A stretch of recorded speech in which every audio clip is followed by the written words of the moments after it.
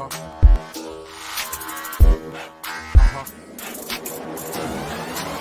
it out. Yo. Feel the rhythm of the bass mark. Man, I feel the rhythm of the bass mark. Hit me the drum and come the wrong one. Yes, man. Hello. I started this game. This the mother thanks I get. Hello. I started this game. And this the mother thanks I get.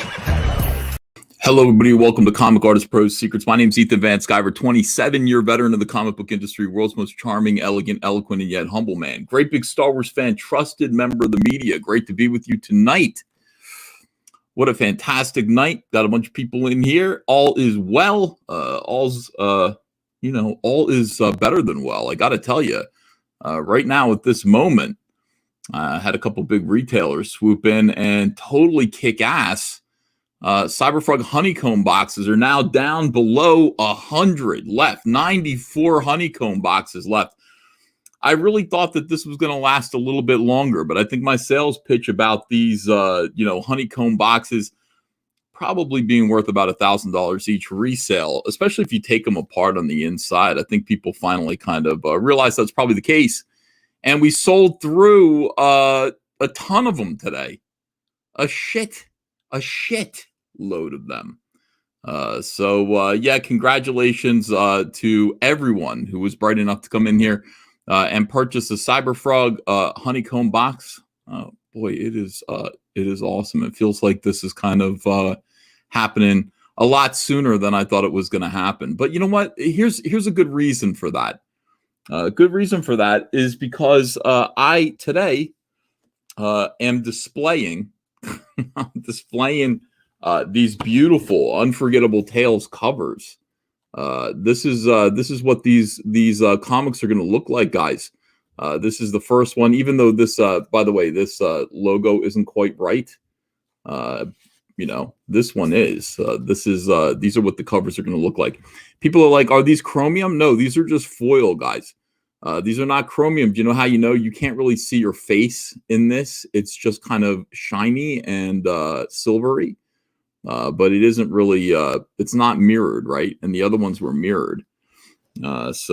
Anyway, this is, I think showing these to people got everyone really kind of excited and motivated. We sold a bunch more. Let me see if I can move my camera. Bunch more Unforgettable Tales comics today as well. We're having, it's a bonanza. It's a CYBERFROG bonanza. I guess what this means ultimately is that I'm going to have to put up I'm going to have to do a bunch more work. I'm going to have to put up the CYBERFROG PVCs and the Salamandroid PVCs a little bit sooner than I intended to. We are pushing $1 million at this point. I mean, it's happening. It's incredible. Million. Let's look at this again. How far away are we from $1 million right now? Not too far. $961,396. Absolutely incredible. With 7,900 even backers. We're just 100 backers away. 100 backers away from 8,000 backers. Jesus Christ. How awesome is this? 94 left, 94 Wrecked Planet honeycomb boxes, these executive honeycomb box sets. Just unbelievable. And today was just one of these days where I'm like, let's get moving. Let's get moving on everything. Got the warts and all book going. I kind of pasted out. I'm going to be sitting there doing, essays, writing essays about each era of the 90s CYBERFROG. And I guess it was kind of broken down into eras. It's like there's the era of me going to Hall of Heroes, then to Harris, then working with Trent Kanuga on CYBERFROG Creed, and then the end, like how it all ended and how I had to go work for DC Comics for 25 years. I'm going to be writing all about that for the book. We've got every single scrap of information. I was asked by the printer today, how many of these books do you think you're going to sell? How many warts and all, CYBERFROG warts and all, the complete 90s omnibus hardcover books do you think you're going to sell? And I said, I'll bet we can sell 5,000 of them. That's my goal. And I just put that down. I said, I think we can sell 5,000 of them just based on the fact that we sold about 4,000 copies of Unforgettable Tales 1 and 2, each of them. And I figure maybe the complete volume will do a little bit better, especially since we're pricing it so low. We're just pricing it at $30. There's going to be an $80 version that's going to be the executive, souped up, awesome version that's signed. It comes with a slipcover and a bonus magazine called Frogapalooza, the Frogapalooza zine. But I am just revved up. Great stuff is happening with CyberFrog. Look at this, $194,427. We're almost at $200,000 for CyberFrog Unforgettable Tales at this point. Good Lord, everyone. I mean, it's every now and then, like, just things happen. There's Andrea packed up a bunch of eBay packages today. I had to take them to the post office. She's like, what's going on? What's happening? I'm like, I don't know. Frog is in the air right now. I don't really know what's causing it. But I'm certainly glad that it's happening. So we're pushing forward. I'm going to make all the Salamandroid PVCs. I should have those in my hands. At least a sample soon. I am going to hire James Dean Anderson to do the packaging design for those. I want to keep as much of this in-house. By in-house, I mean I want as much of this stuff being handled by comic skaters as possible. You guys out there, there are a lot of creative people. I want to kind of cull you and choose the very best of you. To come work on CyberFrog stuff. Here's Adam Post. Hello, Adam Post. How are you? Hello. Great. Hi. To you. Yeah. Congratulations to you. Yes. You know why? Let me tell everybody why. So somebody did a chart that basically showed the success of all of the Comicsgate sequel comics. So in other words, if you've done one book and you did another one, how did that second book fare percentage-wise, increase or decrease in sales to the first one? And Adam Post is the number one most successful comic skater in terms of his increase percentage-wise for his sequel. 180% improvement on the second book or something like that. It's all Comicsgate, but yeah, because the first book in 8 months did like $10,600, and the second campaign is now up to a little more than $30,000. So, and it has only been a little under 3 months. So of course it's to support a Comicsgate, and it's just you deliver the comic. And I am so proud of you. Oh, I appreciate that. That means a lot. It does. No, it does. I appreciate it because I know it's weird for me to say that, but I'm really proud of you. I just, this kind of a performance, is very honorable. I mean, it really is something that says a lot about you and your willingness to get out there and sell your comics. Look at this, College of the Dead 2, over 180, like 185%, I would say. College of the Dead 2 over the first College of the Dead. By the way, I read both of them. Awesome. I read both of them 2 or 3 days ago. And I will tell you this, this percentage bar here is actually the artistic improvement as well, the creative improvement. The sequel is so much better than the original. Excellent. In so many ways. I mean, it really is just wonderful. Of course, CyberFrog Wreck Planet is doing pretty good. It's about 75% increase over CyberFrog Blood Honey. Graveyard Shift, obviously, gigantic, absolutely gigantic improvement. And there's this one right here, 1 star. Well, congratulations, Mike S. Miller. Congratulations to Dunk to Naples, Bigfoot Bill. But this is cool too. I mean, we've got Umbrella Guy Tug. He came out swinging with his sequel to The Littlest Umbrella. And was worried that it wasn't, the first one was a 6-figure success. He thought it might be a fluke, but his sequel, 15% improvement. And that's just so far. I think that, I think most of these are still funding right now. Yeah, we're all still funding, I think. Any of them not? Graveyard Shift isn't. Lone Star It's not, isn't. okay. Well, also, I don't know if that's correct on Graveyard Shift, because book 1 did about 100,000 or 106, I think, something like that. And then he did, book 2 did 174, and then he did another like 75 or so on his sequel. So I don't know if his number is correct, actually. But But yes, you correct that it's not funding, but Graveyard Shift 2 did really fantastic. It sure did. I mean, and again, the second one is much better than the original as well. Everybody's books are getting better and better. Yeah, and it's you kind of do inspired, Ethan. When we look at putting our books together, I think about it. I'm like, all right, I want to put more into the next book. We did color on the second book for College of the Dead, even though I totally did not plan to do it. But the reason I did it was I looked at my book and I was like, well, I don't know. I mean, would this be better in color? And the answer is like, well, yeah. If I reached out to Kyle to help with some of the direction for the color, and he was very generous with his time because he covered the color of the first book, and it came out great. We got a great creative team together to handle the coloring, and the printing was better. So it's even still fun in collegeofthedead.com. Go right to it. And, I'm looking at special stuff for covers for future books as well, too. By the way, welcome everybody. Let's let Patrick, Thomas, Parnell, Cecil. Who's got all the noise in the background? Is that Patrick again? Not again, but it might be me. It might be. Okay, I hear. That's okay. It's fine. And Deadwood Dale's here, too. How's it going? It's going good. I heard a rumor that we're allowed to let 10 people in here today, and I am not so sure that, are we allowed to let 10 people in? One of the things about StreamYards, which has made Comicsgate a little bit different, is that there's a limit to 6 people that you can have in here at once. For a while, early Comicsgate stuff, we were letting 10 people in at a time. Yeah, it was a 10-man game. Who put together that graph? A fellow named Comic Book, but he's got a 1 for an I in his name. So One-ick Book. That's his name.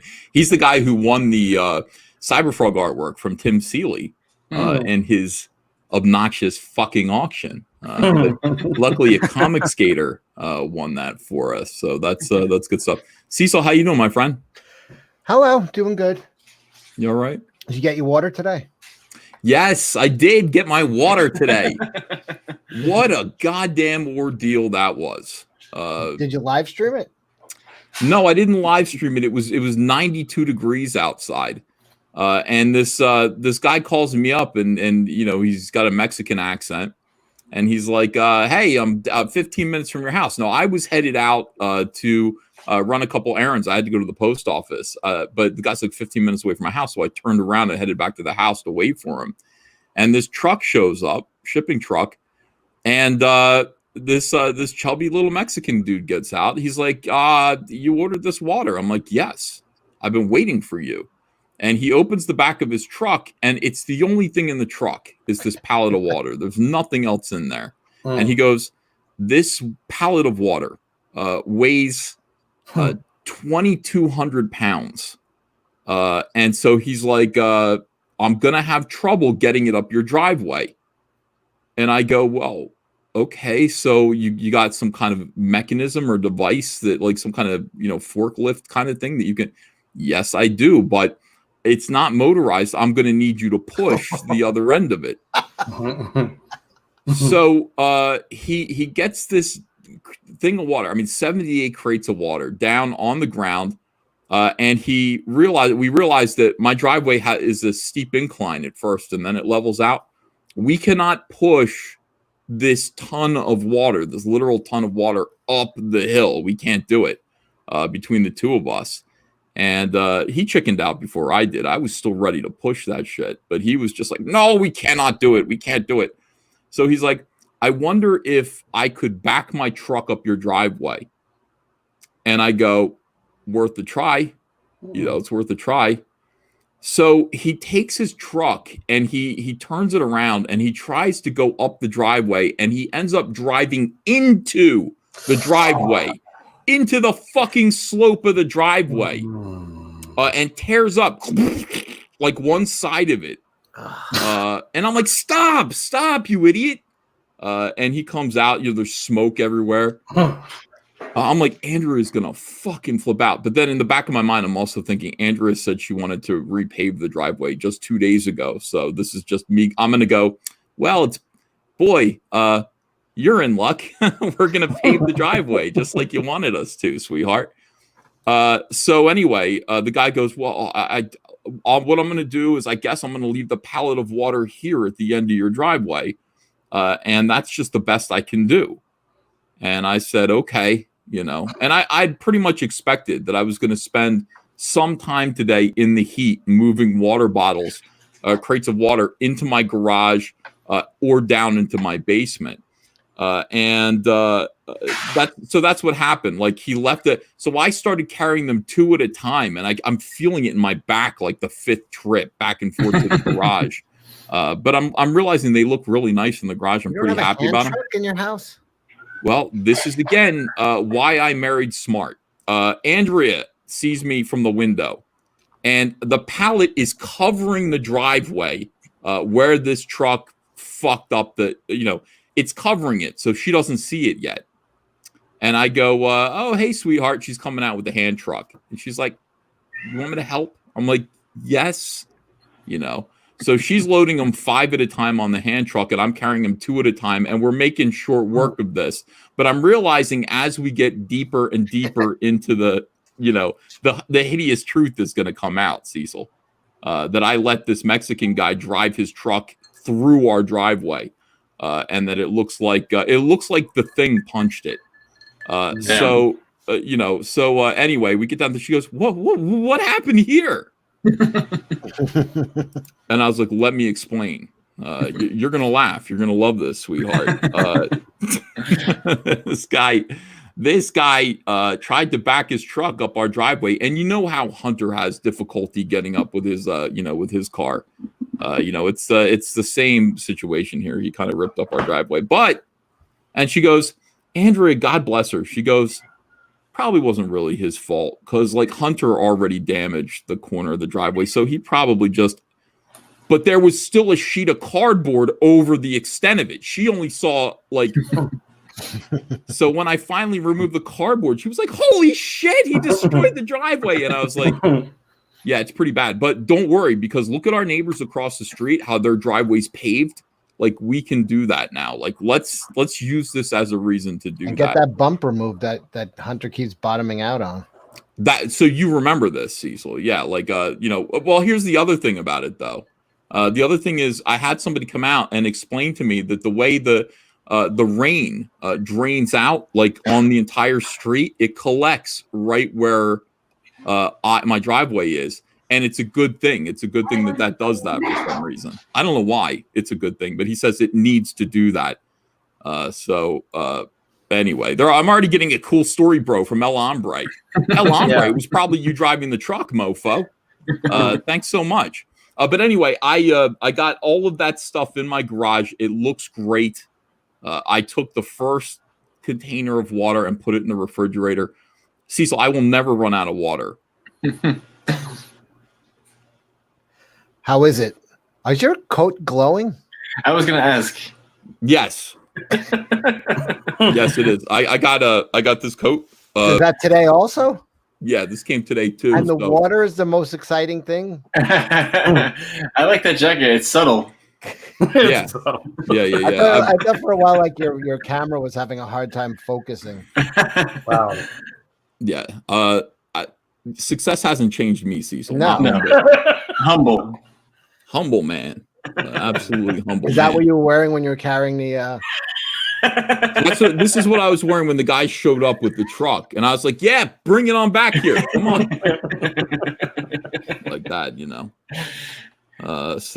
Anyway, looks like you got some sun too. Well, yeah, I mean, you would, if you're moving water in 92 degree heat. Yeah, it's weird. It's like people don't think that New Jersey gets hot, but New Jersey definitely gets hot. Yeah, it definitely does. It's my perfect. We have seasons here. I know some people don't like those, but we do have seasons. We have summer and we have beautiful winters, and it is fantastic. I definitely miss the seasons. Yeah, me too. I did too when I lived in North Carolina, so I had to come back here. Seasons. You what? I'm ready to give up seasons. You like Florida, Cecil? You're coming to Florida. Well, this was a good winter up in the Northeast. I didn't have to dig my car out once. Yeah, it was like no snow in New York. Yeah, it was good. It was Yeah, weird. we had a very mild winter this year, didn't we? Yeah. Very mild. Hey, Deadwood Dale, what's going on with you? How come Rich Johnson is having trouble with you tonight? Oh God, yeah, that was a whole ordeal. So pretty much there was this article. I don't know who the wrestling guy is, but he was talking about Kane, the big 7 foot tall wrestler. He's supposed to be the Undertaker's brother. Of course. Well, he's in politics now. So He's a there was mayor. little story He's- about him. He's a mayor of a city. Knoxville, I think, or somewhere down there. He's like a super Republican mayor. Yeah, it was pretty much. He's like something in Maine. But there was this story, unrelated though. The thumbnail for the fucking article on Bleeding Cool was just this little twink in his underwear, and I comment on it. I'm like, what does this have to do with your article? What does this have to do with the Bleeding Cool article? He responds to me. He's like, "Oh, you go read it, mate. You go read it." You sound like that. I'm like, that's real rich coming from you, Rich Johnston. You don't even read your own articles before you publish them. Yeah. He's a little proofread. Yeah, like let me just show people this this scenario. I found it to be pretty unlikely, personally. I found it to be pretty weird and didn't understand what he was saying, but maybe I'll understand it this time. Just Dale says, someone at Bleeding Cool. This is Deadwood Dale. I'm calling you Just Dale now. Why? Why did you change your name to Just Dale? I don't know. Do you Okay. think I know you recommended the whole Lord title. Everybody give themselves the Lord title. Mhm. But then I'm just like, you know what? Maybe that's a little too cocky and people don't understand the context. You I want just to said stay Just humble. Dale. Yeah, you want to stay Kane is a mayor of Knox County in Tennessee, and he's a libertarian. Oh, Knox County. Okay. Yeah, okay. So someone at Bleeding Cool accidentally uploaded a personal photo for the thumbnail of a completely unrelated article. Way to go. In case you missed it, WWE superstar Mayor Kane skips campaigning event due to health issue. What is the health issue here? What His is the health underwear is issue? too small. Yes, yeah, So what was that picture? Why?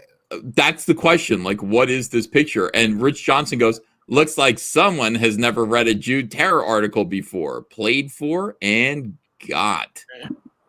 So you got pwned, Dale. They like It's to just throw. kind of funny because neither of the guys that are mentioned in the article are in the picture. It's just some random dude in his underwear. Yeah. So this is he got you, I guess. Yeah, you got me. Yeah, but Kane was a professional wrestler. You could actually put a picture of him in like his underwear because Yeah, we don't really. This is a very weird. Why would anyone want to? It usually helps for folks commenting on something to read it. Haha, got him. Who is this guy? Is this guy? Okay, he's one of my guys. Okay, he's being sarcastic. Yeah, it's like looks like you have no idea what sarcasm is. Funny. No one reads Bleeding Fool seriously. I think that's Bleeding Cool, not Bleeding Fool. You They've been can't really. mocking them.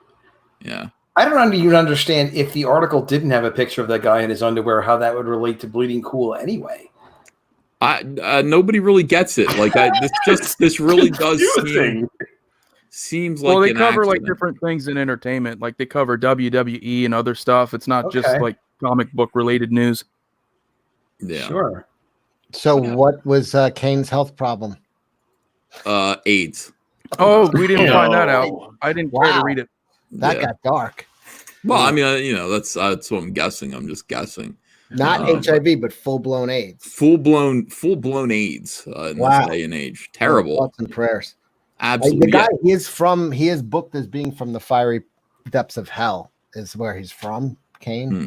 So Could be related. hopefully he's okay.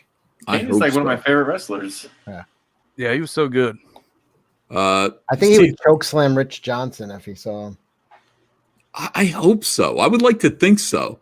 I'd like to think that anyone who is heroic in any way would chokeslam Rich Johnson if they saw him. Lay out some thumbtacks first and then choke slam him. There you go. Even better. Even better. All right. So somebody sent me this, by the way. And this is going to lead right to our next subject. And this is the big story of the day. Dale, this is the big story of the day. I mean, the one about, Rich Johnson was interesting for like a what the fuck. But this is like, what the fuck? Like this next story. Okay. And I think you know where it's going. Somebody sent me this. Andrew Jackson in space on Kickstarter. # Black Lives Matter. Andrew Jackson in space. Kickstarter staff pick. One day in 1801, Andrew Jackson woke up 100,000 light years away. Now, with some friends, his sole mission is to find a way home. Created by Brian M. Visaggio. Whoops. Uh-oh. Any relation to Mags? What? No. This person is dead. This person is dead. That's a dead name move? That is Mags's dead name. Oh. Now, Mags tried to have a comic book career at some point, and before Mags embraced womanhood, and did not do so well. 197 backers pledged $5,100 to bring this project. So, like most people, didn't really care, didn't really want to work with this person who no longer exists. So Mags somehow Mags finally found it in herself to embrace who Mags was born to be, a woman, and then suddenly everything changed, Cecil. Yeah. These things are such confusing things. There's so much between the prior story and now this story. Is, I mean, maybe it's just me, but this is the weirdest stuff. Well, it is weird. Eric Weathers is here. Welcome Hello, to 2020, Grandpa. Hi, Yeah, Thomas. I don't think I can keep up, Cecil. Well, let's go on, and I'm going to show you. So your boy Zach sent me this today. He's just like, what the fuck? Now, Sean Gordon Murphy is the subject of a lot of angst in the comic book industry. And I think the reason why Sean is the subject of angst is because Sean is a successful Batman artist and writer, working for DC Comics. They gave him his own brand called White Knight. Is it an imprint? Yes. Yeah. Okay. The Batman White Knight imprint at DC Comics. Now, Wow. Through this, Sean Gordon Murphy, who seems to be kind of a conservative, is able to hire other people who are maybe conservative and come work at DC. Sean is entryism for conservatives in the mainstream. So he hired Blake Northcott. He hired Blake Northcott, and he did some work for Doug TenNapel, and this infuriated the SJW cancel culture gatekeeping weirdo brigade to no end. These people have been scheming to get Sean Gordon Murphy canceled ever since. Stephanie Cook took a shot at it by forcing Sean to renounce Doug TenNapel and all his evils, which was sad but kind of funny at the same time. I have mixed feelings about that, Dale. Oh, yeah? Yeah, I do. It's like on the one hand, I don't want anybody to be forced to cancel someone else, but on the other hand, it's Doug TenNapel. So if it could have been anybody. If it's going to be someone, let it be Doug. That's all I'm saying. Then it's funny. Cecil, how do you feel about that? I'm not crying. Me neither. I will save my tears. Yeah. So in any case, so there's that. And ever since then, Tess Fowler and I guess Mags Visaggio are meeting up in their little groups and trying to figure out a way to get rid of Sean for good. And Mags took a swing at it today. Mags took out her baseball bat, the one that she uses to break the teeth of cisgendered men, and took a swing at Sean Gordon Murphy in the weirdest way possible. Yeah. I love bomb. Yeah. Let's read this together. First of all, thank you, Zach, for recovering this photograph for me because I asked him to. I was like, now, where's this? Like, this was a shocking thing. Sean, this is why he's the subject of angst, is because he love bombed. We're going to learn about that word. He love bombed Comicsgate a little bit and made us think that maybe he was kind of sympathetic to Comicsgate. Mm-hmm. And people were very hopeful about that. But at the same time, he would go to conventions and he would turn around shit like this with this disgusting creature. Well, This is listen, Mags. he's doing a lot of bad things. He's getting way too familiar with the young lady, and if you can see, he should be doing the hover hand, but we can see that it's clearly touching her. You know, these are things you gotta look out for. Yeah, no hover hand. He's got problematic. Oh, I mean, what I hate about this picture so much is that Mags's weight is on him. Yeah. You know what I mean? Like, it'd be one thing if they were sitting, like she's sitting on her rear end and he's sitting on his, but Mags is in on him. Like if there's heat being generated from that. Yeah, there's heat and she's got one leg over his leg for sure. Oh, for Christ's sake! He should know better than to get that familiar with a young lady. Is that a tattoo on her chest? Yes. Yes. Is it really? It's like a biohazard symbol. Is that what it is? Appropriately so. I honestly don't know. I don't want to know. I hope I never learn. No, she can't be buried in a Jewish cemetery. That means. Yeah, I'm no tats on Jews. Sean should know better. I'm sorry, but this is ridiculous. Great times with my new BF. What does BFF stand for again, Cecil? I forgot. I gotta ask Doug. Yeah, he's the expert. Best friend forever. Best friend forever.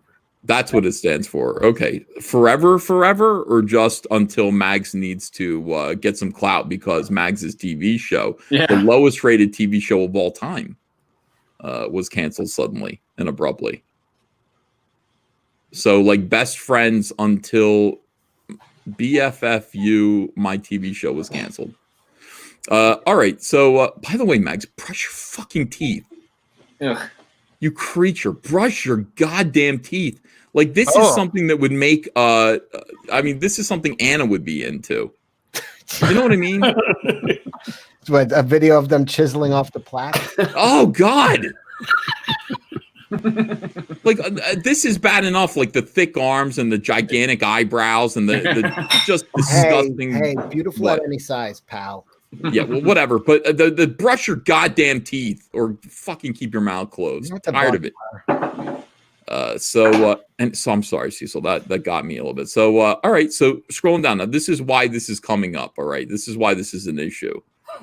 Magdalene Visaggio, transgender creator of the lowest rated television show of all time, which, by the way, the Hollywood Reporter did not even credit her for. They said that somebody else was the creator of Vagrant Queen. Like, you know, the television showrunner was the creator of Vagrant Queen, not even Mags. Accuses Sean Gordon Murphy of grooming her. He's doing a bad job if he is, Cecil. Yeah, well, brush those teeth. He should not be close enough to groom her. I don't care how hairy her back is. Let her get that taken care of on her own. There's a line in this tweet that's so cringeworthy, and I know you're coming up to it, but it's like the line is like although he never touched me, I'm just like, I'm like, this guy's like married. Like, of course he's not gonna touch you. All right. This is peak 2020 mainstream comics, #comicsgate. So I just want you to know everything is crazy right now. And this is why we can't have nice things. This is why Zach is not live streaming anymore. Zach can't take this. I can take it. I can do this for a little while longer, but I'm on the edge too. I got to tell you, I need Cecil on all my shows because Cecil keeps me grounded. You know. Yes. Cecil keeps me whole, a man of the people. Regular. I don't want to have you. Yeah. I keep you regular. I'm like a human. All right, here we go. Mag says, I'm back. Last week was an absolutely crushing experience. That finally taught me what it means to navigate the world as a woman. I finally internalized stuff I knew intellectually regarding the danger men qua men represent to women qua women. What does that mean? I don't know. I don't know either. I have no idea. That's new. Is that new speak or is that French for something? Qua. That's French for queef. I mean, all right. The onslaught of seeing over and over and over men I know and respect named as abusers by women I know and respect, including friends of mine on both sides of the abuse equation. What is the abuse equation, Cecil? I think it's almost as E equals MC punch in the face. Mm-mm. Hold on. It's like the qua name of a is. man. I was looking up qua. It's new speak for saying as. Oh, men as men to women as women. So there's no reason to say that. In fact, you're adding a letter. No, right? no. Here's another one. Another definition. In your own words, what does man qua man mean? And they respond, man being what life requires to be a man. What does that even mean? The rabbit hole goes deeper now. You know what? I'm going to go with Cecil's definition. Yeah, as. let's just go with Let's just go with as. Much better. Sorry, Cecil. It's all right. Just this one time. Yeah. All right. So What is the equation? Is that the abuse equation? Isn't that what the dark side's always working on? Yeah, that's what I think so. I think so. Yeah. It really knocked me over, but what broke me was realizing the same playbook had been used on me. I don't want to get into a whole thing about what happened between me and Sean Murphy. You better get into it, Mags, if you're going to say something like that. What do you mean between you and Sean Murphy? If Mags said that to me, I'd be like, you better fucking spell it out 100% to these people. What do you mean? I've covered that already elsewhere, and it's draining to recount. I'm not looking for comfort and sympathy, so please, no internet hugs or advice. I just want to talk about what happened to me this weekend. Again, Sean never, ever touched me. If I'm Sean, I'm on the phone to my lawyer right now, right? Yeah. I mean, that's like, this is, I understand the danger of internet LOL suits, but I'm on the phone to my lawyer saying this crazy person is suggesting that maybe I did something just shy of touching them downstairs when that is treacherous, to say the least. Sean never ever touched me or intimidated he might do so. I am not accusing him of assault, but he did hook me and use me. Shit. What? That's a weird phrasing of that. You guys ever hear of an Indiana hook in wrestling? No. What is that? That's just like a fish hook, right? It's like the mandible claw. It's like fish hooking. Fucking, I mean, by the way, the other thing I want to say about this, Eric, is that there's something called the Barbara Streisand effect. Yes, indeed. And in a way, this is kind of exploiting that. I didn't think for one split second that Sean sexually abused Mags Visazio. That I mean, wouldn't even cross my mind. Yeah, I don't see how anybody would ever want to, walk into that territory at all. But Anywhere she near said, that. she made it, she goes, I'm not, Sean never ever touched me, which makes me think maybe Right. he did. Mhm. Well, You know then what I why mean? say it? Then Stockholm. why say that? Why introduce that imagery into our minds? Right. Probably because there's a picture of Mag sitting on his lap. Yes. Yes. Yeah. What does it mean to say he did hook me? Hooking is, well, what kind of imagery does that conjure up in your mind? That was your Hooking cousin, Zoe Quinn, got hooked, right? my cousin Zoe Quinn. Yeah. No, not your cousin. Like Sorry. a bowling ball. Who was somebody was carrying around like a bowling ball? Was that Zoe Quinn? Yeah. Oh, yeah. Oh, picking her up by her vagina and Right. dragging her around the house. That happened to Zoe Quinn, right? They picked her up like a bowling ball. I forgot about that. That's like 2 fingers and then your thumb, Mhm. and then you carry the bowling ball around that. Well, The way God intended. yeah. So we've got this imagery in our heads now. That whole thank you. paragraph is weird. I want you to read it. Read it aloud again. It's a little. Maybe they just played a little grab ass. Is that so bad?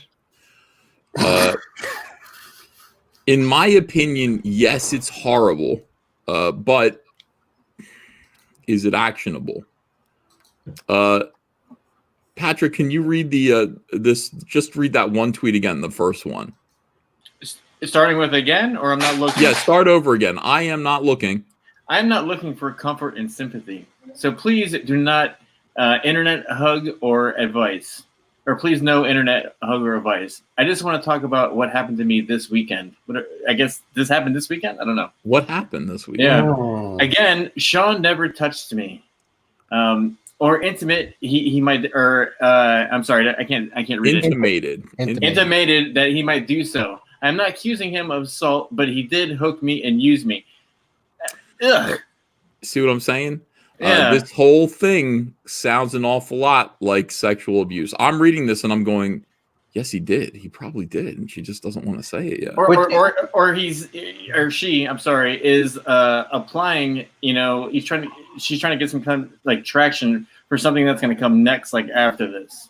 I'm thinking maybe a Weinstein thing. A lot of the girls with Weinstein, he never touched them. He just kind of performed something. He may have made out with her. I don't know. I mean, I hate to say it, but when you say something like that, like I want to talk about what happened this weekend. All right, he never assaulted me, but he did hook and use me. So when you say assault, the way I take it is if someone says that he assaulted her, that meant that whatever interacted between the two of them was unwilling.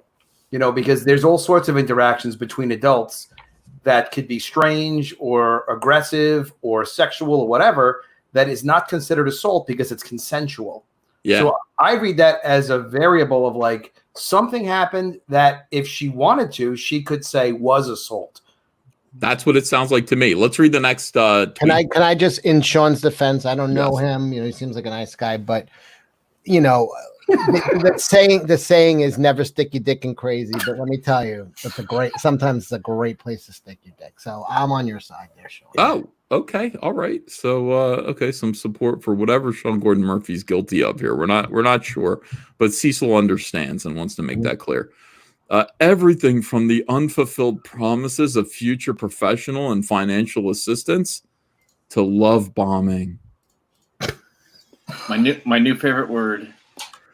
All in the service of making sure I defend him when he did problematic shit. Now, to be fair, this was exactly the role that Gail Simone played in my life when I worked at DC Comics.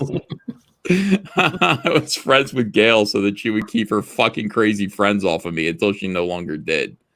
So I completely understand this maneuver. It makes sense. Textbook stuff I've spent days thinking over and talking about with other women. Or just women, other women. Okay, he did it too. So here's what we understand. Unfulfilled promises of future professional assistance. So Mags is pissed off because Mags didn't get career help from Sean. Something that was offered in exchange. Quid pro quo. Yeah. Quid pro quo. Okay, also those financial assistance, and somebody did point out that Sean Gordon Murphy did say that he gave money to help a transgendered person go through the surgery. Miraculous transition. Yeah, the obviously bringing out what was always inside, with a knife. The hard way. Yeah. Right. So, so is that this? Did Sean pay for Max? In exchange for protection? Protection from whom? From SJWs. Oh, I see. Okay, I'm tracking now. Because that's what she's saying. She's saying all in the service of making sure I defend him when he did problematic shit. See, it's a SJW mafia shakedown. This is a protection racket. You've got to do things for them. Apparently, if you don't do things for them, they start coming after you. So maybe he stopped returning emails. Maybe this is a threat. And what was problematic? I mean, in Mags's eyes, and that's that word you always got to watch out for. Like SJWs always like to use the word problematic. Yeah. problematic shit. That is just non SJW, non PC shit is problematic. So interesting. So this is kind of this kind of points out that Mags protected Sean. They had a protective kind of creepy relationship where Mags would say, "No, let's not cancel Sean," while Sean paid for things, gave her money, gave Mags money, and promises of future professional assistance. And there's love bombing. Now, apparently, love bombing is just, "Oh, you're so wonderful," blah blah blah blah blah blah. Like, Gail Simone does that. All these SJWs do that. They'll sit there and I call it tribal grooming, where you go up to an alpha male or an alpha in the community of apes, and you groom them. You may even give them a hand job in the animal kingdom. Right. Ethan said Ethan in his house is the silverback, and he had his back shaved the other day. That is true. I did have my I've got a definition here. Okay. I'm sure it's it's from wellandgood.com. I'm sure it's top drawer stuff here. It says a love bomb refers to the form of emotional manipulation in which a person, often a narcissist, bombs you with an OTT, amount of affection. What's OTT? Flattery, gifts, and praise. Over the top, early in the relationship, in order to win over your attention for the purposes of being able to control you. Yeah, they do that in cults too. You get a lot of compliments up front, and anything you say is fantastic. It's so interesting. It's fascinating, and you get treated like you're a superstar. Basically, you get a lot of validation, a lot of attention. So Mags got validated and given a lot of attention, and in return for that, Sean had Mags's protection with a little protection racket. Okay, so apparently Sean did that to other women too.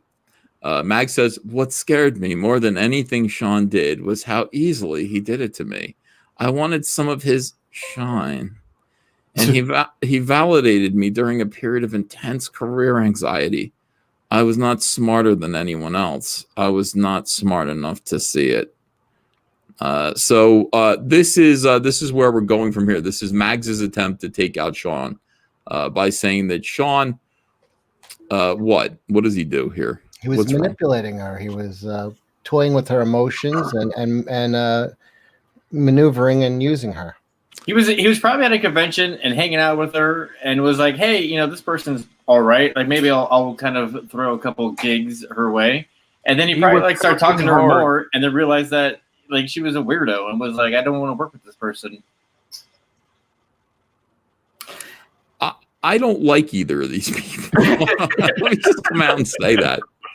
I don't like these people. I just don't. I don't like Mags. I think Mags is sad and bordering on becoming evil. And Sean, I just don't. I can't put how I feel about Sean into words yet. I wouldn't say not like. I would say he wants to be everybody's friend, and by doing that, it doesn't work. You can't do it. Yeah. He's playing the game. He thinks he's in there playing the game, right? He's like, who do I have to pay? Whose palms do I have to grease in? What do I have to do to stay in the business and be allowed to? The expression used to be, whose dick do I got to suck? Yes. And Well, as an extortion racket, we've all seen The Sopranos, and that's real enough. Where it's people come by and they say, "Listen, you have a pretty good looking business here. You're doing well for yourself.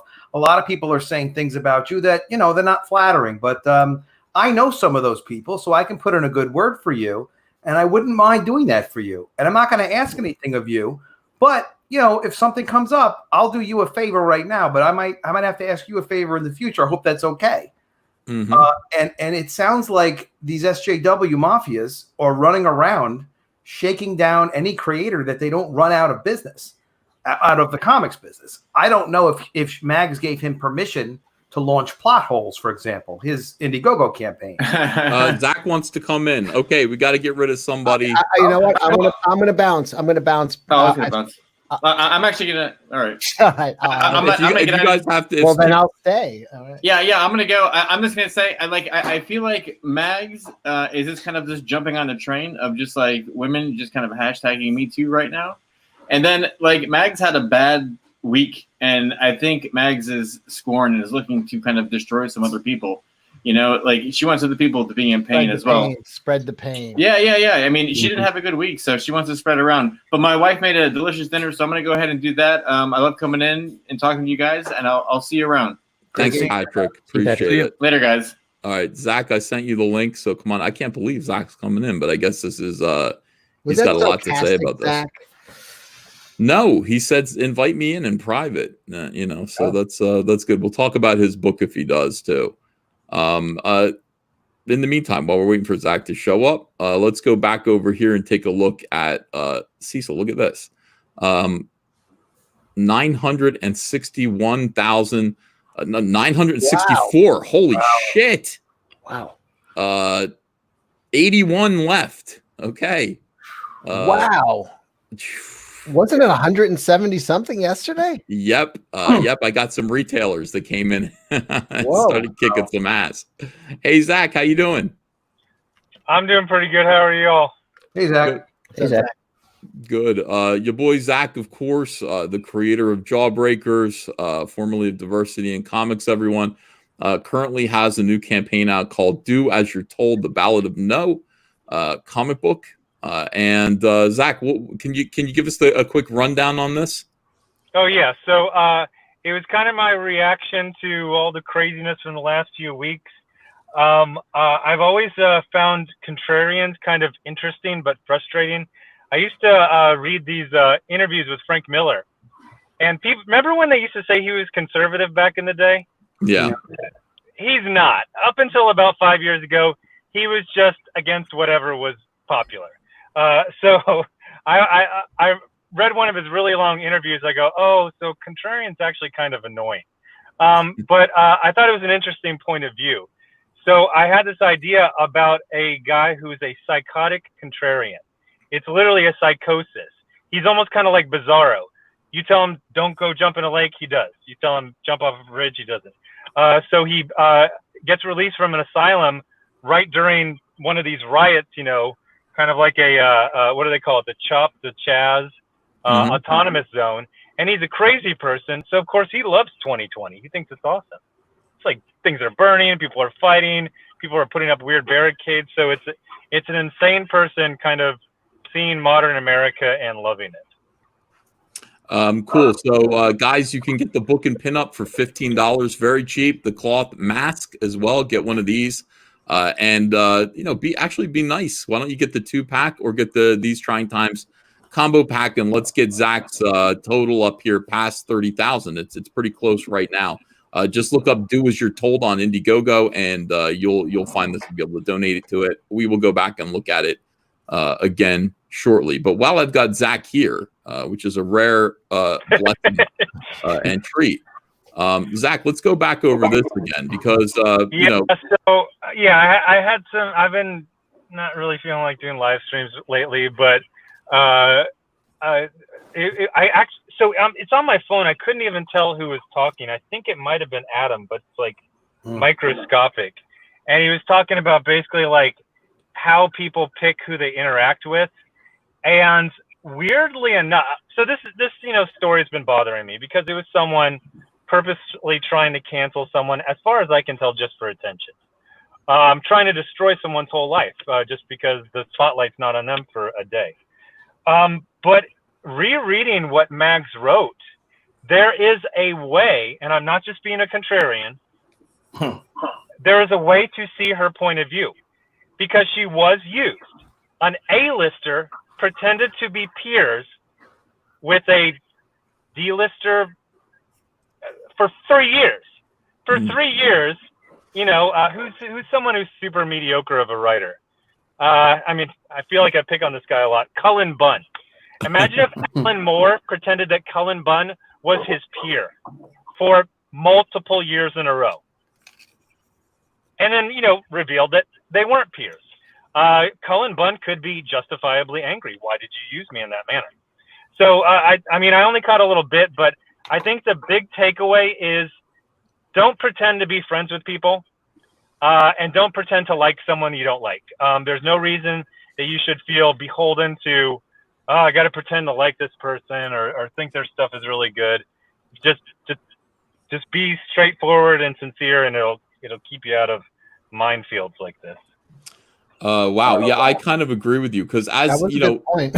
yeah, as I was reading this, I was sitting there going, so basically, Sean paid Mags in money and unfulfilled promises for future professional assistance and so forth. Love bombing. We're learning what all this stupid shit means. But Sean did exploit Mags in the sense that he knew that Mags was, I wouldn't say milkshake one, but like at the top of the victim pyramid, victim hierarchy. Mags, you know, I when I used to talk to Mags in private, I used to say, you realize that like a lot of what's going on in Comicsgate centers around us, you and me. It's like, you know, we've got the voices, the people who are talking about what's going on. But it seems like the pawns on the board right now at this moment are you and me. And we kind of sympathize with it a little bit. I mean, we're on opposite ends of the spectrum in many, many ways. But I kind of understood that Mags was being elevated, and we were both being elevated because of the circumstances of the culture war. Well, yeah, that's what happened finally in the last, week or so with these things, coming out about, was it Scott Alley and Cameron Stewart? The ridiculous, over-the-top reaction to Comicsgate, me, you starting your own thing, it all sort of makes sense. They were attacking easy targets because they didn't have the courage to attack the actual abusers among their midst. So if Mags feels that she was used, she was. She was used by everyone who ever worked with her and did not say, you're not qualified to be here. You don't have talent and you have no sales. Why are you here? Did you, when you first came in, who was at the top of the game when you came in? John Byrne. Did he treat you like a peer? No, of course not. He treated you like you should take out his trash. Yeah, of course. Imagine, what was your first impulse? Imagine if you got an Eisner for your first fill-in issue of Impulse. Yeah. It's insane. Zach, do you think it's possible, though? See, I don't know as much of the history as you guys do, and Ethan had a one-on-one conversations with Mags and stuff. Did Mags approach Sean as a representative of like the SJW Mafia and kind of make it clear, like, I'm not on my own here, I can make problems for you? Or was it Sean, as soon as he saw an opportunity, saying, he was being I'm glad you asked. Here we go, right here. Open question time. I'm in Vermont on a motorcycle trip, and my friends all turned in early.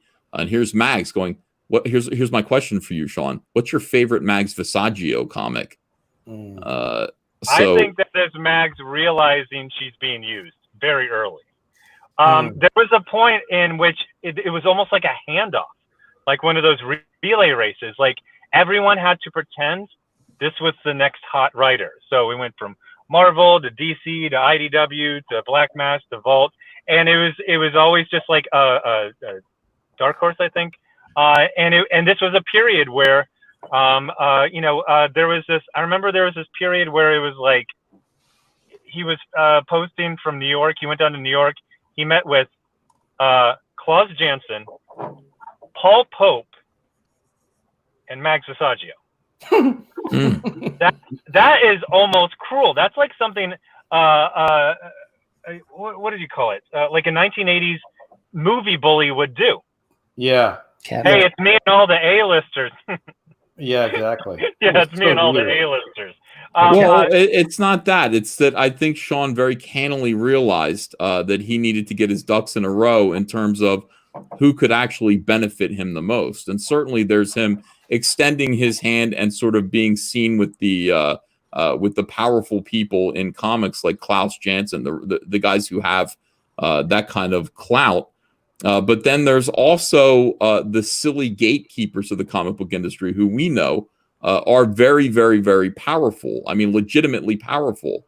Whether or not Mags Visaggio ever utilized her power effectively, she certainly was granted enough of it that Sean Gordon Murphy did genuinely realize he needed to stay on Mags's good terms. Because if Mags is crying about you, Mags is crying about you to people like Scott Snyder, who is listening. Let's not forget Scott Snyder, who is the primo writer at DC Comics, the head of the whole Bat Office. He did a little class for up-and-coming writers who he thought had promise, and even he brought Mags Visaggio in there. And one of the earliest or final conversations that I had with Scott Snyder had to do with Mags. He said, the reason why I will never respect Comicsgate is because you guys abuse my friend. And I said, well, what friend? And he said, Mags. So it's like, okay, Mags is tremendously powerful. Mags convinced somebody like Scott Snyder, who was kind of maybe slightly on the fence about Comicsgate, like he could have just listened to us. Mags told him that we were villains who were destroying her. And therefore, Scott Snyder was turned against us with hate and actually came out against Comicsgate. So Sean was probably right to take a moment to bend the knee to Mags. Yeah, I'm not saying he acted maliciously. He acted politically, but you know, it's just one of those things where the road was always leading here. There was never a point where Mags wasn't going to turn on Sean Gordon Murphy. And again, if he just would have sidestepped the issue, just concentrated on work, he would have been fine. But he had to. It's like I said, it's like a 1980s movie. You take the biggest dork to the prom, and you make her the prom queen. Oh, Carrie. It's Carrie. Yeah. Yeah. But you're a nice guy for doing that. And then everyone laughs, and then here comes the waves, and he caught it. This was a concentrated telekinetic attempt to destroy him. Now, it looks like it had no traction at all. It looks like even the usual suspects are like, no, I'm not retweeting this shit. There's nothing there. And it's just obvious, malice, let's get attention on me type of thing coming out of, TV show canceled and a bunch of other stuff. Timing, for sure, it's timing. But yeah, so it would have discredited, everyone to signal boost this. So I did a little cursory check, and it looked like no one signal boosted it at all. Wow. Yeah, Mags is kind of over with now. I gotta say, yeah, they got Vita Ayala, which is the improvement and the replacement. Vita Ayala is the new Mags Visaggio. Yeah, but you don't watch my videos, do you? I've been saying this for the last year and a half. I don't watch the ones that are happy. I watch the ones that are pissed off. I like those ones the best. Basically what happened is Vita Ayala is, I forget what terminology they use. She's brown and queer. Yeah, exactly. But you're not supposed to say woman. I don't know what you're supposed to say. Agender, something like that. But the deal is Vita Ayala actually has talent. Not a lot, and not to justify the amount of books that they have gotten, but has talent, whereas, Mags does not. So, and then also it's, on the progressive stack, several layers higher. So Vita Ayala is eating all of Mags's lunch. I mean, like 6 different series at a time, working for every company. Vita is Mags of 2018. Yeah. And also the other thing is that coming out of COVID, those, the positions for any kind of, there's a lot less jobs coming out. So it's you got to kind of make yourself fashionable again. Who am I? Well, have you heard about love bombing?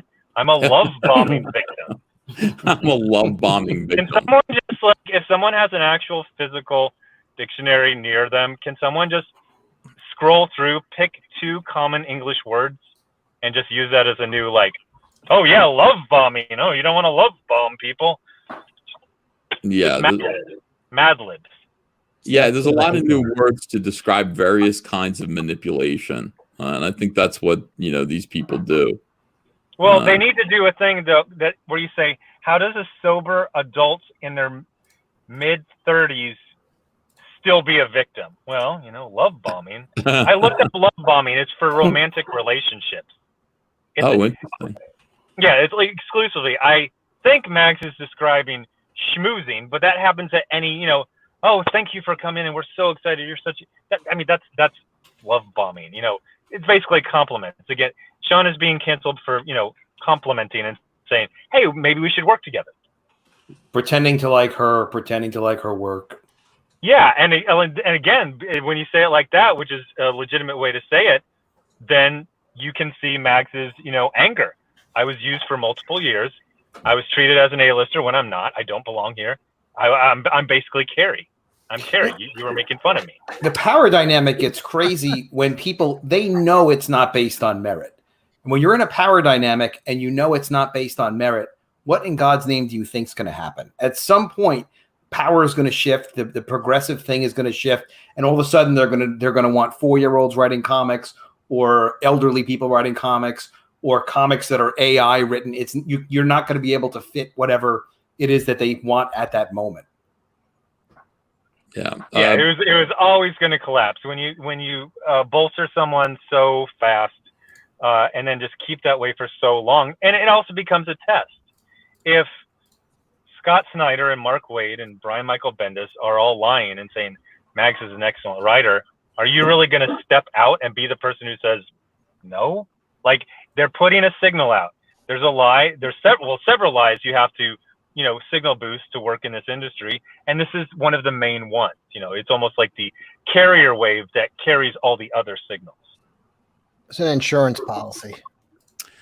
Yeah. So, I 100% agree with all of that. And, the Vita Ayala insight, they need a new, boy, it's a shame Mags didn't do Mags. If Mags was kind of dumped off on that TV show, like that TV show was Mags' farewell gift.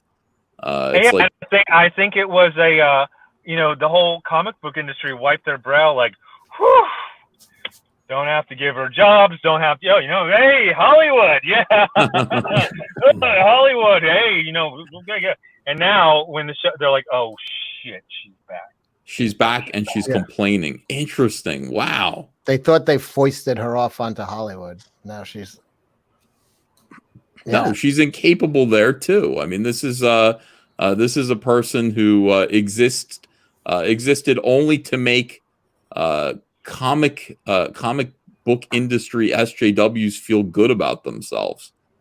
They all, so to speak, masturbated with Mags Visaggio, Mags Visaggio. I keep saying Visaggio. And just to make themselves feel better, just to make themselves look like they have integrity, that they're virtuous. And the truth of the matter is that her work is unsellable. There's no market for it. This is just a reality. It's a market reality. It's not a matter of opinion. It doesn't matter what Bendis says. Simple math. Yeah. You don't even really, it's just simple math. There are so many, as anyone who runs a Indiegogo, you go to backer kit. Now, the first 2 days, they extrapolate stupid stuff, unless it's Ethan. Everyone's going to make $1 million based on extrapolating the first 2 days. But by the time you have a week, you have 7 data points, you can pretty accurately predict where that whole campaign is going to. I mean, there's been 4 years of data points. I said it. Last year, I went into a comic book store. There were 3 new Mags Visaggio floppies on the stand the same week, new ones from 3 different companies. I said, this is an industry that wants to die. You're not even trying anymore. You're like, this is a virtue signal industry. And Ethan was trying to get me to talk earlier, and I go, I don't want to talk. I'm depressed. Like, this is a joke. Like, this is a joke industry.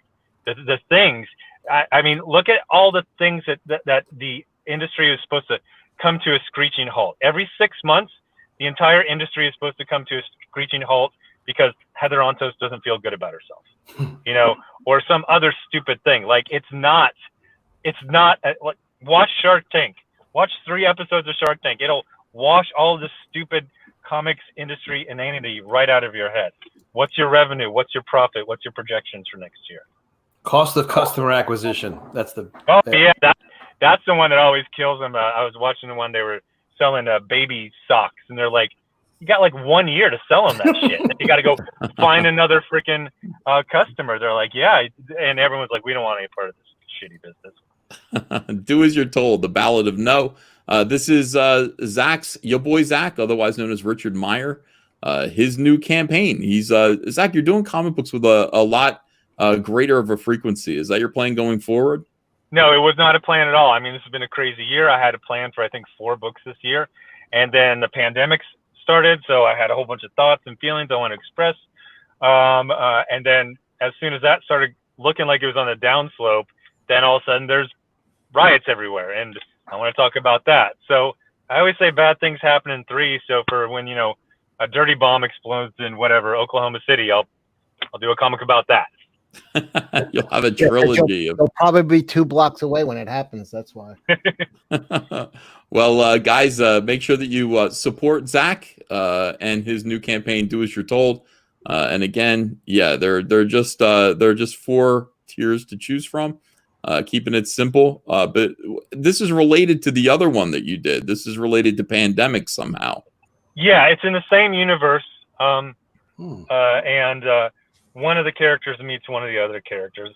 I started thinking, I was like, I feel like life is going to be pretty crazy for another. I feel like something weird is going to happen every couple months and I'm going to have a reaction. So it's almost like a team is being built. Like when Nick Fury, you know, slowly started to recruit people over the first few Marvel movies. Yeah, this has, by the way, this has great art by Kelsey Shannon. I mean, those of you who watch the Jack Show who are Kelsey Shannon fans, this is Kelsey just rocking and rolling, just breaking out a black ink and a brush. And oh yeah, it was. It took a little while because the first one at the top where the character's just, you know, by himself and says no, that was like, because, you know, I said, I want this quick. It's going to be a surprise project, and just quick, brushy, raw. I almost want to feel like you got in a bus and you were leaving, like, you know, the Chop, and you just wanted to, you know, like a combat illustrator. Just so he did that, and I said thumbs up, go with that. And then a couple of days later, he turned in some like regular breakdowns for like some Malibu comic or something like that. I was like, what is this? And he goes, he did a couple. I go, no, like faster, you know, brushier, you know, sloppier. And then he finally, you know, it's kind of hard to tell someone do less and do it more quickly to make the same amount of money. They're like, what? But finally he got it, and I freaking love it. Yeah, this is beautiful work. And you know, guys, pick up a copy of this. Make sure that you do. Cash Grab by Cecil is doing great. Cecil, you picked up some backers today. Did you pick up more backers, or did you? Oh, I'm not sure. Okay, Cash Grab by Cecil, and make sure to pick up the Kelsey Shannon variant. Again, Kelsey's everywhere right now. He's done the Human Centipede cover featuring John Malin, as well as the beautiful Anna, that Star Wars girl dressed like Slave Leia, with Cecil drunk as Boba Fett in the background. No, don't they have a new thing they call Slave Leia? Hut Slayer. Yeah, Hut Slayer. They're empowering her. She is Hut Slayer. After all, the whole trilogy surrounded around her anyways, and only her. So why not? Yeah, Luke Skywalker was just a clown, evidently. Billy Tucci and Maria Sinapo. I'm going to have them back on Thursday to close out this campaign here. Wow. $57,786 for their new book, Ms. Fury. It's a nice hardcover. You've got many choices for the cover that you want. Back that one. Dan Fraga's Black Flag Pineapple Perception is also just kicking ass. Let's see this one. This one's crawling towards 170 right now. It's in demand. Make sure to get a copy of Dan Fraga's book, CYBERFROG Unforgettable Tales. Hooray! Zach, did you see the covers for this? Covers look amazing. I like Unforgettable. That was you know. You like it just unforgettable. Yeah. Exactly. Yeah, they kind of goofed, and they're gonna fix this. But yeah, you did tell me. I don't know. I think it should just be called Unforgettable. And I thought about it for a while, but it was kind of like a tribute to Marvel Tales. So reprints, yeah. Yeah, like reprints, Unforgettable Tales. I pulled that title right out of my ass. I was sitting there like, I gotta go. I'm gonna put this campaign up. What do I call it? And then I Google searched puns with frog, and like unforgettable came up, and I went, holy shit. Wow, these look really good. Are they chromium? No, they're like they're foil. They're not chromium because chromium is mirrored, so you'd actually be able to see, Yeah, because it was kind of hard to see in the picture. Yeah. I mean, they're really, really beautiful embossed covers. Like, these are, you got to see them to believe it. They're really, really, really beautiful. And the fact that I'm able to sell these for $10 a piece in this market right now is really awesome. I think these are the cheapest Comicsgate comics to date. I don't think anybody's gotten lower than $10 yet, but I'm going to try. I didn't even realize you were selling them for that low. Yeah, $10. Shipping. Yeah, I'm doing 15, and I thought that was the cheapest ones out there. Yeah. Well, here's the difference between what I'm doing and what you're doing. The work is already all done. I mean, it's like, well, I'm just reprinting an old comic. I had to pay Kyle for it. I had to pay myself to draw a new cover. And other than that, and I had to pay Eric to letter it.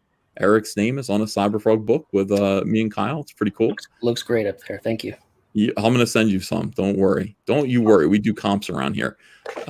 But yeah, it's easier. You can charge less when the work's already done. Is that back cover foil stamped? I've been meaning to ask you. Is that a gold foil on top of the silver foil? No. This is just yellow. It's the same as, it's not a different kind of foil. It came out amazing. Again, I'm really happy with it. And I can't wait. We'll be shipping these out in a 3 weeks maybe, but I think we're due to have these in our hands July 15th, and we're just going to ship the hell out of them. It's going to be great. And in the meantime, today this is blowing up. CyberFrog 2 Wreck Planet. Whoa, it's crushing it. Holy shit. Every time I refresh it. We are down to 64 honeycomb boxes left. We are down way under 100 now. Can I ask you what started that rush? Because I mean, that's a massive amount in the last 24 hours. 2 retailers bought a total of 60 copies, which pushed it under 100. And I think as soon as people saw that, there were some people who were waiting. Right. I am not going to do any more than 2,500. Once these are gone, they are gone. When I said, look, the contents of the box alone will more than pay for the box. If you were to take out the exclusive Ultimate Blood Honey book and sell that, that would pay for the box. The Heather Swain exclusive chromium cover would pay for the box. You're going to get a free set. I'm not making money off this one at all. Wait, what'd you say? It reminds me of, you remember the Saturday Night Live, the Change Store? Yeah, volume. How do we make money? Volume. I don't understand how you're making money. You're selling a $10 comic through the mail and $500 worth of comics for $200. Yeah, no, but I am. Like, I figured it out. Like, I'm making about $25 a box. But I'm spending the hell out of the money that I'm given right now because I want to make product. And ultimately, what's happening is I've got 3 sellable CyberFrog variants that I'm going to overprint for Rex Planet, and I'll be able to make a ton of money off of that. The key thing is to take this money, spend it making product that you can sell, and that money's all profit. That money's all gravy because that profit hasn't, or that those books haven't been claimed yet. So that's what we're doing. But the honeycomb box set's just a big hit. And thanks, guys. 968. I think we're going to get to 1 million. Oh, yeah. For sure. Yeah. Jesus Christ. Yeah. Now, just imagine if you had launched in the fall. Then maybe, it could have been 500, 800, maybe $1 million if we had launched in the fall. We launched this at just the right time. I got to say, this was just providence. Launching this campaign on March 15th, 3 days before the pandemic hit. I was coming home from skiing because they closed the mountain for the pandemic.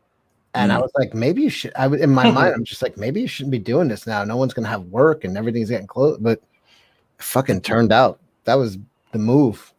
Like everybody told me not to do it. But I was just like, yeah, it's going to work. Your dad was there and blessed you that morning. My dad put his hands on my head and gave me a Mormon priesthood blessing and just wept. He was like, he's like, I haven't done that since you were a little boy. I'm like, well, I need it, Dad. I need it right now. So everything was good. This whole project was blessed in 100 different ways, and you know, the customers, the fans, absolutely came through. This is it is the biggest Indiegogo comic book campaign of all time, and maybe it'll be the biggest crowdfunded comic book of all time once we launch those Salamandroid figures. That is $1.2 million that we have to get to. Hell yeah. Remember when someone said you wouldn't even reach 500,000? Yeah. By the way, refresh that, Ethan. Okay. But to 970. It's like this is like closing night or something like that. 53 left, guys. There are only 53 honeycomb. We might sell out of these tonight. That's what it is. It's a scarcity. People are afraid you're going to run out of those honeycomb boxes. It's FOMA. It's fear of missing out. Like, as long as they were like 170 that were left or 200 left, people were like, it's okay, I can chill. No, we're selling them 20 every 10 minutes now. So I think you were right when you said on a live stream, I heard you say it twice, that you know, if you buy a box for $200 and I think it's $20 in shipping US, that box is going to sell for $500 on eBay. You know, even if any were left over, Ethan would be selling them all day long for $500 on eBay until they ran out. Yeah, but he's not going to have a chance because other people. No, we're going to print. You know, Andrew and I talked about this today. She's like, "How many are we printing?" I'm like, "We're making 2,700 boxes, but we're holding on to those 200. We're going to have tracking on these packages, and we're going to follow through on the tracking to make sure that everybody who ordered it. We might even have signature confirmation. We want to make sure everyone gets their box. But in the rare situation where your box shows up and gets destroyed, we'll have 200 extras. And when we're done and we know everybody of the 2,500 got all their boxes, got all their stuff, we're destroying the boxes. You know, we are not keeping any around. These are going to be limited to 2,500, period. We want to make sure you get yours in good condition. We're going to do everything we can to track it, make sure you reach it. Because these are so special. But after that, yeah, they're gone. They're gone for good. It's already moved. Are you? It's chugging, man. Holy shit. Oh, there are 40 left. Oh my god. You gotta be kidding me. If you want to double your money, you buy that box and you flip it on eBay. Shit. Gee whiz. $973,846. Zach had to say goodbye. Zach, thank you so much for coming in here, brother. He actually had some great insight. I'm actually seeing them both of their points right now on that. I gotta say, yeah, I kind of like when I was reading Mags's complaint again in my head, like aloud, I was like, she's kind of right. I mean, it's like, and that's why I went to the picture and went, I don't like either of these people. You know, I really don't like either of them because I kind of see what Sean did as kind of exploitative. And but then I could see his point is saying, yeah, but the environment of comic books has become so crazy that I need an insurance policy because I don't want to be canceled. So he'd feel victim of, you know, them. And then she's feeling, well, he was never really my friend. He was just using me as an insurance policy. So, you know what I mean? Like, but they don't even have friends. Those SJWs, they all say they have allies or whatnot. And you saw when he was talking about running his Indiegogo, how conflicted and ridiculous he was about, well, you know, my friends are saying it's not a good look. I mean, he was being sincere. Well, she's one of the friends. Guys, obviously. There are only 17 boxes left. Damn. You are doubling your money when you're buying one of those boxes. 17 boxes left as far as I see here. And yeah, guys, you will be, I promise you'll be very happy with this product. We will get it to you safely. You will receive a CyberFrog toy. You will receive a Salamandroid toy. And when these are gone, I'm going to put up the Salamandroid toy. I'm going to do that. Now, the way we're going to work that is I'm going to say the first 2,000 Salamandroid toys are going for $25.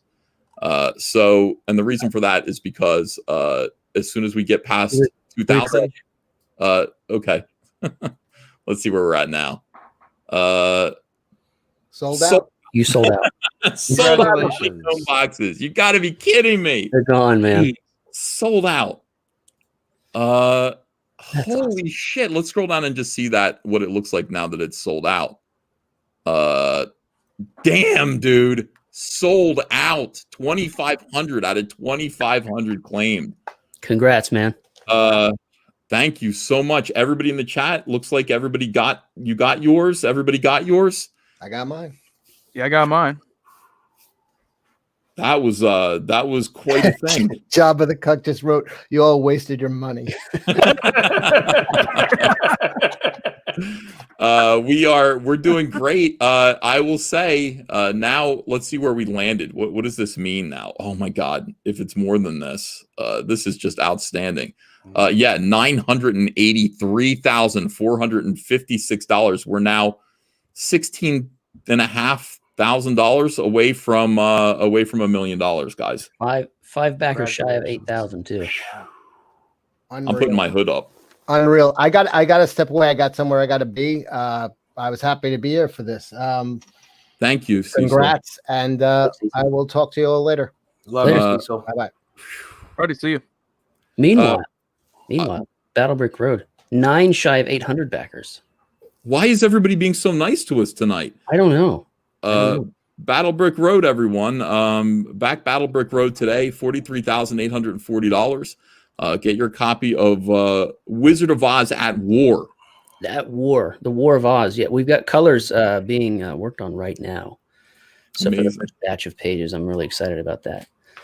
So we'll have a big update in a few days when those come in, and hopefully bring in a few more eyeballs to the project. Farah is currently working on them, getting them flatted and all that before she gets started.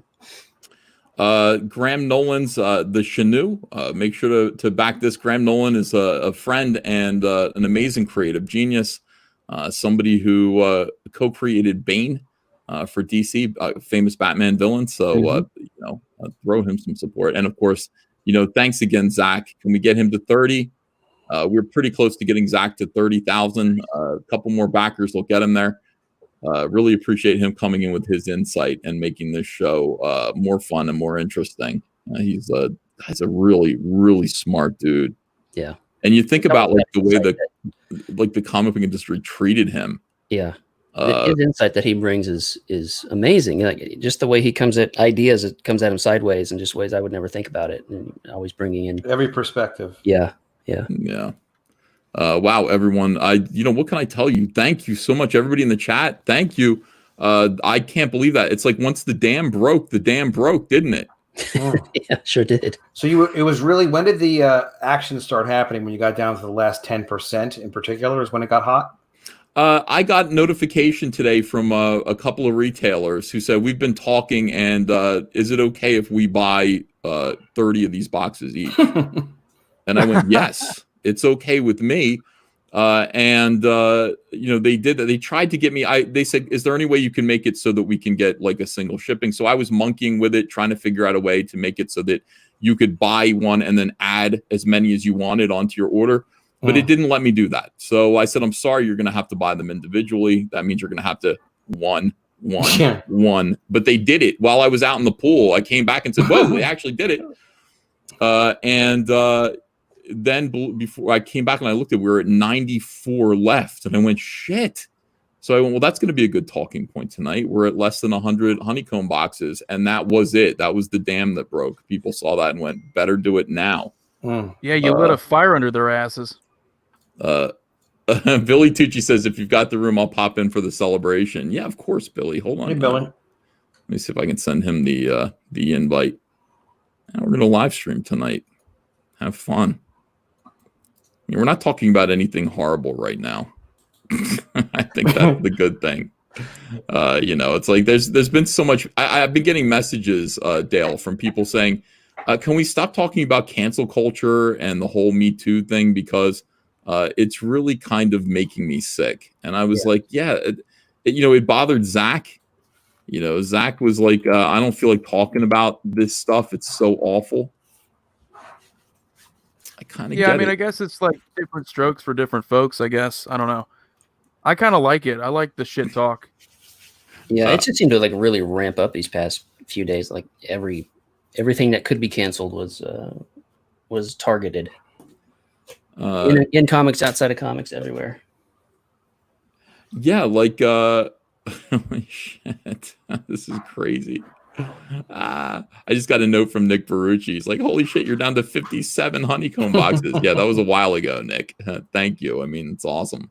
So fantastic, guys. Fantastic. Billy, I emailed you the link if you want to come in. You know, it's in your email box. It's a little different than we normally do it. I shout out to him on Twitter. Yeah. I just can't believe it. Don Chin's in here. Hello, Don. Let me look at some super chats. Eric, Dale, Adam, thanks for being here with me tonight. Appreciate you. Yeah, great being here. Yeah, we can write it out till you hit 1 million. Oh, what if I hit 1 million tonight? Holy shit. I don't think I could. I don't think that's like people would have to buy original art and stuff to make that happen. But it's possible. That would be funny. All right, let's see here. Yeah, Sheila's like things are getting creepy. Well, I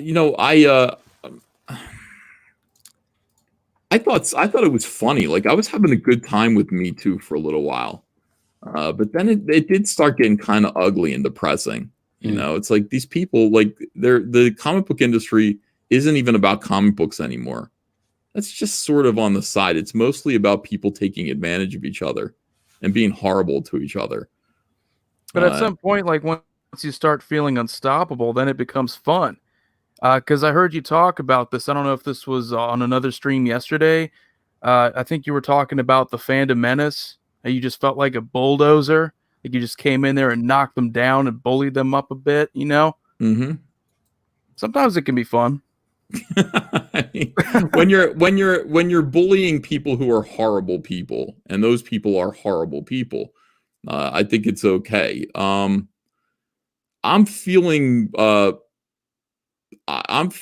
very positive about Comicsgate lately. I'm feeling like excited about it. I'm feeling like we're doing the right thing. I'm going to be bringing on the DC artist that I've been talking to. He's probably watching right now. I talked to him today, and I just said, just come on the show. Just come on and let's talk to people. And he's like, well, like, what would be the easiest way to avoid getting harassed by SJWs? I'm like, stop worrying about that. We got you here. You understand? I mean, the one thing about Comicsgate is that we've kind of become our own little, in a positive way, little mafiosa. We will protect you. You're safe here. Okay. Just learn to ignore the SJWs. Don't listen to them and start worrying about what these fans are going to think of you. Start worrying about. Don't dip your toe in here. Just jump right in. You know, look at Frega. He's an awesome guy. We supported him. You know, this is what happens. He's a perfect example of that. You know, his campaign is doing fantastic right now. And there's no doubts about it. You come in here, you can make 6 figures if people know you already. Yeah, and people do know this guy already. And people knew Dan. If Dan does another comic book this year, and I hope he does Black Flag 2. Get ready to put that out, Dan. I want these guys to be making money. I want these guys to be making fun comics that are their best work, that they're proud of. And I want these guys to be making a lot of money. And I know Dan can do it. Dan, if you want to come in, the link's in the, is it in the Comicsgate room? Yeah, it's in the green room. Yeah, if you want to come in here, Dan, that would be great. I'd love to see you. GM's TC podcast says, as President Trump would say, unbelievably huge. Lordy and Malcolm says, Hail Caesar Van Wolfgang, may your musical performances continue to entertain us. People Circus says, looking jacked, Uncle E. Nice outfit, great cover. Lord Ian Malcolm, there's a pie eating emoji with the Hail Caesar. Eddie Winkler says, hey guys, got my COTD2 stuff on Friday. College of the Dead, too. Okay. The book with the script and layouts is one of the best things I've ever seen. Great job, Adam. Yes, the sequel is so much better. Yeah, I read it too. I thought it was. I mean, you have 6 panels per page, color. It definitely added to the story. It was very cinematic. Now, the first one is good, but the way the drawing is, and because it's in black and white, I kept losing track of who was who. Yeah, like the girls, they look very much alike. Yeah, it was hard. It was a hard read. This one's a lot easier. It's professional. It's a very professional comic. So it's a learning curve doing comics, but that learning curve was pretty sharp for Adam Post, and his sales prove it. Midget B says, Senpai, did you get my letter? I don't know if I got a letter from you. I'm not sure who you really are. I might have gotten one. Hey, Teen Sensation. Wow, look at your shirt. What is that? All right. The host might know what that is. Brian Trottier and John Tonelli, and Brian Trottier is giving the cameraman the finger. It's Long Island stuff. Outstanding. Hey, Billy, congratulations on EVS. congratulations on the success of Miss Fury. I'm excited about having you and Maria back here. We'll do a much longer show on Thursday. And if you're up for it, I want you to eat your Wheaties Thursday morning because we're going to go all night. We're going until 3 a.m. We're going to close that campaign out. So Oh, shit. Well, does it end Thursday or Friday? Friday morning at 3 a.m. Is that when it ends? Yeah. So we start on Thursday night. We end Friday morning. Dude, that is so groovy. I'm up for it if you are. Yeah, that'll be fun. That'll be a lot of fun. Well, thank you. Yeah, and we'll get Maria on as long as she can be there because people like Maria. They I don't love know her, why. don't they? Yeah, I don't know. I don't get it, but they do. They love Maria. She's got a little je ne sais quoi, I would say. Yeah, her and Anna became like two peas in a pod today. We were on Anna's show. Really? And she's such a doll, Anna. Wow, she is so great. Anna is awesome. really No, is. she's not. She's not that Oh cool. wow, I got to go watch that now. Yeah. I love it how I'm doing all this work for Dynamite. It'd be nice for Nikki to come on, wouldn't it? Whenever Nick's ready to come on here, he is more than welcome to come on here and talk to people. It'd be great. Anna is not cool. Here's why Anna's not cool. She's not cool. She's not cool because all she does now on her show is she forces people to watch pimples being popped. She forced me to watch green fungusy toenails being scraped away. Get Billy. out of here. No, I'm serious. Billy, you say get out of here because you can't believe that that's even possible. Neither did I. Wow. She likes watching rotten teeth being scraped on video, like close-up YouTube videos. Wow. I almost threw up. That's She disgusting. is sick. Well, she said she was Yes. known as that weird Star Wars girl when she was a kid. So Now you know why. Oof. Yeah, she is kind of weird. Didn't she say like she hated horror movies, but her room is like this juxtaposition of like Hannibal Lecter, Chucky, and Pennywise surrounded by stuffed animals? And She's she a weird watches chick. every Christmas. They watch the Human Centipede movie. That's their Christmas Nice movie. family film. Oh, Christmas? Yeah. Merry Christmas. well, good for rock and roll. But speaking of that, where are numbers at with CyberFrog right now? So we're doing really well. We just sold out of honeycomb boxes. Honeycomb boxes. Oh my gosh. Sold out. And right now we're sitting pretty at $983,521 with 4 backers away from 8,000. So if 4 backers come in here and back this at any level, I'd appreciate that. Let's get to 8,000. And if anybody wants to be a big shot and get us to $1 million tonight, here's a Jay Lee original art cover, original cover art. Wow. If we have, that's that beautiful cover. My God. yeah. So if we have big shots out that want to do that want to join the Survivors cast, now would be the time to do that. And of course, Salamandroid and Wreck Planet original art pages are more than available. So we could actually still get there before I even launch the Salamandroid toys that I'm going to do tomorrow. So I'm gonna send everybody out the link. Welcome, Fragaboom. Hey, What's up, friends? How are you? Dan. Hey, Dan. Hey, I was a sandbagger, man. I bought Wreck Planet early on when you first launched, but I got all extra spicy scared today that this thing was going to sell out. So I damn got that box today. So you know, Thanks. I had to. I was like, wait a second, fuck, they're gonna go. I think everybody felt that way all at once, which is why we sold out of them. And I'm yeah, over the man. moon about it. I'm very excited. Yeah, huge congrats, man. It's massive. Thank you. We're gonna get to 1 million. It's gonna happen. You are going to get to 1 million. I hope it happens tonight. You deserve it. You bust your ass for it. And this is so great. I don't deserve nothing. I deserve nothing but a swift kick to the balls. What? No, Preston. I don't mean that literally. I mean that figuratively. right, let me read some more super chats here from these wonderful people who are watching us tonight. Let's see. Michael Fedor Show says, Uncle E, did I miss the water delivery stream? Did you get it, sir? Yes, I told the whole story about the water delivery. I'm happy to have it, but it was a crisis to get it here. GMTC Podcast says, Deadwood Dale, you didn't apologize enough. Oh yeah, I made an apology video today. I felt so compelled to do that because everyone else was apologizing. You know, it just felt like the right thing to do. And I feel really elevated because of that apology. Very so much new hotness, right? It's like a dose of adrenochrome to the face. Just saying sorry to everybody. Like, I go to Walmart just pointing at people saying, I'm sorry now. Thank you, Dale. You've inspired me. I took responsibility. Did you issue an apology?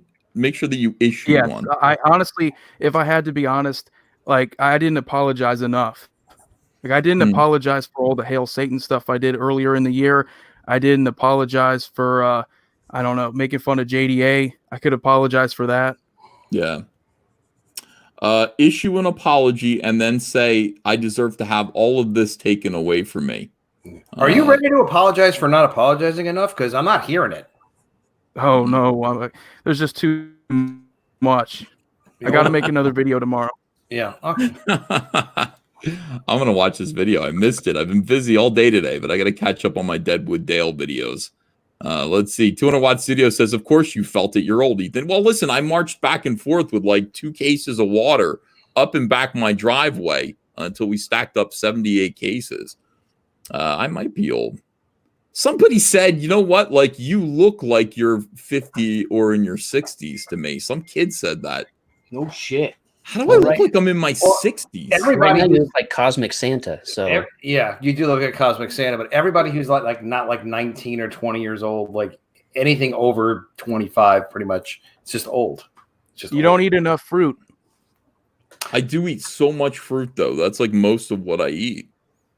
You know, I eat watermelon. Like, I'll grab half a watermelon, just eat it like a bowl of ice cream. I love it. I need to eat more, I guess. You like all that healthy fruit.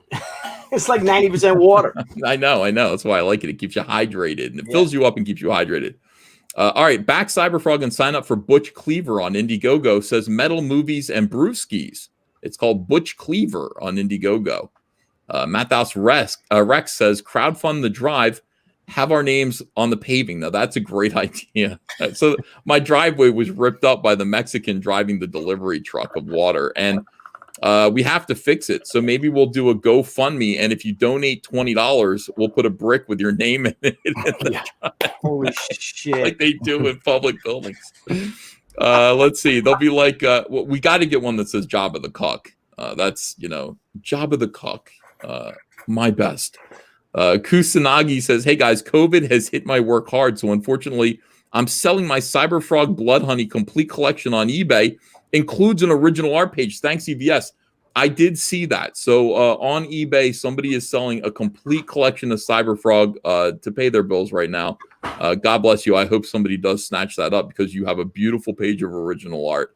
And I hope things get better for you quick. Lord Jeremy's Waffle says, oh God, Mags looks like the Swamp Thing's ugly bro. That's not nice. Lord Jeremy's. Mr. Wonderful says, Mags stole Malin's eyebrows. Mystery solved. Talking about Malin's eyebrows. That would be, if I were going to transition to a woman, that would be the first thing I would do is like look at my eyebrows and go, do I look like Groucho Marx? Do I want to trim those down? Number one Marvel fan says, hey guys, poor Sean Gordon Murphy. He needs to go full Comicsgate and stop bending the knee. You know where I'm at right now about that? I don't care anymore. My friends are my friends. Comicsgate is in my heart. It is almost like my religion at this point.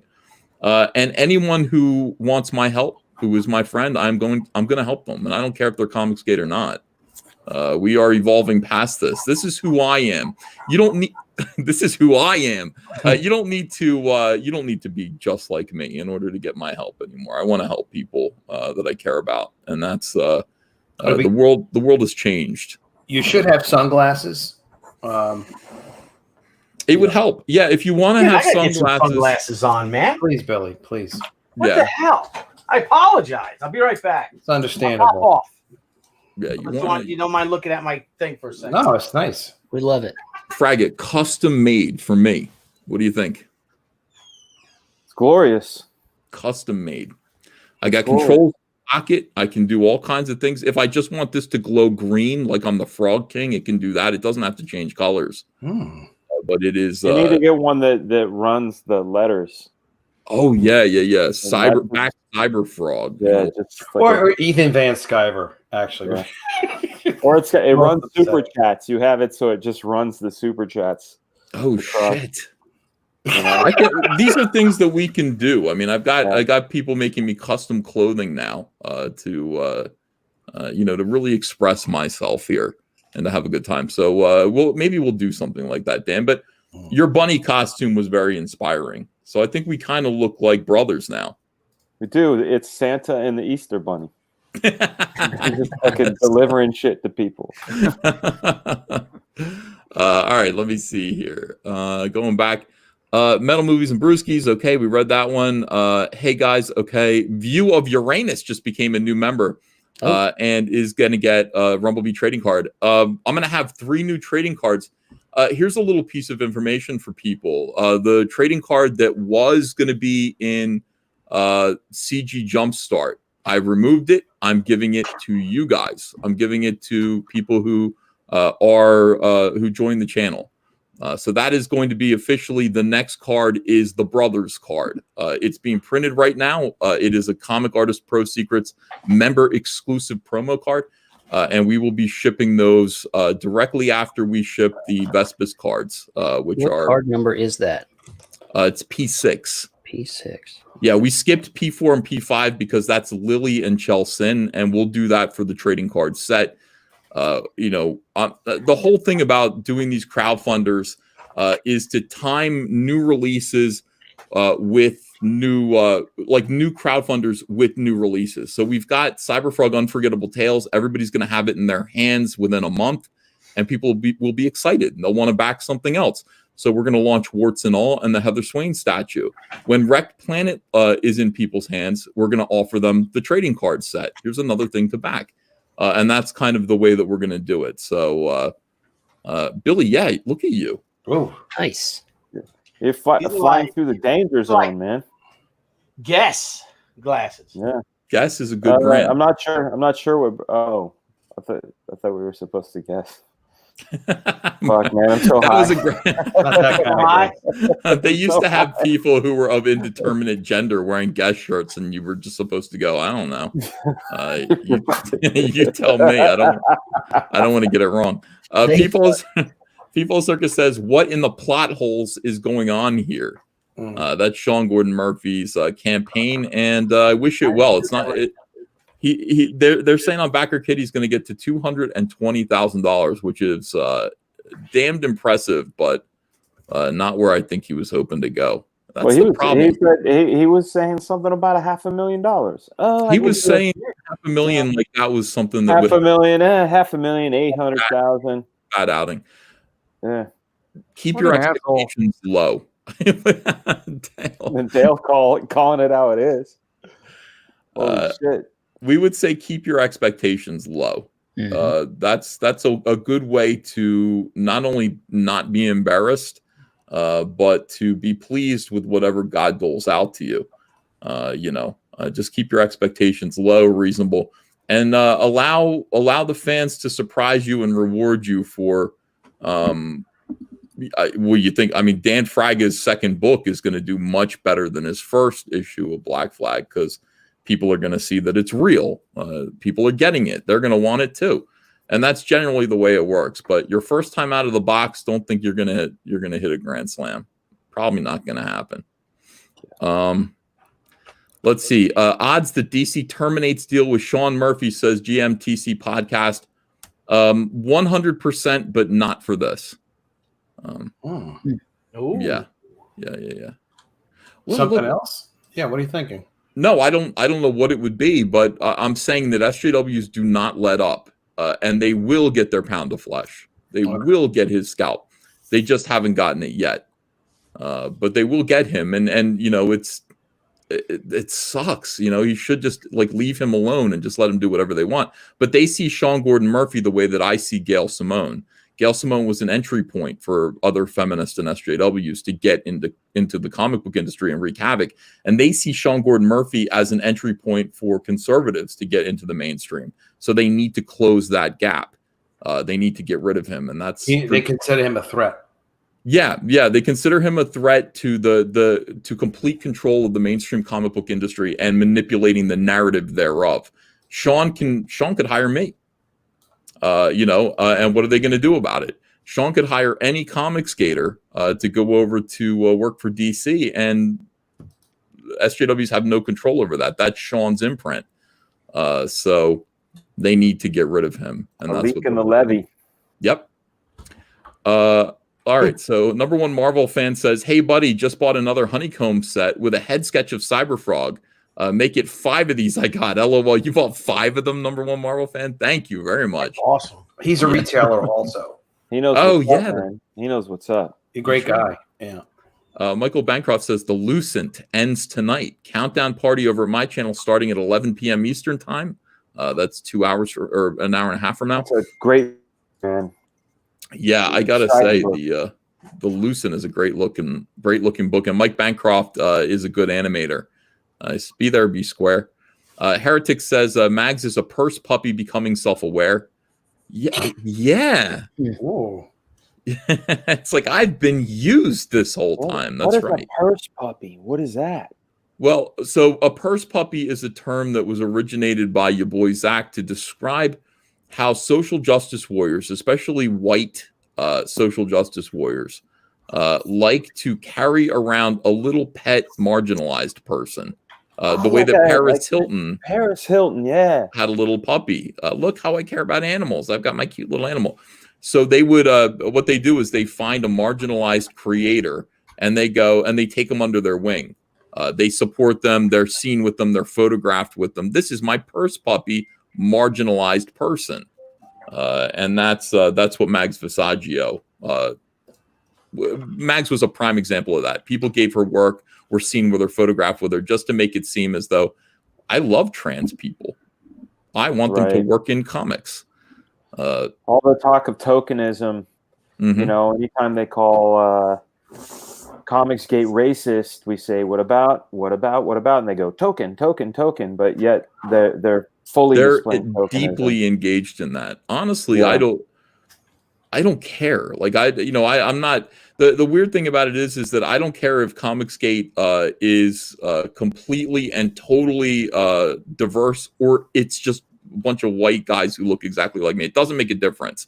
Whoever wants to do comic books and is good at doing comic books should be able to do comic books. I don't want to make an effort to diversify and bring in people who aren't necessarily qualified to do comics. It's all about merit. Are you able to do this? And fortunately, just by making it a meritocracy, Comicsgate is diverse. Just naturally happened. We have lots of women here. We have lots of gays. We have lots of black people, and they're all stunned at these accusations that they're bigots. They don't even know what to say. Antonio Bryce, you bigot. You're racist, sir. He doesn't even know what this is all about. And that's the way to be. Just look at people as people, be kind to everyone, and stop trying to collect people just because they look different from you and it makes you feel good about yourself. Cruder Quotient 1 says, Mag's accusations should be directed towards the entire mainstream industry. They all used her as a purse puppy and set her up for failure. Doomnatron says, thanks for all the help, Adam. Oh, yeah. You're very welcome. Good Time Johnny G says Zach's YouTube streams are shorter than his Indiegogo previews. I know. Well-read user says a fat frog and a fly walk into a bar. The fat frog says horsefly, and fly says yes. Why? My thick palpus? Frog says no. Your huge C is choking me. Oh, damn. I don't quite get it. I know what he meant, but it's probably disgusting, so we love it. Yeah, 200 Watt Studio says, Ethan, why did you stop grooming me? Hail mentor.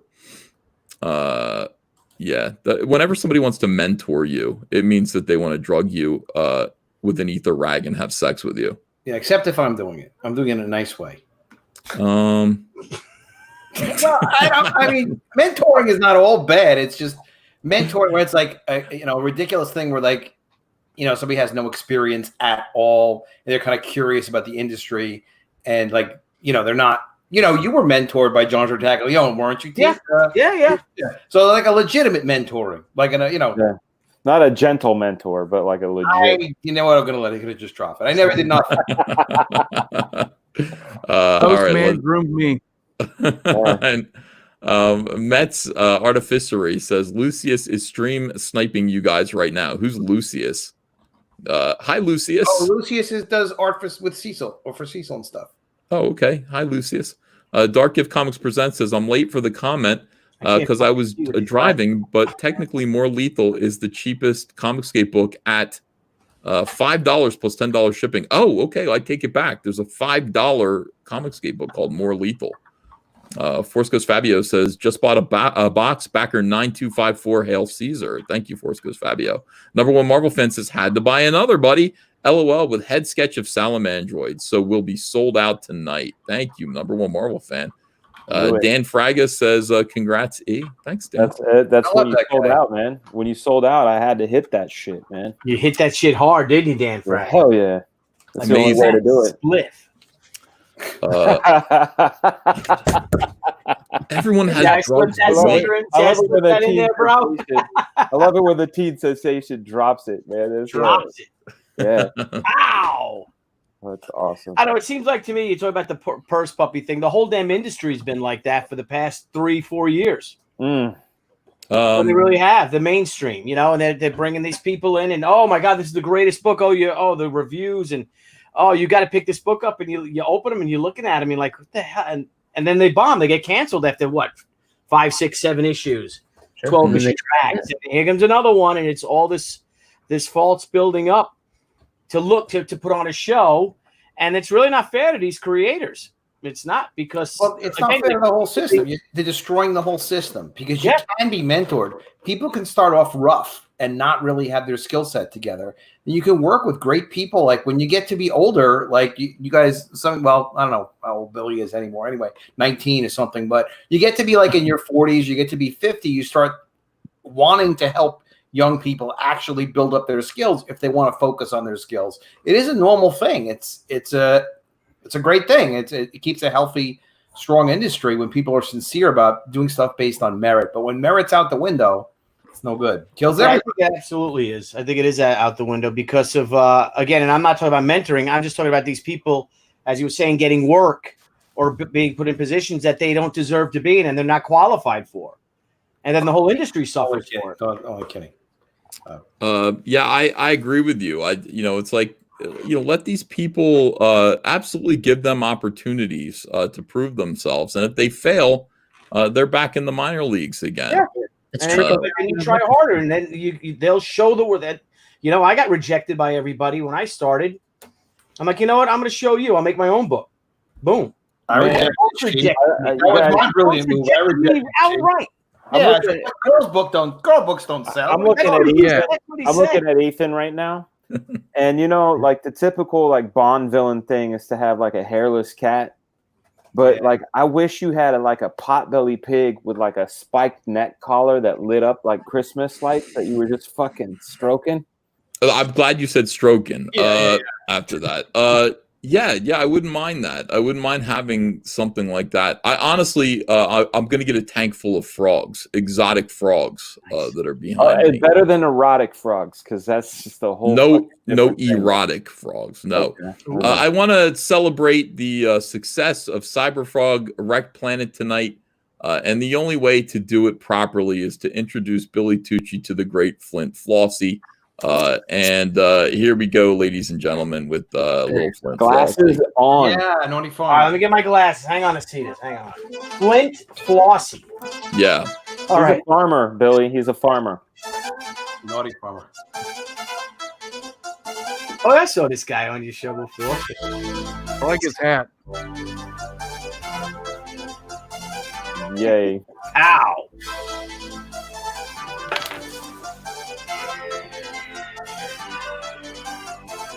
Call me naughty farmer. straight freaks. Call me naughty farmer. Straight freaks. Call me naughty farmer. I go straight freaks. I go straight freaks. One thing that I've learned, and this is for certain, a girl would do anything, anytime if you the right person. One thing about freaks, sometimes they don't know, baby, exactly how nasty or far that they'd even go. My job to let her know, do certain things she ain't done before. Head to the bed, then the patio, then on to the fridge up against the door. Run to the corner store, she coming back and forth, and I ain't got no more, that's for sure. Old McFlossy has a freak, so E-I-E-I-E-I-E-I-O. She never did it, sounds like fun. Do what I gotta do, gotta get her done. She don't know better, I gotta go get her. She didn't know that the kitty gets wetter. That the kitty gets wetter. That the E-I-E-I-E-I-E-I-O. Call me naughty farmer, I go straight freaks. Call me naughty farmer, I go straight freaks. Call me naughty farmer, I grow straight freaks. Ow! I go straight freaks. Oh shit, it's getting on. I go straight freaks. Call me naughty farmer, I go straight freaks. Call me naughty farmer, I go straight freaks. I go straight freaks. I say all the right thing, but then I do even better. Cause when you mentally sex her, just gives her double the pleasure. Now I'm kissing her feet, just unleashing the freak. See, she's feeling, she's wanted, now she's submissive to me. Go time, tell me what you will. When I get you open, I'ma go for the kill. Little boys won't, but a grown man will. Give it what you want, and you love it how I feel. Chill, baby girl, no time to tease. Flip flow double, just trying to please. Tell me what you wanna do, baby, I'm here for you. A naughty farmer helps a lady do what she thought she'd never. Said it wasn't her, not her thing. Yeah, right, whatever. Blah, blah, blah, blah, blah. Motivation, you know. Now, pull up that skirt, drop down them drawers, and let me E-I-E-I-E-I-O. Call me naughty farmer, I go straight freaks. Call me naughty farmer, I go straight freaks. Call me naughty farmer, I go straight freaks. He's got a whole bunch of them. They're just growing. This guy can dance. He grows women. That was like the Jackson 5 victory video. I go straight freaks. Call me naughty farmer, I go straight freaks. I go straight freaks. Oh yeah, I like this. I had to figure it out, but I didn't know. I met a little lady who was willing to show me everything I was missing when you listen to the story I'm about to tell. Began a few years back, I was back when I shacked with a stack to the back female. I walked in the room and I was doomed by the time I came. I love his dances. Lights, vertical tights, and cage in the middle of the floor. It was a fortress of sexual courses. For this, I was glad my pistol had a full clip. By the end of the game, my whole body was drained. If you wanted this man, come, I couldn't give up on a trip. Boot camp for nymphos. And I looked at her as a holy seal. She had me hung from my tongue on the chandelier sprung for the year. She even made me squeeze. Graduated to priesthood, smanging ladies on a daily week after week. Even money is home across niggas, no other naughty farmer looking me as an incredible freak. Oh, call me naughty farmer, I go straight freaks. Call me naughty farmer, I go straight freaks. Call me naughty farmer, I go straight freaks. I go straight, I go straight freaks. Oh, call me naughty farmer, I go straight freaks. Call me naughty farmer, I go straight freaks. Call me naughty farmer, I go straight freaks. I go straight freaks.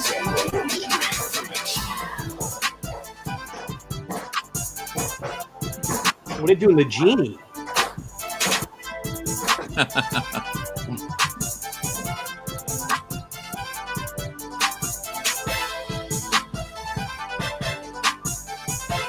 How'd they get Pootie Tang for this music video? Sadate. Dude, when are you going to get Flint Flossie on the show? He's going to come to our show. We are going to do, look, we're going to do, for the Fans Fest, we're going to get Flint Flossie to actually be, Andrea just texted me upstairs. She said, I am out of here. Floss this. She's not for Flint Flossie? She don't like No, she doesn't really like Flint Flossie, I guess, you know. But I think if weird. she got to talk to him, like, I think he could be charming, you know? She might like him.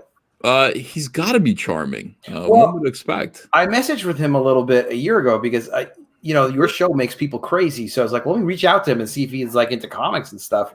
He does like comics. You know, he's a friendly guy. He did a self-help book. I bought his book. He's a cool guy. How was the book? It looked like it was pretty good. I forgot the title. I read about a chapter of it, but that's a lot for me. I'm not a book finisher. I'm a book Is starter. there a whole section on facial? No, it's hair? about it's about his whole come up and stuff. Because he's always been his own independent person and stuff, and it's just self empowerment. I think he's made his creator life. stuff. Yeah, you love the guy. He You love pulled him. himself up from his bootstraps, in, huh, Mr. Exactly. He danced his way up from the ground, and now he's planting his own straight freaks. Straight freaks. Look, I just feel, and I've always felt, like if you want something, you got to just ask for it. You've got to just be direct about it and let people know what it is that you want. And so with that in mind, I give you one more Flint Flossie song since Excellent. Andrea is already tuned out. Precisely on this theme. Excellent. Tell people what you want. Tell these ladies what you want. Treat me like a pirate. Give me that booty. Oh, dang. I like this shit. Fragga, you see that boat? Look at that, Fragga. Nice, man. Snap. Beautiful. I don't care that she's only got one. Oh, she's got two. Never mind. I wasn't looking at her eyes. Treat me like a pirate and give me that booty. Treat me like a pirate and give me that booty. Treat me like a pirate and treat me like a pirate and treat me like a pirate and give me that booty. Ha ha. Yo, ahoy, matey. I see a cutie. Freaky little thing with her treasure booty. Yeah, fine dime, honey, so I think she kinda snooty. I don't really care. I just wanna see her nudie. Captain Floors here to pillage and plunder. And for that booty, then I'm going down under. That's my long sword, not to kill, but to pleasure. Deep sea diving, searching for her treasure. I'd give anything to be able to dance like this guy. Right now, give it here. Use the stretchy dance, tell 11 dear. Bring it to the floor, girl, let me see your rear. Like, there she blows, there she blows. Walk the plank, go for your toes. Oh, she's walking the plank. Yeah. Get around, baby, get ready, it's a bitch. Treat me like a pirate and give me that booty. Treat me like a pirate and give me that booty. Treat me like a pirate and treat me like a pirate and treat me like a pirate and give me that booty. Treat me like a pirate and give me that booty. Treat me like a pirate and give me that booty. Treat me like a pirate and treat me like a pirate. Treat me like a pirate and give me that booty. Hummer. It's Hummer. Battleship. And when I bomb it, I'ma make the whole thing flip. And when I sink it, I'm gonna thank her. She's my first mate, packing hard on my anchor. I'm a pirate, but slaying is my game of trade. I'm in the deep sea searching for a mermaid. And when I find her, she's gonna be my cannon. And we gon' battle till I am the last one standing. Now are you ready to be my little lady? I don't like using swords cause I'm thick like a machete. I don't wanna get you seasick, so you need to keep it steady. When my missiles hit, you gonna change your name to one I bet. Oh, you get that? Oh, I just got that joke. No. He said, when my missiles hit, you're going to change your name to One-Eyed Betty.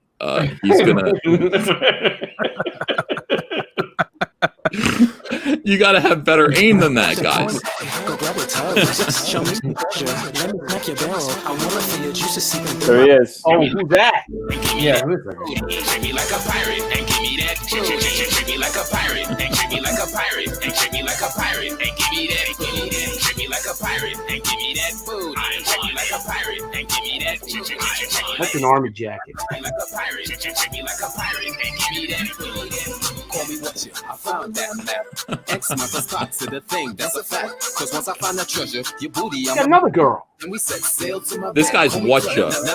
He's like my fourth favorite. A thigh so thick she kicks mules for a living. See, I rap and I sing for my team, Michael Bivins. Never trust in a booty or a smile, that's a given. I sail the 7 seas because I never stop her. That treasure's so big it fits in Davy Jones' locker. When you board my ship, I got a no-hand salute. I hope you don't mind, I'm in my birthday suit. Now she blows, now she blows. Walk the plank, touch your toes. Show me your treasure. You do whatever. Only you can do it better. Just treat me like a pirate and give me that booty. Treat me like a pirate and give me that. Treat me like a pirate and treat me like a pirate and treat me like a pirate and give me that. You gotta dance like these guys. And give me that booty. Treat me like a pirate and give me that. Treat me like a pirate, like a pirate. Treat me like a pirate and give me that booty.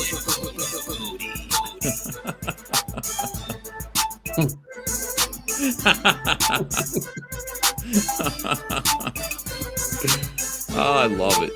Flint Flossie, everyone. Turquoise Jeep. Hot dang. Gotta love this. Adam Post, you discovered get it, man. some mermaids ideas off of this? Yeah.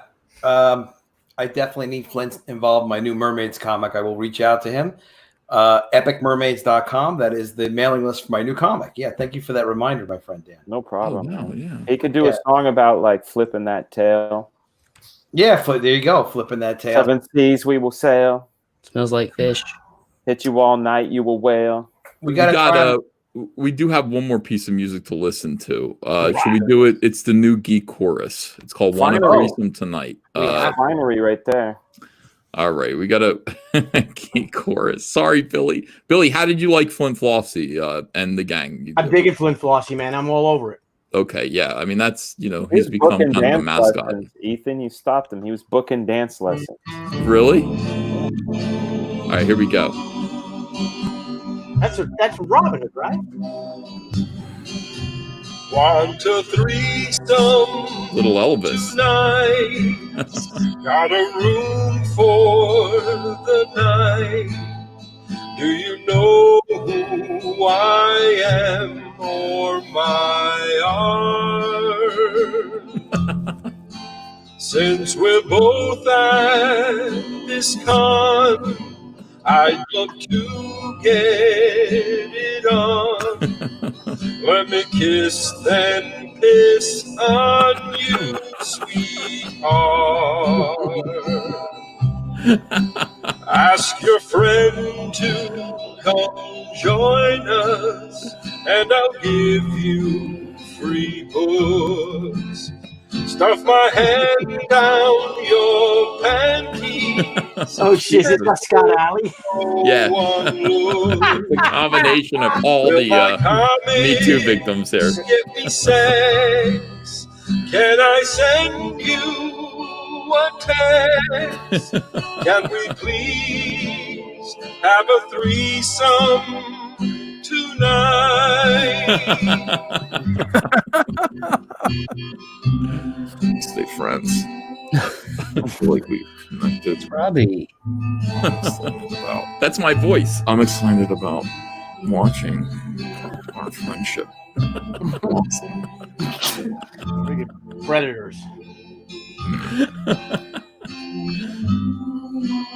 I'll give you some free comic books if you come back to my hotel room. Oh my god. Hey, I got a bunch of my comic books scattered all over my bed. Rose petals. I've also got roses, whipped cream, and chocolate sauce.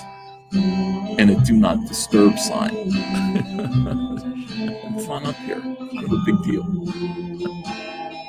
Last chance for you to come hang out. Actually, it's not.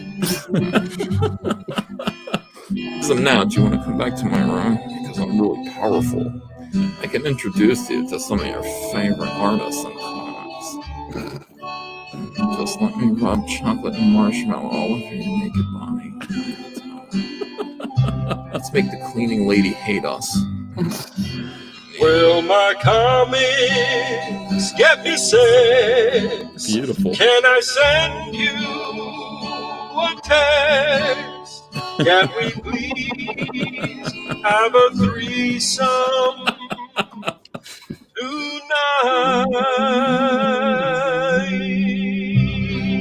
Beautiful. Wow. Geek Chorus, everyone, coming through with another very beautiful and relevant tune for the moment. Yeah, he's making them rapid fire now. Always topical. Man.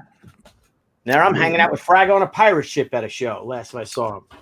That's true, man. The last time I saw Billy, we were literally on a pirate ship. Literally on a pirate ship. Making booze. Really? You didn't see me rap that night, did you? I don't think so. I did not. Thank God. You left before the show. Wow, a pirate ship, huh? Yeah, that's I topical too. Yeah, Nashua, New Hampshire, man. Nashua, New Hampshire for the comic bash. In fact, Sean Gordon Murphy walked through that room. Yeah, Sean was there. Yeah, with his posse. That was some funny shit. Okay. Let's look at I'm getting word that CyberFrog 2 Wrecked Planet is almost at 8,000 backers. We are one backer away from 8,000 backers. Oh, let's do it. This is a big fucking stream, man. No Why is joke. this happening tonight? This is certainly a frog stream. I had no idea this was going to happen. Is John Malin here? He's in the chat. I saw him in the chat. I didn't see the Metal Gear blink, but I saw the dash. Yeah, guys. That's incredible. That did sound like him. He's here. He's here. Well, listen, if John wants to come in, I'm gonna head out. I got to give our dog medication. So, all right, man. Sure. Hey, Billy. I'm serious.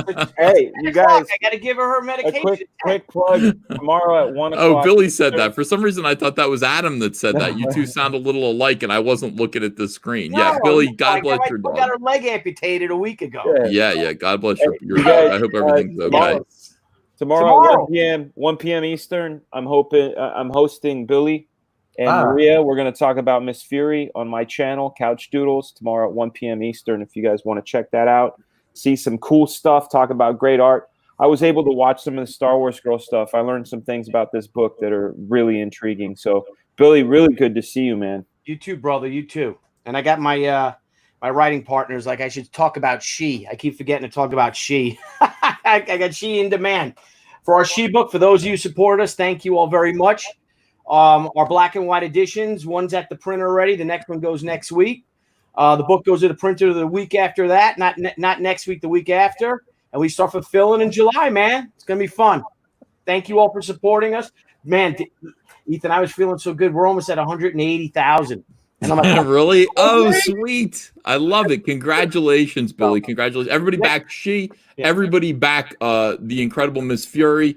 And we'll see you again soon, Billy. Got it. Next time we're going all Indiegogo. Hell yeah. Doing Kickstarter Indiegogo. Ethan, thank you for everything. Adam, good to see you. Deadwood, Great seeing you, man. Eric, as always, good to see you. Boom, love you, pal. I'll see you tomorrow. You got it, man. And thanks a lot. Congratulations. I wish I could stay on, but I know Debbie, that's who's buzzing me. Okay, I got to give her all these pills and everything. And we love you, Billy. All right, take care. salute, guys. If Malin goes on, tell him I said hi. Okay. Have a good one. All right, see you guys later. Thanks. Yeah. Deadwood Dale, do your John Malin impersonation again. Yeah, guys. Just it is good. declare comic skate, guys. It's really not that hard. You do sound like him. It's really not that hard. Grab an oar. Hey, John Malin, please come in here and do a little work, pal. Let's get you in here. They're saying you're at 8,000 backers, man. The chat's saying. Did we get there? I hope so, man. This is this is history. History, man. We're making history tonight. As War Campaign said, in my bank account. Yes, 984,000, 8,000 backers.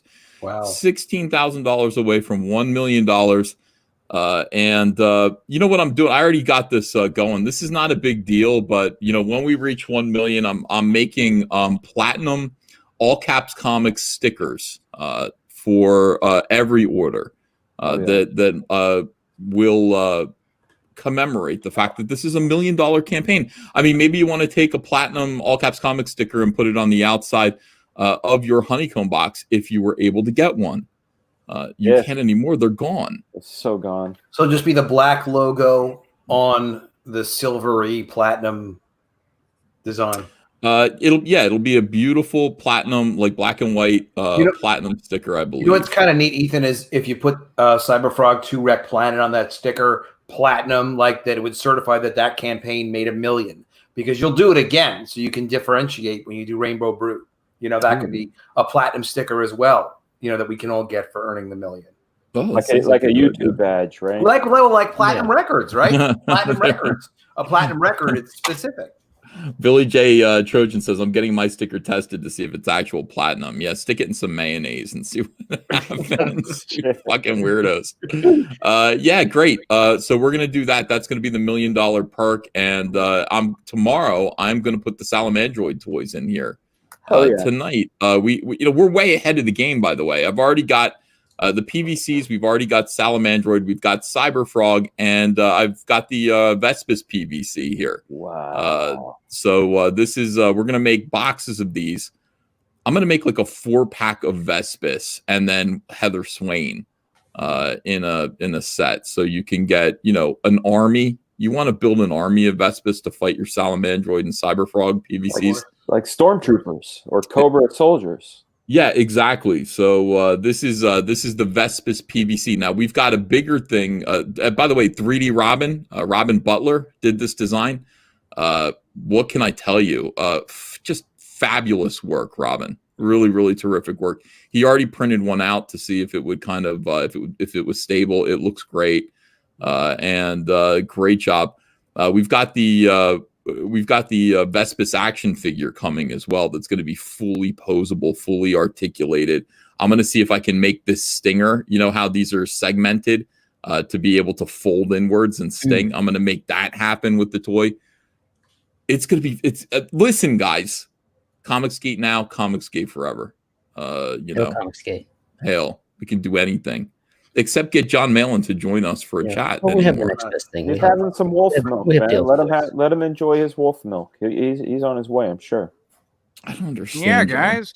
Yeah, he's over at Dale's house. He's got to go home. All right, here he is finally. Hi, John. I made it. Hey Thank there. you. How's it going? John Malin. So tonight we sold out of honeycomb boxes. Hot damn. Yeah. How far from a mill? $16,000 now. We keep backing away from it, but because I'm afraid to look at it, it might not be real. We are $984,013. I'm sorry, $250. So we just got another backer. 8,001 backers. There are 2 final evils to defeat. No, there are 3 final evils to defeat. We are. If this were Super Mario Brothers, I don't think Super Mario Brothers even. I'm trying to think of a video game where it's this is the furthest possible evil. You have beaten the game so badly. It's almost like that dude with the barbecue sauce that cheated at Donkey Kong. There's that Pac-Man screen where Pac-Man. Billy Mitchell? Yeah, Billy Mitchell. He's my hero. I base everything I do in life on him. You need to base your wardrobe off of him too. That's the next step. That's next level. That guy is awesome. I want to base my hair on him, but I can't. Oh yeah, that makes me sad. But there's a certain level of Pac-Man called the kill screen, and the kill screen is just half of it is just jumbled gibberish, and you can't really play it. But it's the very last level, and that's what this is like. All right, so we're gonna get to 1 million. That is one of the evils. The next evil is, and then there are 2 evils left.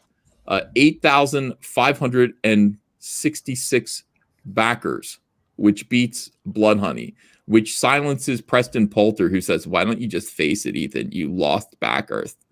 You kicked Mike F. Miller out. You let War Campaign run rampant, and you lost supporters. You can see it in these numbers here." And I'm like, yeah, but what about this number? No. You can see it here in the backers number. Okay, so we need to get to 8,567 backers in order to beat Blood Honey. The other thing that we need to do is we need to get to 1.2 million and beat Order of the Stick. That is the ultimate evil. What? What's Order of the Stick? Okay, so Order of the Stick is a Kickstarter campaign from 2012 that raised $1.2 million. And it's a comic book, it's a collection of webcomics about stick figures playing Dungeons and Dragons. Yeah, it ran for 10 years or so that a huge following. They never collected the books before. So they collected the books on Kickstarter, and all their backers, their supporters of the webcomic went nuts and spent a fortune on it. Right. So that is look, that at that point, that's me. And I'm I'm Luke Skywalker. Okay. And I've got my lightsaber and I'm up against Galactus. That is the ultimate final evil. And can I defeat it? I don't know. Well, I'm definitely looking forward to the 8,500 backer mark. Blood Honey, it's been high on the hog way too long. It's getting uppity. A little bit. Yeah. Yeah, guys. Mocking you.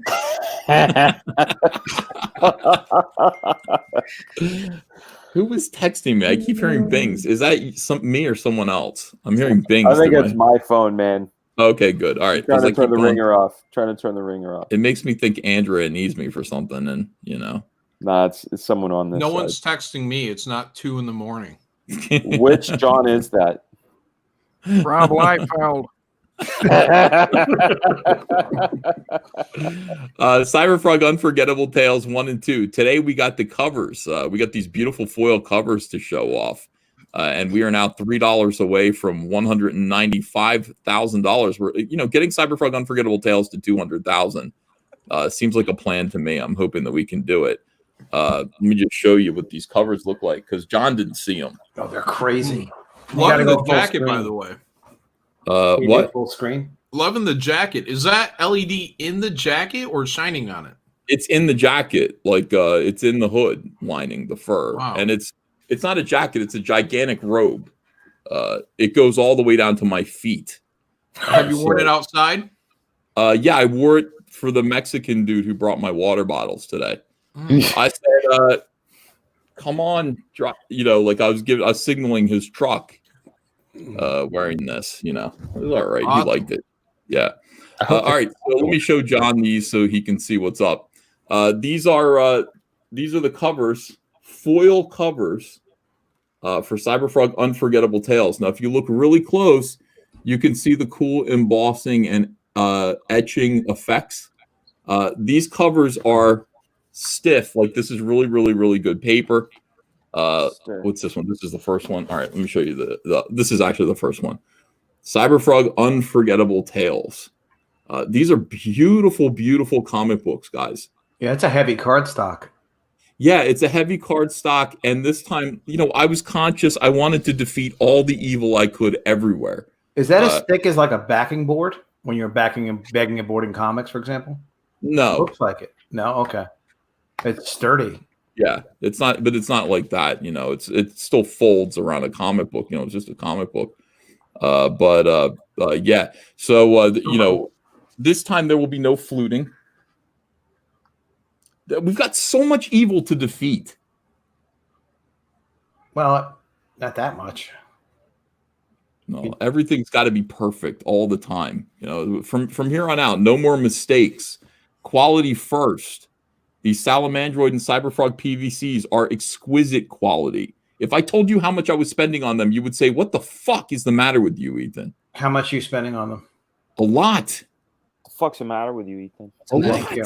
I didn't want to say it. Let me put it this way: either I could buy these little tiny CyberFrog figurines and Salamandroid figurines that are like this big, or I could purchase a new home. Yeah, you're better off with the toys. Yeah, I'd go for the home, but that's just me. Well, because now Ethan's, we're starting a Comicsgate empire here, in case anybody hasn't noticed. So once these toys come and people love them, when the other toys come for sale, there's an industry there. It's going to be a big thing. Yeah, we're going to do all kinds of toys. All kinds of toys. And, Dan's going to do them. John can't wait to do Graveyard Shift toys. I'm going to have to drag him kicking and screaming. Yeah. I'm doing toys whether people like it or not. You're going to do College of the Dead toys? I actually was talking to somebody about doing zombie-related toys, but I'm not quite sure which thing I'm going to pick for it yet. I may do it when I launch a character, like a cool female superhero, and then a toy along with it at the same time. Because we've got just a buddy of mine reached out to me who's made a lot of toys before, who used to be in our comic book studio. So he's got experience. So yeah, it's kind of exciting. Just got to do it all right, as you know. Yeah. You got to do it right. We got Patrick Thomas Parnell. He's doing a toy too. He's got an action figure coming out as well. Johnny Phantasm. Yep. Johnny Phantasm toy. Yeah. How many layers of embossing of those foil covers? I freaking love them. I don't know. Okay. If you're interested, I will tell you. Okay. I will find out and let you know. And if you want to make them yourself, I recommend that you do. I'm doing. I'm trying to find a new thing for every single comic book I put out. Very cool. Waiting for the Deadwood Dale comic. He's the only one here who's not doing shit. Java said my face disgusts him, so I went off camera. Yeah, guys. I think that Deadwood Dale guy is working on a script or something. I don't know. Why do I sound like a 80-year-old dude? I don't know, guys. Just declare Comic Skate. It does sound just like you. Can you do me? Because I've never heard anyone imitate my voice accurately, and it seems like it'd be I don't easy know to if do. I can do like your whole voice. I think I can do kind of like like the early 2017 days. The soft Like voice. yeah. Hello everyone. This is Ethan Matt Skyver. Yeah guys. Yeah. I don't know. Yeah. That's pretty good. It was terrible. Let me just say it. Okay. Let me see. Escapist Entertainment. Hail EVS. Mr. Wonderful says, bravo, Ethan. Congratulations. View of Uranus says, ding dong, the pseudo witch is dead. RIP Mags. Everyone's excited about Mags' career being over. 200 Watt Studio says, Cecil pulled a Cummings, leaving when Ethan hit big money. Oh, shit. No, Cecil had a 9 o'clock with Rot 10 Glory, a commitment to be on another show. Yeah. Okay. People Circus says Phantom on Indiegogo now with free badge. Cheers, Comicsgate. The Salty Teacher says Zach is free badge. No, not vag, not free vagina. Badge, like a badge. Oh. There could be a vagina on the badge. I feel like there's a little false advertising there. No. I think they're accurate. I think you just misheard. But the Salty Teacher says Zach is graceful and gracious with his thoughts and opinions. Yeah, Zach turned in a really good performance tonight. Couch Doodle says a milli. Let's see. Zayd Comics says congrats on the honeycomb box. Comics Gate's here to stay. Just on our second campaign, we reached 17K in the first month. The Lost Pages has 30 more days. Mark Collins says, what happened to Dr. Disrespect? Who knows? Does anybody have any clues about what happened to Dr. Disrespect? You got banned off of Twitch? It's dark, dude. That's what people are saying, right? Yeah. Like everybody's going, it's child pornography, isn't it? Like that's what people are thinking it is. That's what they're whispering. I think that's I think it's because he's white. I'm going to say no on that because if it was that dark, his wife wouldn't be with him. His wife's with him. Okay. Yeah, she's like standing behind him. Also, wouldn't there be public charges if it was something really criminal or something? If it was that big, they wouldn't hold back what it was. It'd be too juicy. Oh, I see. Yeah, you're right about that. So what could it be? What the hell? Probably cheated on her again. I don't know. Wait, no, they're not going to kick. Why would that matter? You could Yeah, you're right. not allowed to cheat on your significant other and be on Twitch. Yeah, should be a rule, right? Mysterious. Yes, it should, but it shouldn't. It should, but it shouldn't at the same time. It doesn't make sense. Okay, let me see. So who cares what happened to Dr. Disrespect? I had never heard of him before 3 days ago. Same here. GMTC Fuck got second honeycomb, and I'm 99% certain it's Fabic. You think Jason Fabic is the creator that's coming out over here? It isn't him because he's got stuff to do still. I would say that maybe one day Jason will join us and the world will be as one. But it is not Jason Fabic, so you can end that speculation. It's somebody who, John, do you like this guy? Do you know who I'm talking about? No, I don't know who you're talking about. Fabok? Yeah, I know who he is. No, not Fabok. The guy who's coming over here to Comicsgate this week. I've think only I heard know. rumors. Oh, is it this week? This week, yeah. I think I know. Okay. If you put it in private chat, then I'll know. That's a thought. What if I accidentally put it, like, I write it in private chat, but, like, it accidentally goes public? You know, this dude would kill me. I'm putting it in private chat right now. There you go. Oh, nice. Yeah. Okay. I know who that is. Yeah. Yeah, he's coming over. He's just like, how do I do it? Like, and I'm like, just come over here and just talk to people. You know what I mean? Like, Do they have a project lined up?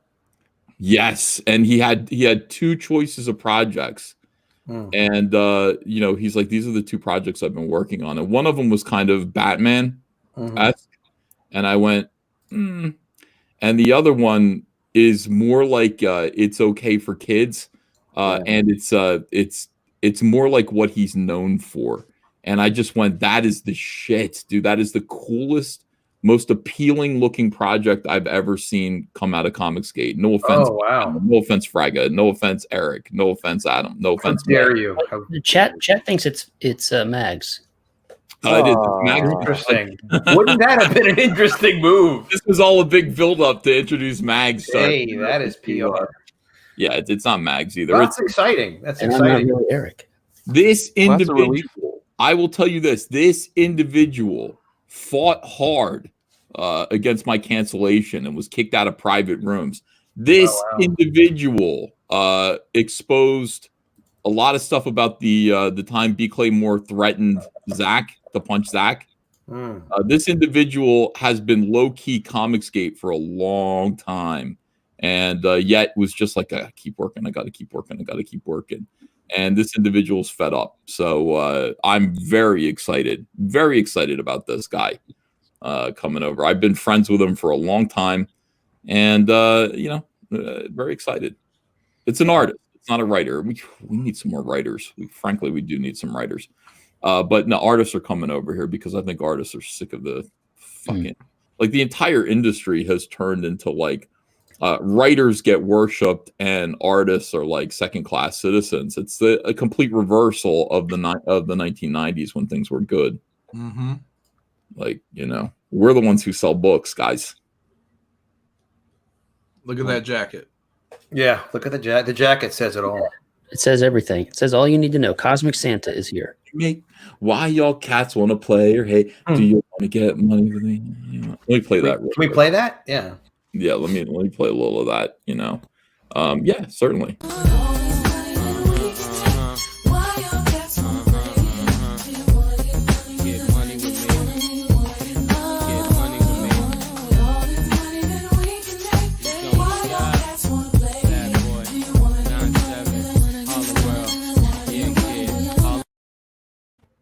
Yeah. Wow. But you know the new Comicsgate anthem, right? What's the new Comicsgate anthem? You played it the other day. Can't be stopped, can't be moved, can't be rocked. We hot. It's got the N word in it. That's the only reason why I have trouble with it. I want to change it to crackers. When will you crackers learn? Or retards. No, probably not. Okay, we can. What if Flint wrote a song? Flint Flossie, of course, wrote a song for Comicsgate that could be a Comicsgate anthem about how cool we are. Why couldn't we commission him to do that? I think we could begin negotiations. I think it'd be better if he wrote a song about how uncool we are, and that would make us cooler. Yeah, I don't want to be ironically cool. Obviously. I want to be. But Dale, can you send me? Sorry, I apologize. Can you send me a link to that song you were talking about, and then I'll also get that Player Hate song. I'll try to get in touch with Flint and see what his thoughts are. Running up the flagpole, running up the Flint pole. See what comes out. That's where all the ladies go. Can't be stopped, can't be moved, can't be touched, can't be raped. Mm-hmm. Will N-words learn? See, you don't want to put the N-word there. That's the only problem. But you don't sing it. That's the trick. Does he really say can't be raped? I don't think so. In that song, he doesn't say that. Did it hit 1 million yet? I'm asking some pertinent questions, Adam Post, but let's take a look and find out. I'm sorry I made you feel awkward by my question. The answer is no. I just whenever I'm on Wenger's show, I try to associate Battle Brick Road with any weird subjects that come up, violence and nudity, things like that. So I was trying to, put the two images together there. Yeah. I appreciate that. Yes, helps Battle Brick Road. Here we go. Let's see. 195. Yes, 195. $5,061 for CYBERFROG Unforgettable Tales 1 and 2. Thank you. I knew people would finally see the light about Unforgettable Tales. Yeah, the featured tier is great because you get you have 3 books signed. Yeah, you get Unfrog 1 and 2, and you get the Ash Can, which is basically right down here. It's the first 10 pages of CYBERFROG Wreck Planet. And how fun is that? You get to read those before anyone else, and you can say, F you, I guess. I don't know. You wouldn't say F you to these people. You might, though. Sounds cool, guys. Super Harem by Matt Wanger. They are pissed at me on Kiwi Farms about this. They're like, why are you so stupid? Super Harem is Matt Wanger's book, and they were making fun of Matt Wanger because he ran out of bags and boards, so he started shipping this book out to his customers in Ziploc freezer bags, because that's what you do. I mean, you're like, I just got to make sure it's safe, and people can't wait to read this story about a man who, when he fornicates with women, he blesses them with superpowers. And I like to think that we all want to do that. This guy actually can. And that's what this book is about. Now, they were making fun of Matt Wenger for shipping these books out in Ziploc freezer bags. But you know what I say? I say it shows initiative. It shows that Matt Wenger is innovative. Matt Wenger he's got a never say die attitude. He's not going to sit there and let COVID-19 and the shortages and privation thereof stop him from. I'm a little disappointed in him, actually. Why? I got a package from Wenger right here. I was hoping that it was just going to be the Ziploc bag with the media mail sticker on it. Yeah, but he went and ruined it and put it in this hard envelope thing. Terrible customer service. But rumor is he sent me one of the last Ziploc packages. Well, I'm going to witness this if this is true. I mean, let's see. It's there. Oh, Ziploc. Yeah. Ziploc. Yeah. Stick that thing in the freezer. Freezer burn. Like this. It's like reusable. just like the freezer. My man. Even those resealable comics are not as reusable as a Ziploc bag. Yeah, what's it smell like? Fresh to you. I wouldn't smell in there. Smells like hillbilly. That's got Wenger air in it. Why would I anybody? don't have any bags and boards. That just seems like good business, and so I want to reward the mom and pop small business ethics of Wenger with more backers. And if you guys want to read that beautiful book by Joe Ball and Matt Wenger about a man whose penis, women want to be uplifted, they want to be empowered. This man's penis empowers women.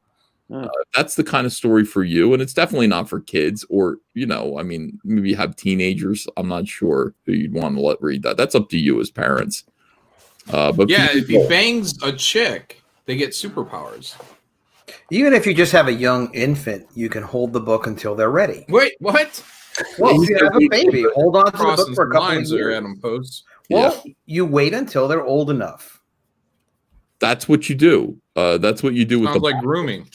Sounds That's a little bit like that. Discretionary grooming, So I would say back Wenger's book, and let's get Wenger. Let's reward him. When other people are making fun of him, those people are idiots who have no soul whatsoever. Those people are pathetic incels. And I don't know. I just have a feeling that they fuck animals.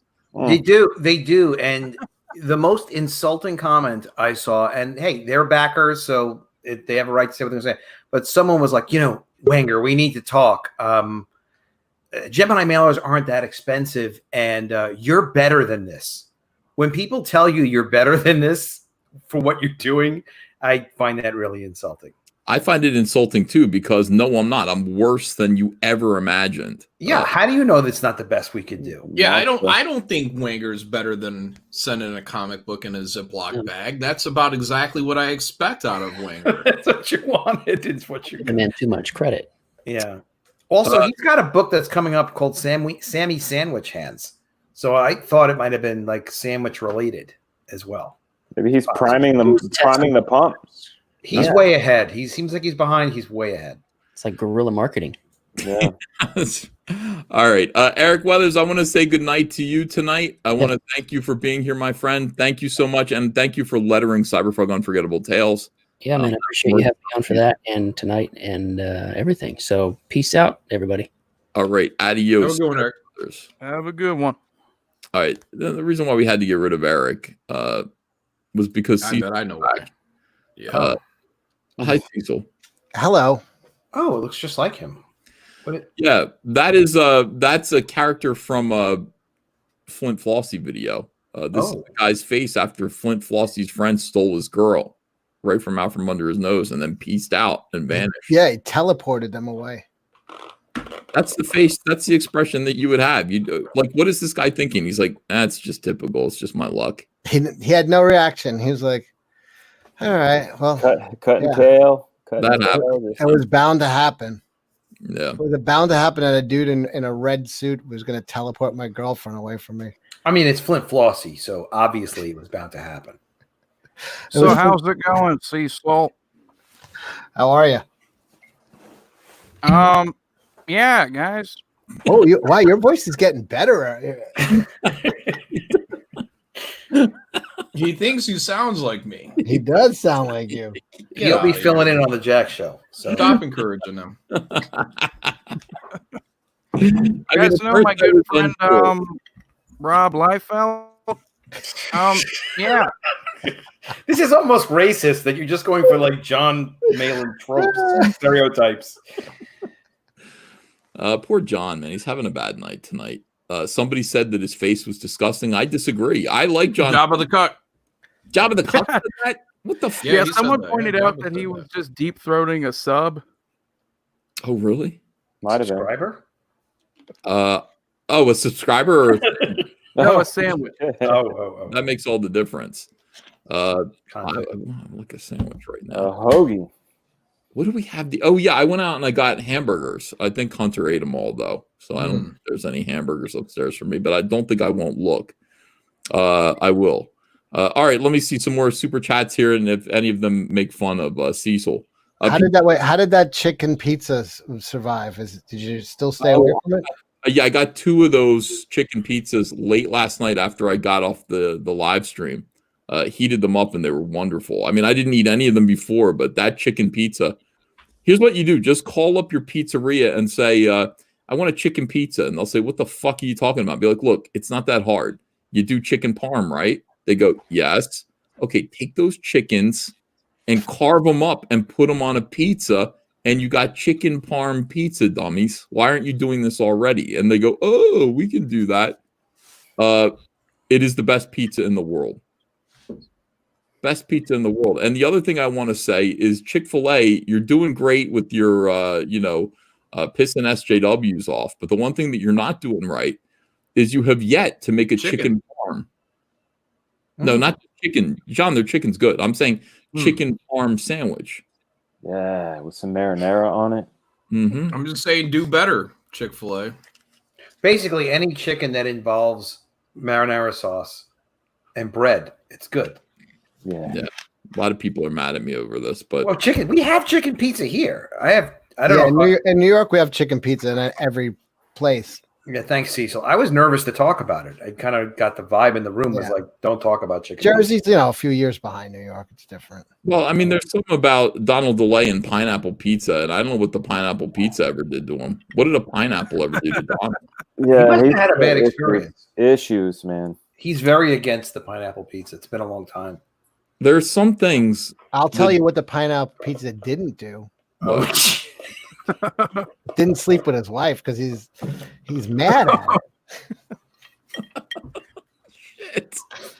Shit. I laugh before Cecil says stuff now and fuck up his jokes, so I will behave myself. Because we're like daring each other to go there, and none of us will, but Cecil will.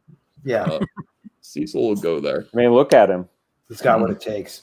I love Donald. Listen, it's the best time in the world for that story to come out. After Preston, you'd be like, what? He was in an open marriage? Who gives a shit? It wasn't an open marriage. It was, it was polyamorous.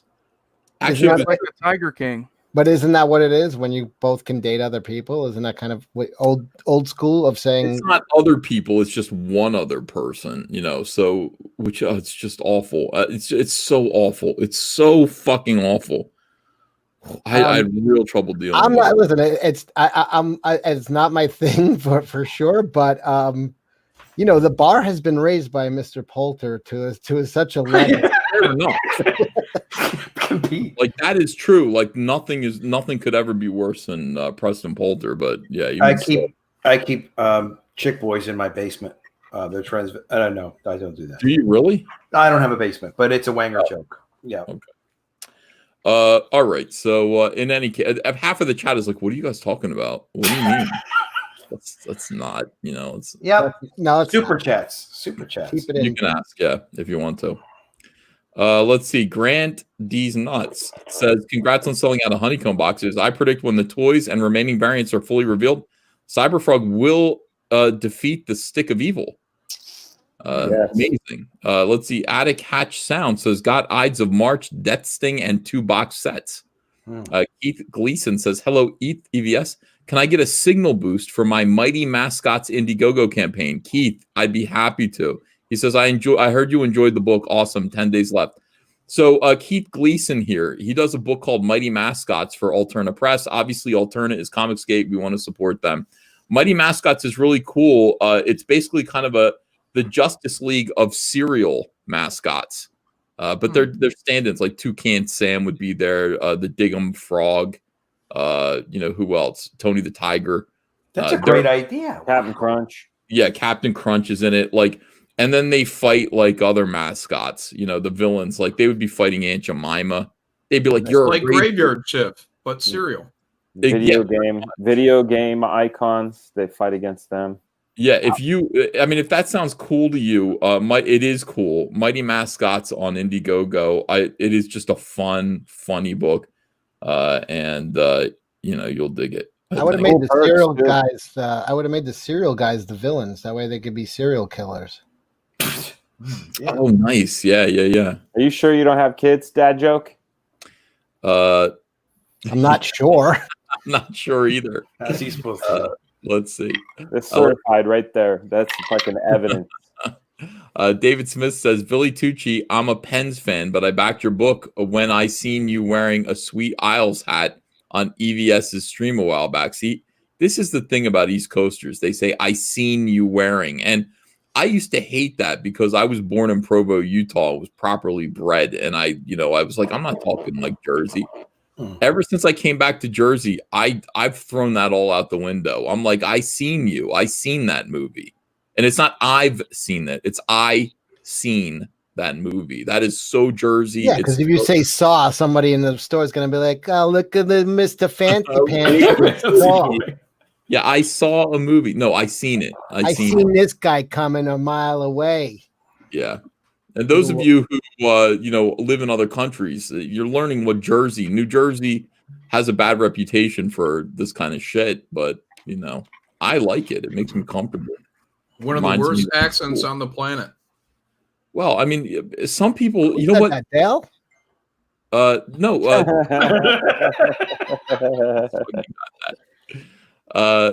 Yeah, people actually go, where are you from? Like, I'm like, I get people from other countries to go, where exactly is your accent from? I'm like, the armpit of the world. Like, what do you mean? No, beautiful New Jersey, Philadelphia, Garden State. Yeah, of course. Let's see. You should have your driveway inlaid with Comicsgate, says one slick dude. That's not a bad idea. Kimberly Moriarty says, if Battle Maiden Knuckle Bomb 2 gets to 40K backers, we get an acrylic standee. We got to do something about it. Does Kyung hate me or what's up with Kyung? No, man. He's been largely incognito. I asked him direct. We were on, I don't know if we were on Dan's stream or we were on Eric's stream, but I'm like, why are you not out there? And he just wanted to see what he can do on his own first. I'm like, all right. Well, this is what he can do on his own. He can not do as well as his first book. So Kyung, come on back to us. Let us help you. It's okay. Not everybody. This is the thing. We can't do anything alone. We all need each. Is there a song like this? There should be. Some time in our lives. Yeah. We all have friend needs. We all have sorrow. Doom doodle doom boom. Your eyes. And know that there's always tomorrow. Lean on me. And also the Stones said, sometimes we need someone to cream on. Wasn't there a Bob Seger song about friends as well? Darth Megatron says it best. He said the X-Men got to stick together. What's that? The X-Men got to stick together. 100. These guys are stop going freelance. Can you just join the community? can you just put aside your the fact that I make you sick, and could you jump? I don't think it's that. I think it's just wanting to know that, like, all right, I don't have to, but it's like you don't have to, but you're wanted, and it's you earn the position, you earn the. I just figured he was busy. What would you do? I don't know. I hope I didn't. Unlike the rest of us, small stream. Kyung is work focused. He's fantastic. Everyone loves his work, And I'm not. Hey, Cecil's I not. get high with a little help from my friends. Yeah, that's another. I'm a workaholic. I do get high, and that proves that I don't have any friends because I've asked all of you guys for drugs, and none of you. You haven't. You're too far from me. You're too far from me. I was coming over your house on Christmas with your entire family over. You think I'm going to bring drugs and fucking get you high and like? No. You bet. Hey, so if you live that close to me, you better, or my family will look at you sideways. Where are the drugs, Cecil? Are you holding? You've never directly asked me for drugs, but you have asked the entire audience and the chat for drugs on numerous occasions. That's what narcs do. You got drugs? You got drugs? You holding? Hey kids, you know where I could find drugs around here? You know where I could find some mushrooms to inject? If only you were something that would attract attention to you, then people would know that you're interested in buying drugs. The pain of my life is just unbearable right now. I really need some drugs to help me get through the agony of my existence, in which I make $1 million for drawing a frog. Yeah. So I guess I'll take ecstasy. What do people take when they're spoiled? No, don't do ecstasy, man. Don't do it. Little Molly? Is that what Don't I do want? it. Stay away from that. Yeah, guys, just smoke weed. Thank you. Thank you, John. Exactly. That was weird, John. How did you do that without moving your lips? I can also speak out my ass. Incredible. Yeah, guys. Yeah, guys. See, that's seasoned. Like, John is seasoned Comicsgate. Like, he just busted that shit out real quick. That was beautiful. Let's see. Trevor Bruce says Santa Bunny. Santa and Bunny. That's me and Dan. Dorby says, congratulations, Sunbeam. I was going to invest in more boxes, but I guess others had the same idea, and I only got one. Prediction, $600 to $1,000 on eBay. Yeah, I honestly think I could have sold these for a lot more. Lord J. Bama fan says, I bought 7 boxes, Caesar. Yeah, see what I mean? See what I'm saying? A lot of people, though, bought it on a leap of faith. The big majority was when you're getting 2 books in it, but I promise you're going to get more. Now it didn't take much. Now it was packed full of, it was wonderful things. Yeah. So you had a lot of people that just had a lot of faith in you. I had that FMO action happening, man. Like, wait, what? Oh, I gotta buy that shit now. I was one of those fools. That's what happened today. FOMO happened today. It was terrific, man. There was a lot of FOMO sexuality. People were like excited about it. I missed out on the Jay Lee poster. I didn't know it had like a time limit. Andrea threw them all away because she got sick of sending them. I burned a whole pallet of them. Jeez, man. Don't talk like that. You could have sent me one. Shoulda. You could have sent me drugs. I don't know. We're both disappointing each other left and right. I don't know. We don't want to be in the poster business. That's what we decided. It's too hard to ship posters. People get upset. Did you really throw them out? Yeah, of course. What are you going to do? What am I just going to have posters? I'm like, I have 2 of them on my wall. How many more do I need? Sell them on Wait, do you save mine though, right? No. You were supposed to save me 1 Salamandroid. Oh yeah, that's different. With the Salamandroid poster, fucking expensive. I'm not throwing those away. All right, good. Yeah. Why'd you save him one? I bought the Salamandroid. What are you talking, Cecil? You can have a Damn, I've never heard your voice go that high. Cecil. I already have. Holy shit. I already have the Salamandroid. I wanted the Jay Lee one.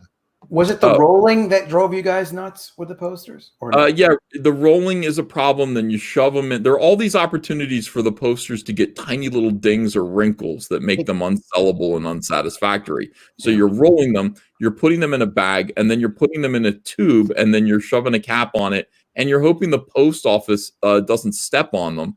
Yeah. And we end up replacing them so many times that it's just like not efficient. It's not efficient. It ends up costing us more money than we make, and it's just a pain in the balls. But if Cecil wants to come over and get a poster, you know, do you have a Jay Lee anymore? Or you threw them all out. I probably have a couple that you're using as coasters. No. You know what it is? Andrea kept a bunch of them for Ava to draw on the back of them because they're big posters. So you spread them out on the table, and Ava's got her markers. And she's going to town on the back of the. But I'm sure we have some over there. So fine. Look at this guy. He's coaxing me over. Bring mushrooms. Bring mushrooms or something. You know that's entertaining. I'm gonna try to come by maybe in August, late August. Are you serious? Are you really going to? Yeah. Oh, sweet. Okay, cool. Yeah, we'll make a weekend out of it. Okay. So okay, let me see what else is going on here.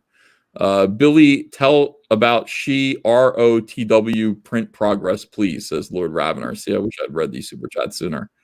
Any chance I could get my hands on a CyberFrog 3D model as a test proof of concept for the video game I'm working on that can feature Cecil and Silkworm and eventually pretty much any Comicsgate character, says Harry Bergeron. I would say go ahead and ask 3D Robin and tell him that I gave him my permission to do that. And that would be fine. Be kind of fun, actually. David, wait, that was Harrison Bergeron, right? Did you see the art for that? No. Oh, did he do the one that I like with the Salamandroid? Like it's like a side-scrolling punch 'em up. No, that was 3D Robin, wasn't it? No. There was another one that looks more like animated, like it's. This wasn't a side scroller. This was like a full world one. He did. It had, I think, it had me and some of Jawbreakers in it. I haven't seen it. Harry, please send that my way. I'd like to see it. And I'll show you the picture of my face he sent me. I'll share it in a minute. Hold on. Beat him up, not punch him up. So sorry. Michael Boero just became a new member. Thank you. Write to Andrea at the address that you'll find in the community tab. She'll send you some trading cards. David Bowser says, I just got here. What the fuck? Are you bisexual or Rocky? Shit. Let's see. Lord Ravner says $1 million stretch goal. EVS wears Flint Flossy mustache. See, I just don't think that's a good idea for several reasons. Too fat for the straight jacket. Said, hey Ethel, you should get on a Flossy vid. You can show off your big black badonkadonk. Who's Ethel? Sean Tillman says, EVS, did you get your pallet of water today? I did get it. It was a disaster, but why are you getting a pallet of water? Yeah, why so much water? Survival. He's a wise man. Huh. Wow, that is really good. Whoa. Yeah, that was the video game he's working on. Wow. Amazing.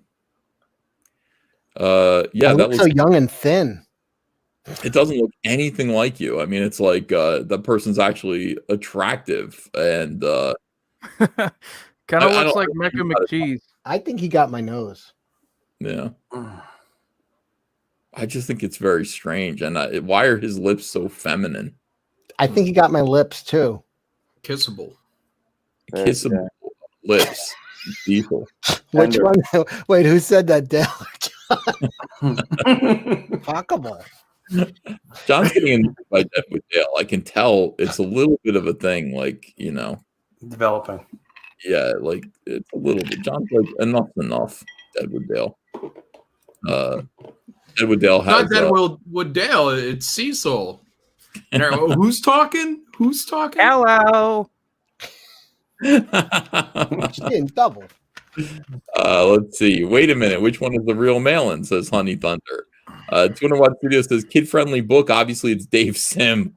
No, it is not Dave Sim. This person is, as far as I know, untainted by any kind of scandal whatsoever. I mean, they're just, not a groomer.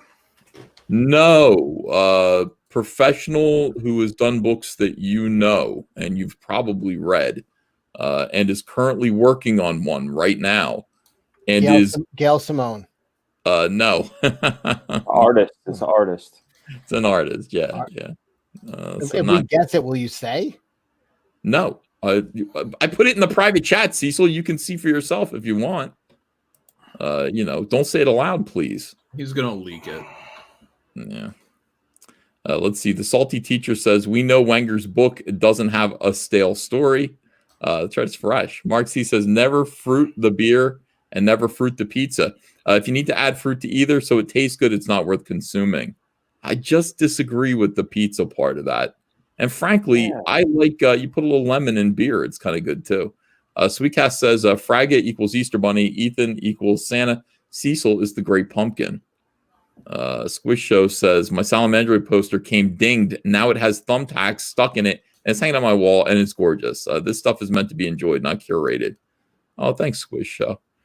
Dex Luther says, EVS and Cecil as swimsuit babies on a pool stream. Swimsuit babes, not babies. Babes. Ronnie Schreiber says, mail-in the shipment that went to Pittsburgh finally arrived. I'd like to drive up to Fowlerville so you can try some of my cannabis. Cool cat. Why do you get drugs? What the fuck? I don't have that. You're not going to drive to Pittsburgh for drugs? No. He's saying he wants to drive to Fowlerville to have cannabis with me. No, thank you. I mean, I appreciate the offer, but I'm not Dan Frega. I smoke once in a while. So, Dan, do you smoke every single day? Secrets, bro. Yeah, he does. I'll answer for him. He does. He's been sitting there with a grin on his face without saying a word for 45 minutes. The answer to that is yes. Yeah, it Smoke is. weed every day. Yeah. Hey. Smoke weed every day.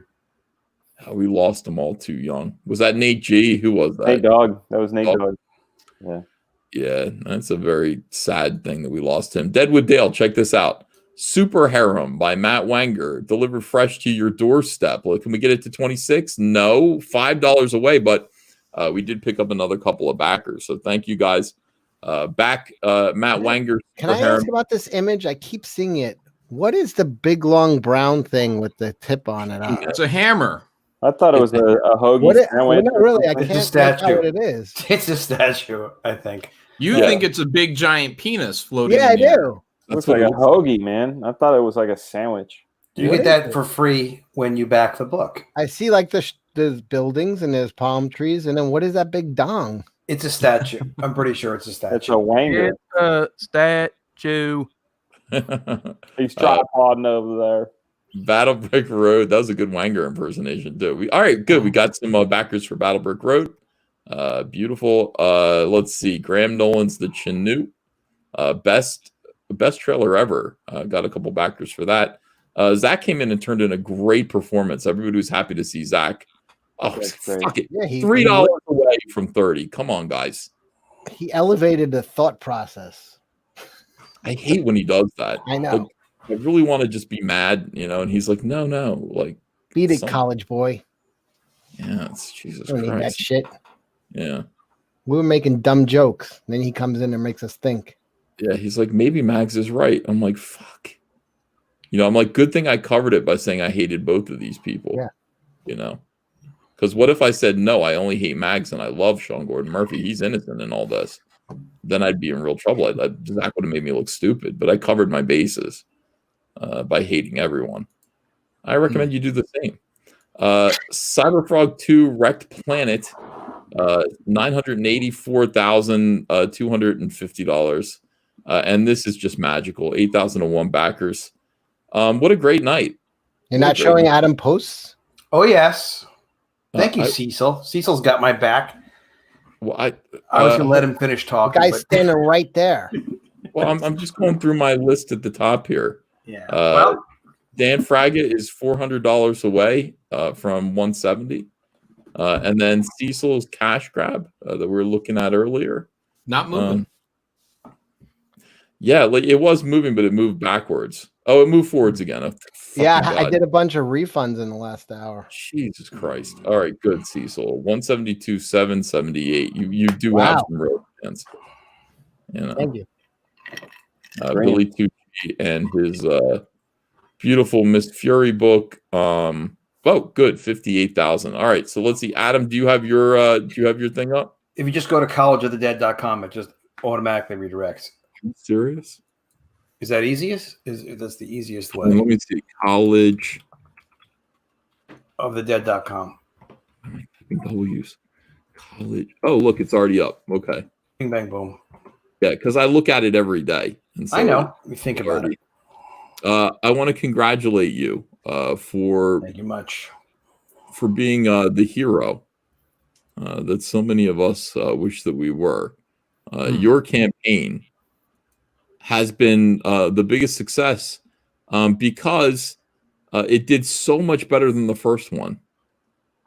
Yeah, it's really running like 300% of the first one right now. Well, it's pretty easy to figure out. Look at this. 41,675 is your total earnings, which means that the other one earned 11,000, and now you're at 40,000. Exactly right. And that was when Edwin and Smiller were talking shit too. Remember that? Yeah. That actually wound up helping a little bit. They probably made me like 4,000 or 5,000 on the campaign. But I shipped the first book, so people got to see like, oh, this is pretty cool. And then I upgraded this book. The story continues. You have an opportunity to get the first book and get the current book, and the new book is full color. The printing came out great. Shipped the book on time, and I overprinted, which is what Ethan suggests. But I've been in publishing a while too, so I knew like, hey, I sold twice as many as I did on the first book. Over time. So on the new book, I knew like, hey, just overprint. You'll sell them out eventually. We're already working on the next one, College of the Dead Spring Break. So that one will come out as soon as it's done in a couple of months. So it's worked out real well. And now, since it's in demand, I'm shipping them immediately, which is very amazing. Cool. Let me tell you something. I got mine the other day. I'm holding. Oh, did you get it? Oh, I didn't. I'm opening it right now, actually. It's an amazing package. I got one of the biggest tiers, I think, because I can't believe the number of books that I got. Yeah, you did get a big package. You're like, you went for the highest package, so we packed up everything. I got 2 art books. I got both of the series. I got Ashcan. The making of book. I mean, just a lot of stuff. Really fun. Perfectly, like very carefully packaged. I know with Cecil ordered the regular book, and I think I also put in the making of book because I wanted Cecil. You did. You threw in a couple extras. I appreciate. Oh, good. Yeah. I wanted you to see the making of book because it's got the full script and the rough layouts. And to me, the making of the comic it's just as cool as having the comic be like finally made and come out and make a profit. It's just very cool seeing the creative team come together and adapt the script, and then you give feedback and. It's a hell of a process. So I really love just making the comics. That's the one thing it's literally impossible for me to add that to Cash Grab. There will be no making of. You're not making it. Right. Making of, it's just you sitting there like a photograph of you on the couch, passed out drunk. Time lapse of emptying bottles, just bottle after bottle. Yeah. Oh my God. But I was on with Lucius. Yeah, you guys know Lucius. He does like all that crazy Cecil fan art. Oh, that's who Lucius is. Okay. Yeah. He does, just an unbelievable amount of fan art this guy pumps out. So he's like, come on my show. So that's why I left before. Of course I would go on. And what the fuck was I saying? Time lapse. Oh, drinking. The drinking. We were talking about the drinking on Saturday night. I went out for a bottle of booze when I was going on air with John and Anna, and like Sunday morning, I looked at the bottle and I was aware that I bought this last night, and I was like, "Holy shit!" Yeah, I just drank a bottle of rye in a fucking night. Like that's probably not good for you. No, that's hardcore, man. But here is oh, nice. There it is. Beautiful looking. That cover is great. Yeah. Hold on a second, Cecil. Let me give you the whole screen. Here. Gorgeous. There we go. Yeah. Pull it back. Let me see. I mean, it's a beautiful book, guys. And if you back at a high tier, there's a whole package, a whole stack of other books that are, you know, incidental to this. They're supplemental books that are just so fun. Looks like you have a good time, Adam. Not my proudest step. It should be. It should be. She's pretty hot. Yeah, no, I love making the books, and to me, it's exciting, and you know, there's a lot. I'm working on a lot of comics projects, and I was working with a couple of things I'm working on. Well, we just started with epicmermaids.com. That's this new series, The Mermaids. That one's actually completely done. We're just doing the sign up phase now. We're launching it soon, but I have a couple of superhero characters Fish I'm working top on. or bottom? Fish bottom, and all women, all women. It's Nice. Game of Thrones with mermaids. Look, all you gotta do is you simple. take a flashlight, you cram it up their egg chute, good to go. Bing, bang, boom. Jesus. Bing, bang, boom. It all comes All right, out. Uncle, I got to head on out Put here. thought into this. Yeah, I want to head on out here. I just want to thank you for having me on tonight, and congratulations. Your campaign is just kicking ass. Absolutely kicking ass here. And I want to thank you for being here with us tonight. I appreciate your presence. Your YouTube channel, Deadwood Dale, is one of my favorites. It's up there with Geek Chorus. It's up there with Camel Moon. Very entertaining Comicsgate content. I recommend that everybody go over there and subscribe to Deadwood Dale.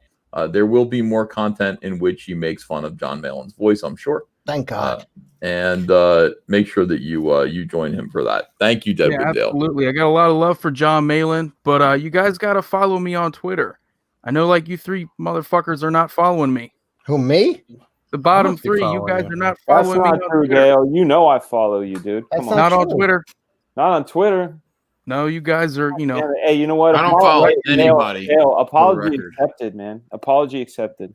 But Am I'll I some follow kind you, of joke Deadwood to you Dale. guys? I don't I'm gonna follow Deadwood Dale. Just keep an eye on him.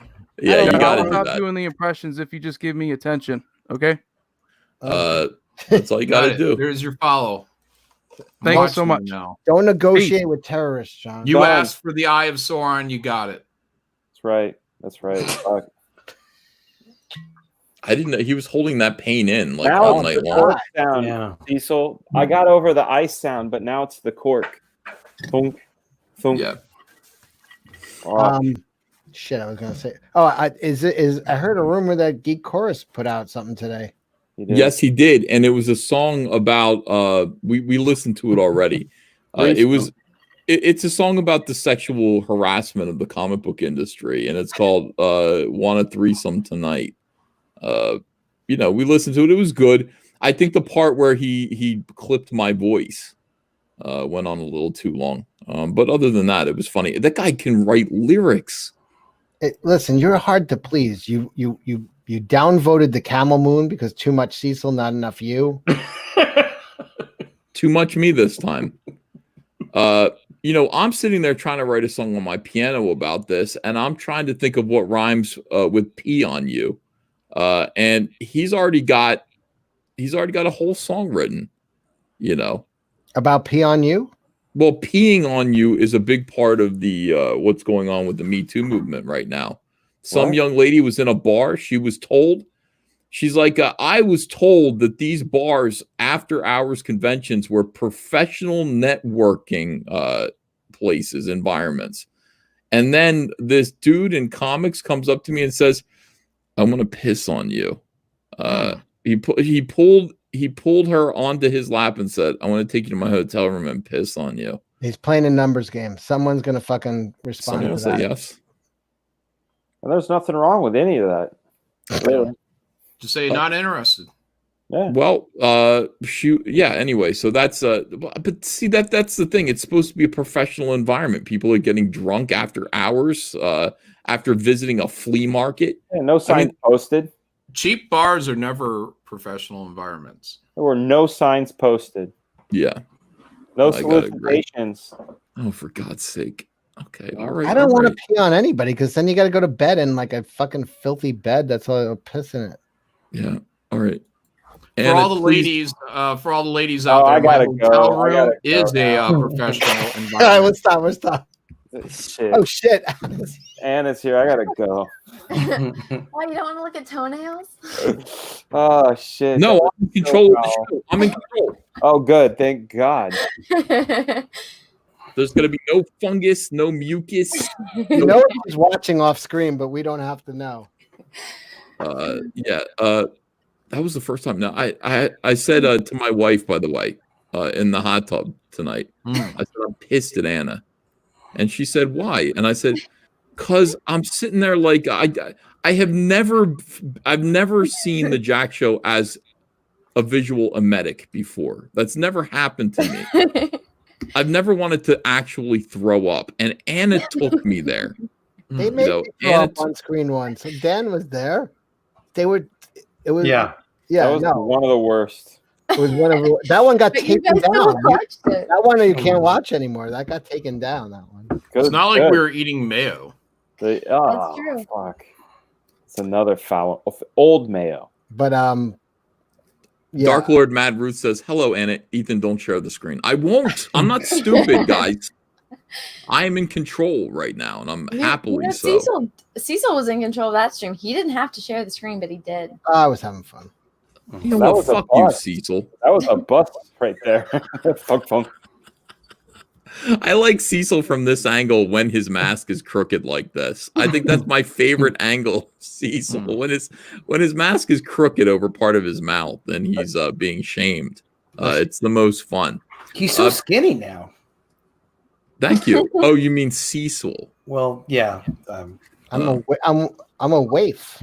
What does that mean? A skinny little thing. Like Kate Moss. Yeah, Kate Moss. Karen Carpenter. That could be. Although Calvin Klein's newest muse is no Kate Moss. No. More of a Lizzo. Yeah.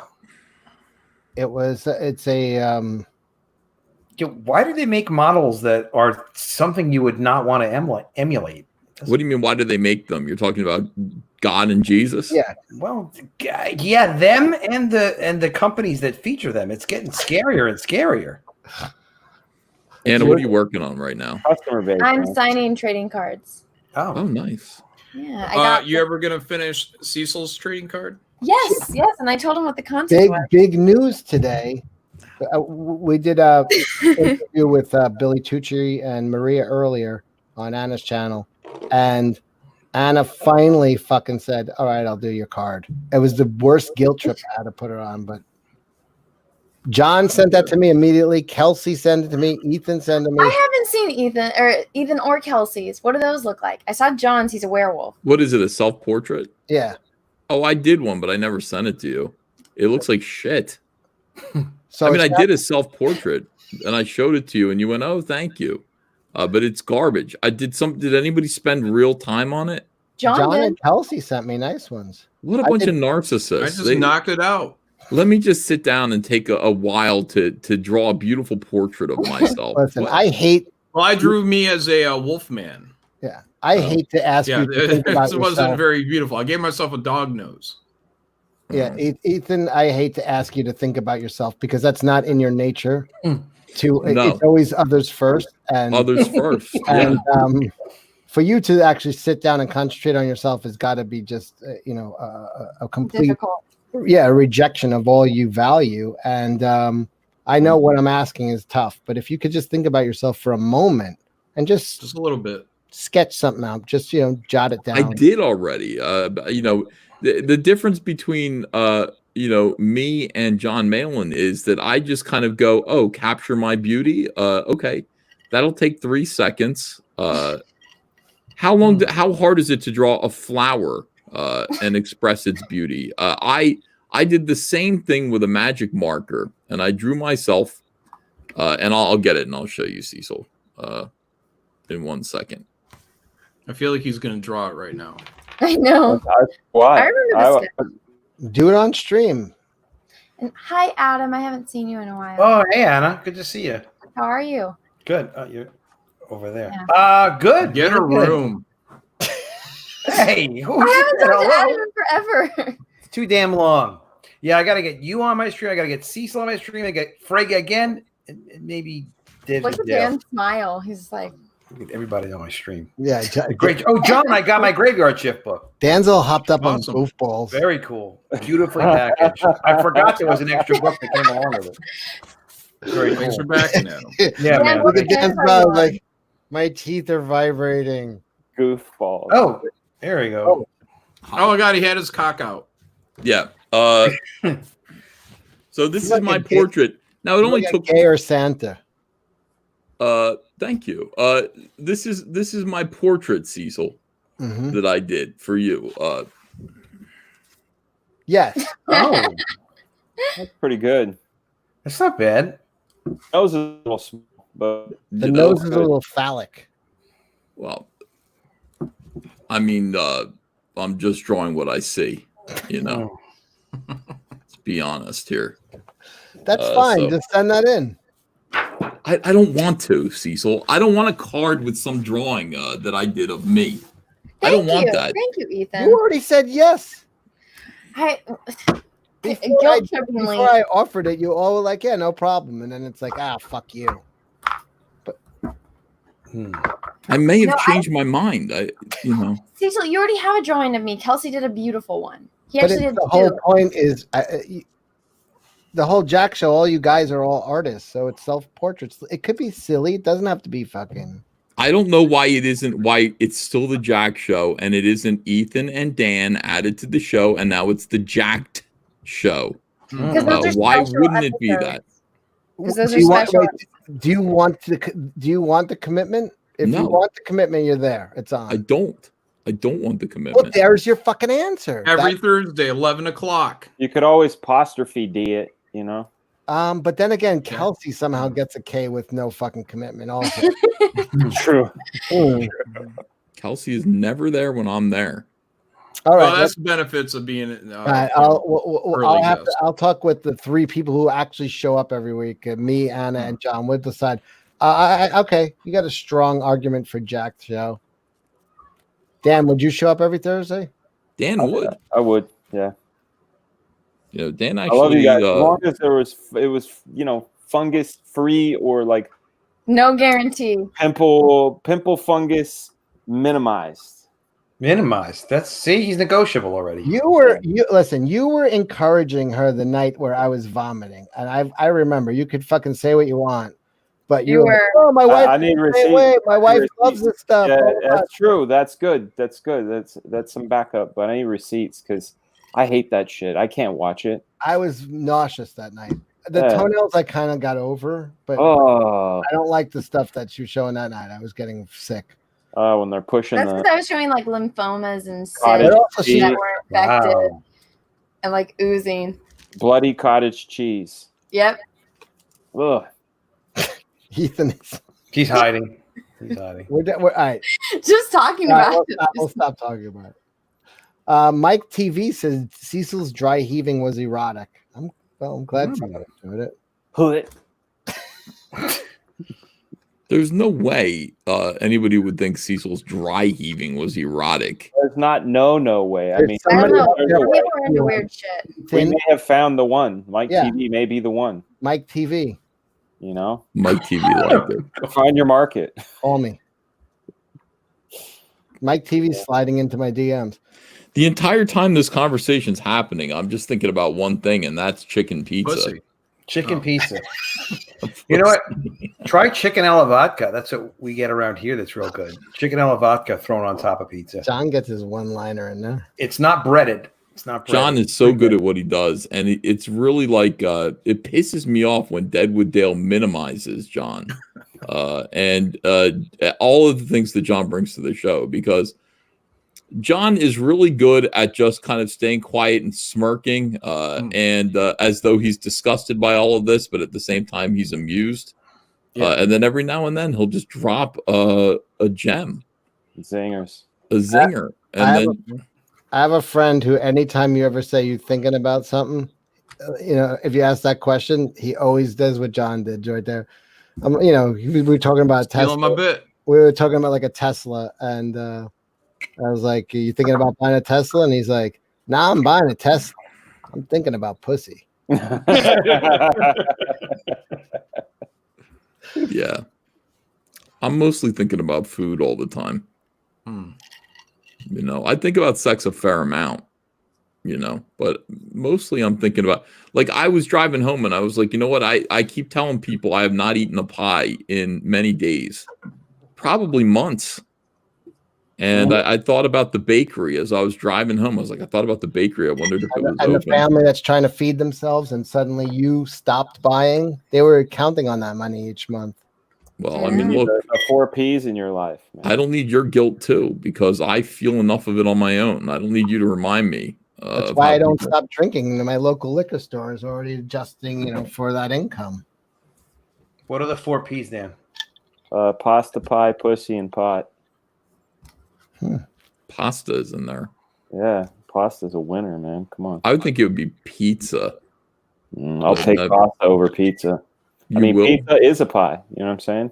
So throw it in the pie category. What about the 3 Fs? Fuel, frogs, effing, and food. Yeah. I mean, I love frogs for sure. For sure. Like an Ethan style. I like frogs too. Today I had a big trauma because I woke up, I went outside to look for the frogs in the field. By the way, I think this frog is squished somewhere, and I don't know where he went. No. I went in there, and there was a frog, and he was active. He was like, rah, rah, rah, get me out of here, right? And I'm like, I'm here to help you, you know? And he saw this, and he booked. No, sir. And he's probably thinking of that chimpanzee. No, not the chimpanzee. I know what you're talking about. It was. I know what you're talking about. Yeah. What if it's underneath that pallet? I don't want to be your fleshlight. With a pallet of water. Underneath the pallet of. No. That's in the garage. Like you know, we're talking about How the come swimming. I thought we were gonna get a live stream out of that, man. I was like waiting for it. So did I. Really? Yeah, you said last night, hey, tomorrow, guys, tune in for the water delivery live stream. I'm like, fuck yeah, I want to see this pallet. I want to see how it turned out. There's a whole ordeal. There's a pallet-shaped hole in my soul right now. Well, I mean, don't say that. There's a pallet-shaped hole in his driveway right now. There is. I heard about that. So this, I will show you, since you're so curious about the pallet of water. I'm curious. I will show you because that's why we have iPhones. Okay, so let me see here. I got to turn it up. Yeah, like full screen probably. Well, I'm just going to hold my iPhone up. All right, here we go. I want to play. All right, so there's the truck. Can you do solo? Like so we can see your screen? Yeah. Hold on. Look, there's the Mexican. Look at that ass. Yeah, and where does the pallet go to? It goes to his shoulders, right? Mid tits. Look, he's trying to bring it out. No, I didn't get him destroying my driveway. I wish I did. Here he is trying to bring that's the pallet of water right there. On a flat surface. That's a lot of water. What's that water for? For me. Survival. Thirsty. Survival. You ordered like water bottles? He ordered a year's supply of water. Yeah. So why? Because what if I get thirsty? That's He's what got a a sink bunker is for. mentality. So there it is. Like there's the water. Oh my god. Now this is how much money does that save you? Nothing. Nothing. I paid okay. This got to repave his driveway. It's costing nothing. By the way, you do have Poland Spring in your neighborhood. They'll deliver the jugs once a month or the cases of water. Or weekly, or But if we go into crazy mode, that water is second wave. You know, it's like a currency. Yeah. So here he is realizing that he's got a problem here. He's like, oh shit. Look at the size of the truck versus my driveway. You know, he's that's my driveway right here. He's thinking about backing into it. You know, it's just not a good situation. It just wasn't a good situation. All right, so yeah, because he didn't want to have to move it up the what is it, the threshold. The truth is, if he kept the water in the front of the truck when he backed up, he probably wouldn't have bottomed out. Oh yeah, like maybe that's not true, moved it all the way towards the back. Yeah. Next time. Wow. I mean, look. Next delivery. If only there was someone there with a brain. Well, there wasn't. Okay, because Andrew was inside the house. and it was just me out there going, come this way. Like, yeah, he fucked up the driveway. But let me tell you something. I got water in the garage, and you guys, you can't take that away from me. I got exactly what I wanted out of this situation. It doesn't matter what it cost. Ultimately, what matters is that I succeeded in what I set out Wait, to did do. you show a picture of your driveway and how it got No, messed up? I will. Do you want me to go show you my? I got to go take a picture of it and come back. Yeah, go take a picture. 1,872 Yeah. bottles. Who wants the over/under whether he'll be out of breath? What? No, I'm not going. You just killed it. Sweating. Cecil, You what should the have fuck? waited until I was gone, Cecil. You dummy. God damn it, Cecil. I You thought know you what I mean? I thought you were gone, but your screen froze. Oh, I got you there. Cecil ruined that whole gag. God damn it, Cecil. With his impatience. Yeah, I would have shown you the fucked up driveway, but maybe I'll show you that tomorrow. You got to punish me now on air? What? You got to now. I got to be punished now. You won't show it because I made On a joke. air. What else is Ruined it for everybody. I'll punish you on air all the time. But I will tell you this: I will go and show the driveway tomorrow when it's light out. It's dark. It's midnight. It's 11:30 You p.m. got a flash on that phone. Go take a picture. It's not going to be the same. Let's do it in daylight. And by the way, you got that Baby Yoda toy. Target canceled my 2 orders. Oh, I feel like I backed Red Rooster at this point. Like, that's how I'm feeling. I pre-ordered that Baby Yoda the day that they announced it was coming. I ordered 2 of them. Andrea goes, "Where's the Baby Yodas that we ordered?" Not here, but everyone else has a Baby Yoda. And Target, you can get a Baby Yoda pretty easily. They didn't deliver them. And she looks it up, and they canceled our orders. For what? And here's the other thing. I ordered the real good prop, from Sideshow? Yeah. Me too. Did it cancel yours? No, I better get mine before you get yours, though. I ordered The entire chat is turned against me since I talked you out of going. To see the hole in the I'm getting refunds on Cash Grab. It's unreal. I'm reading the comments. Fuck you. I'm sitting here, and you're like, "What's the over under on him being out of breath?" I'm not going to go. Have you ever made a fat joke about Cecil? I'd come in here and I'd be like, and you guys would all be laughing together, and I'd be like, "What's so funny?" I'm reading the comments. Jabba the Cook says, "Kill Cecil." My top comment right now on my fucking Indiegogo. Please refund me, you fucking asshole. I want to see the divot in his driveway. I'm like, and that's from RT Bear, right? This guy had fucking like one of the highest tiers. I can't believe it. Now he's got the biggest tiers. Let me refresh the comments. 3 more. No, what did Art really did say something. If I got one of those hot show Yodas, I would immediately make a video called "Will It Blend?" and I'd get my Vitamixer out and just see, will it blend?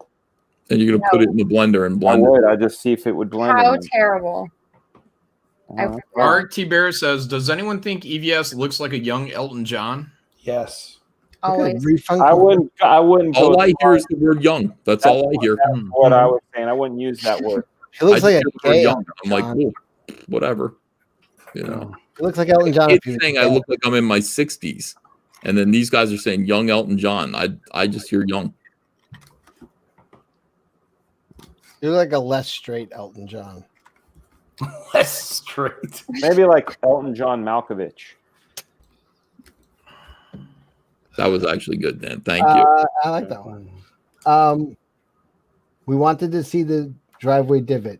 My whole day was leading up to this. I'm reading the comments in my Indiegogo. My whole day. Oh, fucking day.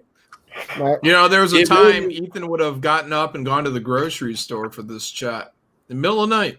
You know what? Yes. That was a hungry, angry young man, a guy who had something to prove to the world. He might. He just sold $80,000 worth of honeycomb boxes in the last. Now he's just hungry. 14 hours, and now he's like. There's going to be a training montage video for him prepping for the next time he's got to take a picture of his driveway. Oh my God! I'm refreshing the comments. I'm refreshing the comments on the Indiegogo. If I ever meet you, you will need plastic surgery for the damage I will do to your fucking fat piece, you fucking asshole. I wanted to see the divot in that driveway. Please refund. Signed, Mom. You're your own worst enemy, Cecil. Flash, do you want to come in, Flash? Or you just made said, Yellow Flash wants to come in. I I'm got gonna make a spot. I'm making a spot. All Back right. College of the Dead. Great being with you guys. Congratulations, Ethan. Anna, great to see you again. Briggity, Cecily, Melanie, boom. Unbelievable. Have a good one, Adam. Flash. Yeah. Savior of the See, universe. now it's complete. Now you have an anime avatar in here, so we're all good. Finally. Diversity. Yellow Flash. Yeah, you gotta have diversity. All diversity. Everyone hates Cecil tonight. What did Cecil do? I hear he did a disgusting stream the other day. I made a simple joke that when Ethan was going to take a picture of his driveway, and I said, "Will he be out of breath?" When He walk blocked him. Yeah. Ooh, I made it to the top row. That's where you belong. Everybody said on Saturday Cecil had a disgusting stream. What did something happen? What happened? You guys got taken Look, down wait, 2 times. look around the panel, Flash, and look who you would least suspect for fucking the disgustingness. Me. Anna? Yeah. What did you do, Anna? Show butt crack? No, I made them watch the Toe Bro. Oh God! I don't even know what that is. Toe bro? Don't ask. Oh my God, let me show you. Don't ask. Don't ask. Let me. No. This is the real case of don't tell about the fudge. Oh my God! The Super comments big, on that nasty, video are infected insane. toenails being clipped. Getting cleaned. This was somebody who had a character in the book tier. That's one of the highest tiers. Please refund. I don't want to be associated with you, you fucking cunt. What did you do, Cecil? I wanted to. I'm reading the comment. Here's what happened, Flash. I'm gonna refund Cash Grab too. Do it. I think you should. Here's what happened. So, you know, a Mexican broke my driveway today. Like he slammed his truck into it. All right. And allegedly, we haven't seen the evidence for this. So I wanted to show people the evidence. Cecil's like, why don't you go take a picture of your driveway, come back here and show it to us? I said, oh, I'd be happy to. And I'm getting up to go do it. And Cecil goes, what's the over-under on Ethan being out of breath when he comes back here? And I heard it. That was a funny joke. That was a funny joke. So I went, Flash laughed at it. Who's the ass hurt pussy that got mad about that and refunded? Oh my! So many people want Ethan. That's a super fan. Everybody has a right to be angry about that because it would have been funny and Cecil ruined a joke. And I would have come back here like this. I would have been like, Is Cecil sober? what's everyone laughing about? But Cecil ruined it. Now, you could just ask me to go get a drink and I'd come back out of breath.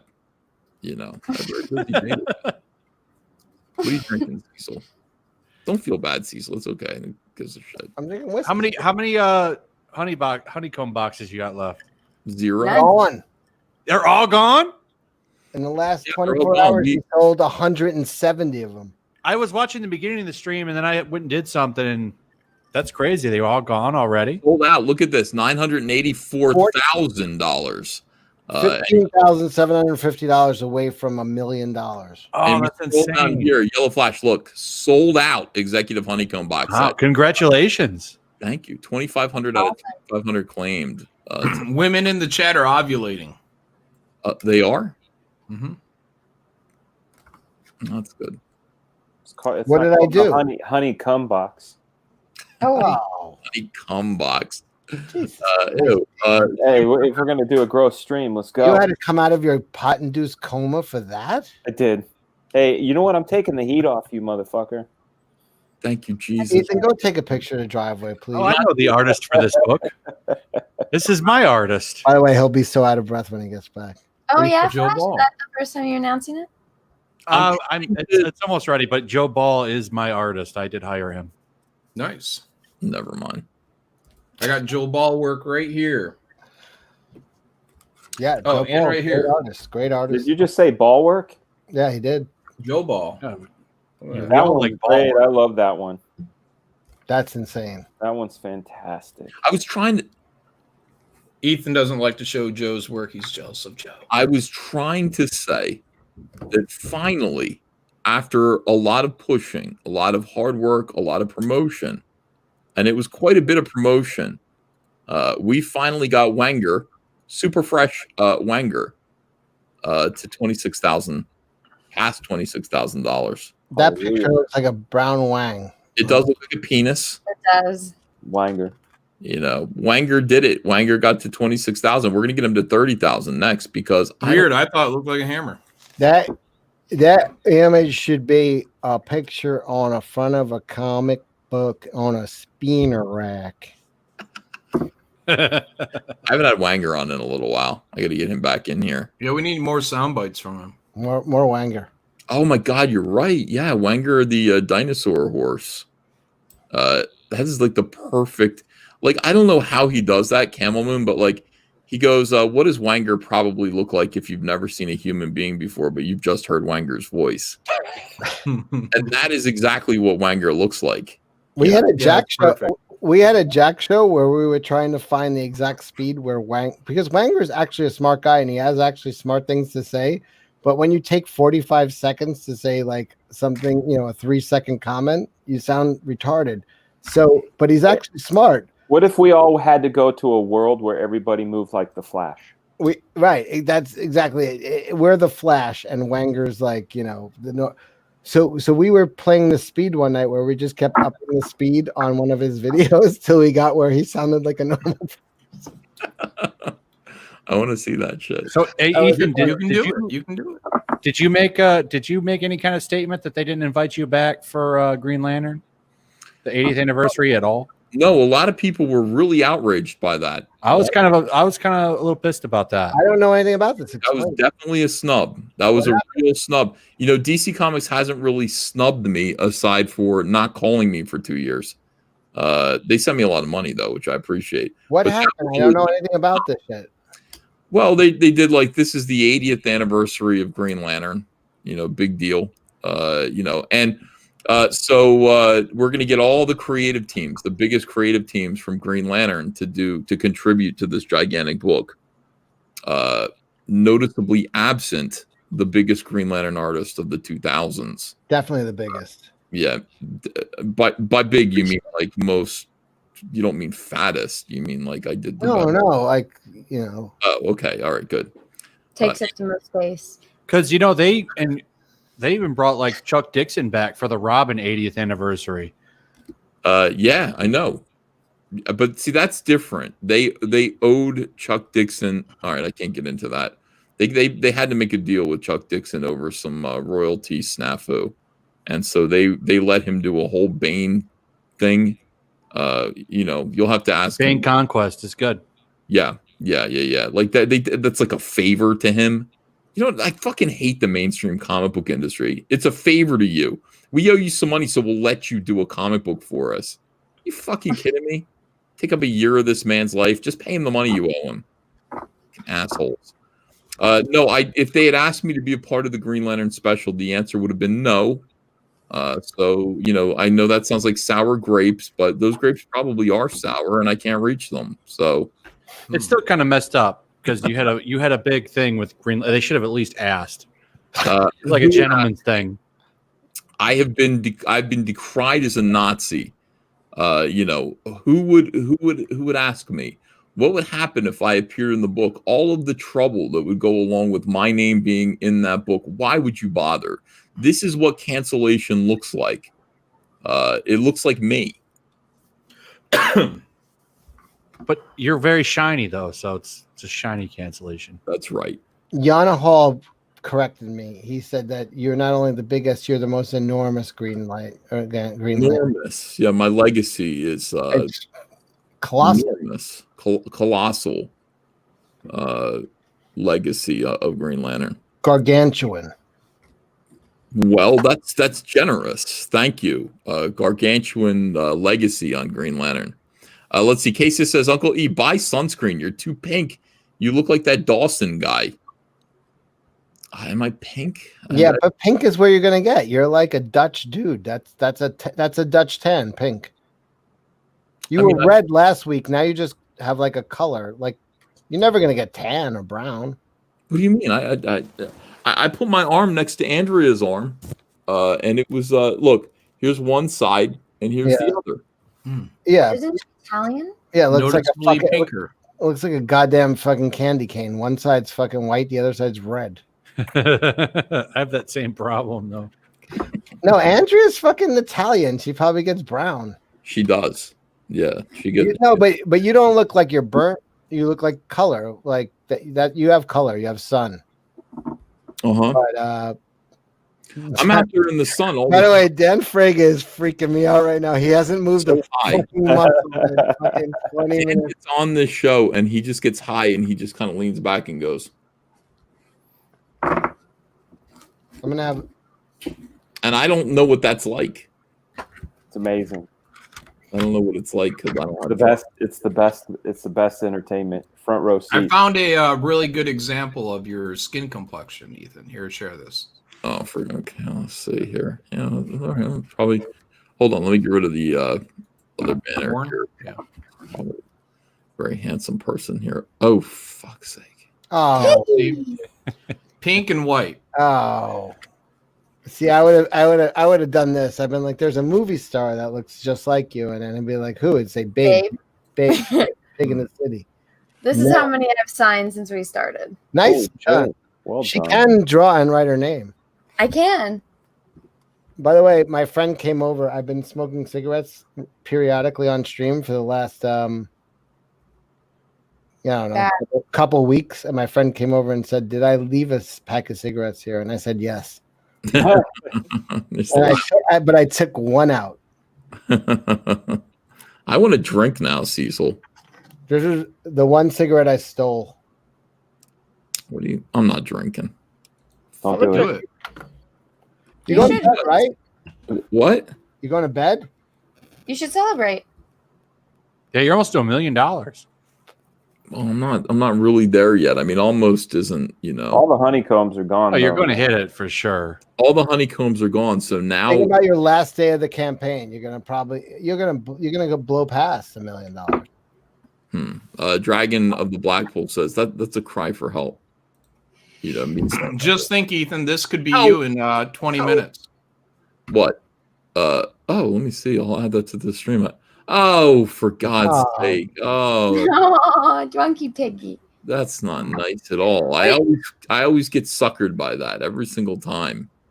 John Malin, why are you wearing Ray Charles' sunglasses? Because I'm cool. Ray Charles is never gonna miss him. He's gonna. This is Ray Charles looking for him. Ethan, look at I have a stuffed animal of you. This is Ray Charles looking for them. I'm blind and I'm dead. Oh, that's right. Oh, it's a nice piggy. It's a piggy. Yeah, a lot of people are very angry at everyone who's against me. A lot of people are very angry with everyone who's against me right now, and there are quite a few of you. And I want you to know that my subscribers, my fans, are not going to tolerate any of this shit. By the way, can I just say my favorite scam of all time? And I love scams. I love hearing about scams. Are you talking about Max Visaggio? No. Back when like mini pigs were like a trendy thing to have a mini pig. Oh my God. There were a group of fucking people who just had regular piglets and said they were mini pigs and they were only going to gain like 5 pounds. And then the people were putting online on like Facebook, like, my pig is like 300 pounds now. I was told this was like they just sold regular piglets to everybody. I like that. There were like 300-pound pigs in their fucking apartment. Like, what the fuck is going on? It's a miniature pig. That's my favorite scam. Yeah. So what's the bet on how soon Sean Gordon Murphy bends the knee with a statement? So Zach came in here and said that he should because frankly he was wrong. Max had a point, Zach didn't bring it up, but he said in other streams he's done on the subject, he said that like telling somebody they're great when they're not is actually a fucking cruel act. It's an act of cruelty, and everybody would listen. But he got Me Too'd for being nice to Max. What happened? But if you're in Sean's fucking view, I'll take his playing devil's advocate to his point is these people can fucking cancel you in a minute. So I'm going to cozy up to the person that will give me like put a force field around me from fucking any bullshit. So that's his thought process. Her thought process is this fucking guy was using me as a force field. But why was he using it as a force field? Because you could hurt him. You know what I mean? So everything's. I'm saying, like, Mag should ask herself the question: why is he using me, and why am I a force field? Because you're a danger. You know what I mean? You're actually a threat. Like, you're a threat to a guy trying to fucking make it in this Not industry. anymore, though. Now Vita Ayala is. Yeah.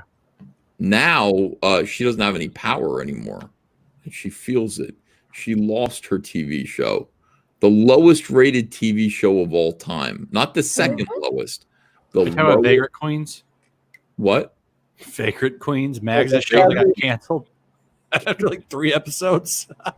The lowest rated show of all time. And it was canceled. And when they canceled it, they didn't even, it was in Variety that it was canceled. And they didn't even say Mags created it. They said that the showrunner created it. She fired her agent, but that agent is the greatest agent of all time.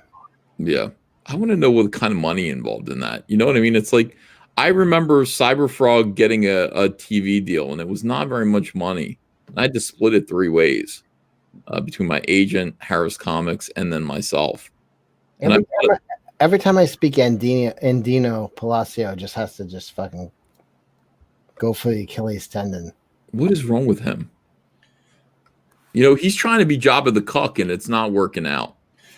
You know, Jabba the Cuck had some problems for a little while, but Jabba the Cuck is back and better than ever. And now some of you, Bob Bug with One Eye is King, you ain't nothing.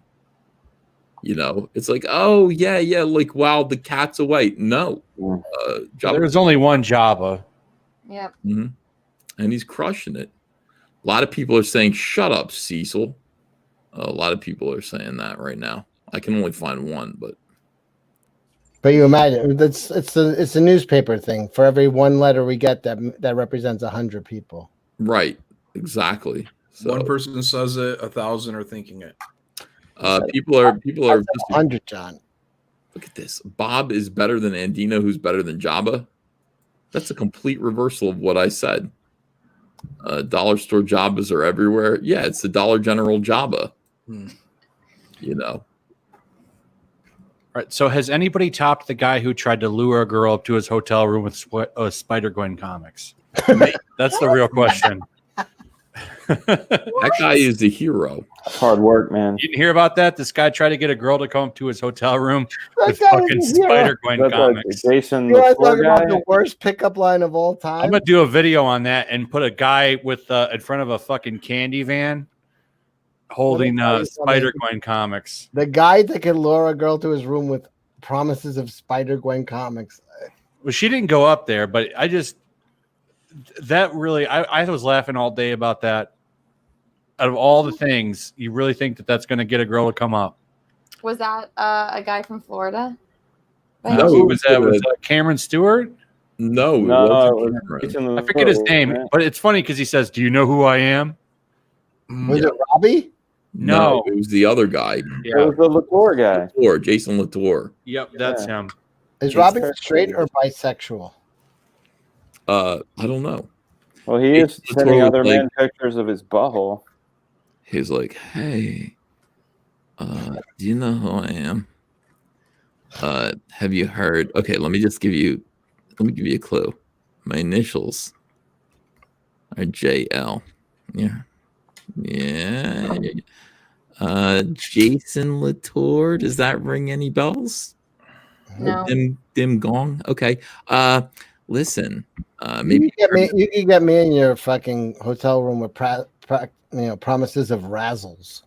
Yeah. Listen, I maybe you've heard of some of the comic books that I've written. I've written a comic book called Spider-Gwen. It's Gwen Stacy, but like she's Spider. Yeah, now you're warming up. Now I can smell your juice. Oh. Well, you think you would say, have you seen Into the Spider-Verse? I invented that character. Are you missing any back issues of Spider-Gwen? Are you missing Spider-Gwen number 3? You are? I have it upstairs. It's no. So this guy's going to cons and bringing his personal issues of Spider-Gwen to lure girls up. So he's done this before. He's going to every con with issues of Spider-Gwen. What girl is going up to a room? A smart girl would be like, "Are they slabbed?" Here's how you get a girl to your hotel room. I have cocaine. Yeah. How about cocaine and Spider-Gwen? Ooh, now that's a lethal combination. Or you say you have puppies.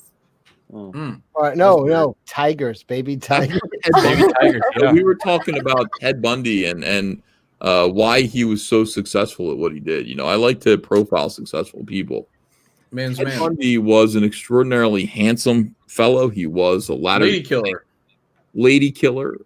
People have referred to him as. Ted Bundy would go and he'd say, "Hey, my dog crawled under my car. Would you help me?"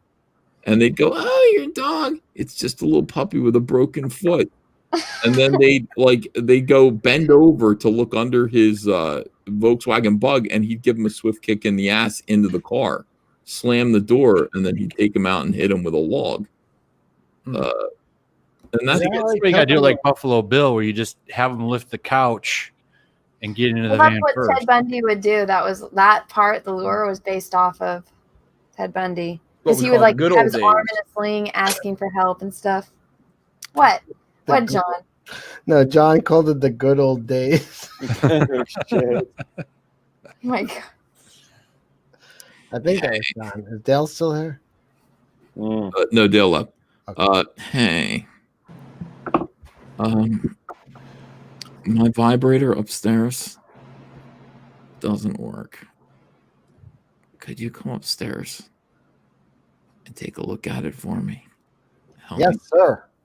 Help me fix my vibrator. Would you like to come upstairs to my comped hotel room? You know, they comp hotel rooms for big stars in the comic book industry. Didn't pay a thing for it. Draw your own conclusions. Rockstar. Would you like to come up to my hotel room and let me lick between your toes?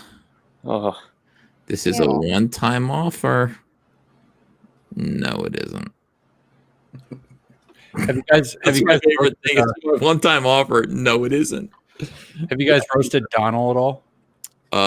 No, we're trying not to talk too much about Donald out of I like Donald. I like Donald too, but still, there's some pretty funny shit there. But I was saying before, bad. I was saying after Preston, it's hey, he's handling it better than Preston Poulter. Look, I don't care how you want to live your life, but how you handle things matters. Like, I didn't even go hard on Preston until he started talking about how he was going to sue everybody for laughing at him. Like, that to me was the worst. That was the worst. Because initially, I thought he handled it good. He was like, "This is who I am. Fuck you." And then he started to break down and said, "I'm going to sue you if you laugh at me." He lost the game at that point. So why don't you say what's up? People in the chat are like, "What's up with Donald?" You want to answer them? There's about 60 tweets of him and his wife's boyfriend. Donald was in a, what is it called again? Polyamorous relationship. But he very much loved his wife's boyfriend's pizza. His cooking, apparently, I think he was in it. I think that's what sealed the deal for him, because it was the cooking. It seemed like a lot of the tweets were like about this man's food. Yeah. Wait, the boyfriend cooked for Donald? Yeah, he's a keeper every time. Well, now everything got less weird about Donald. I thought it got more weird. You know, it's like, hey, you know what? Yeah, you're handling business with her, but dude, you cook a mean fucking pie.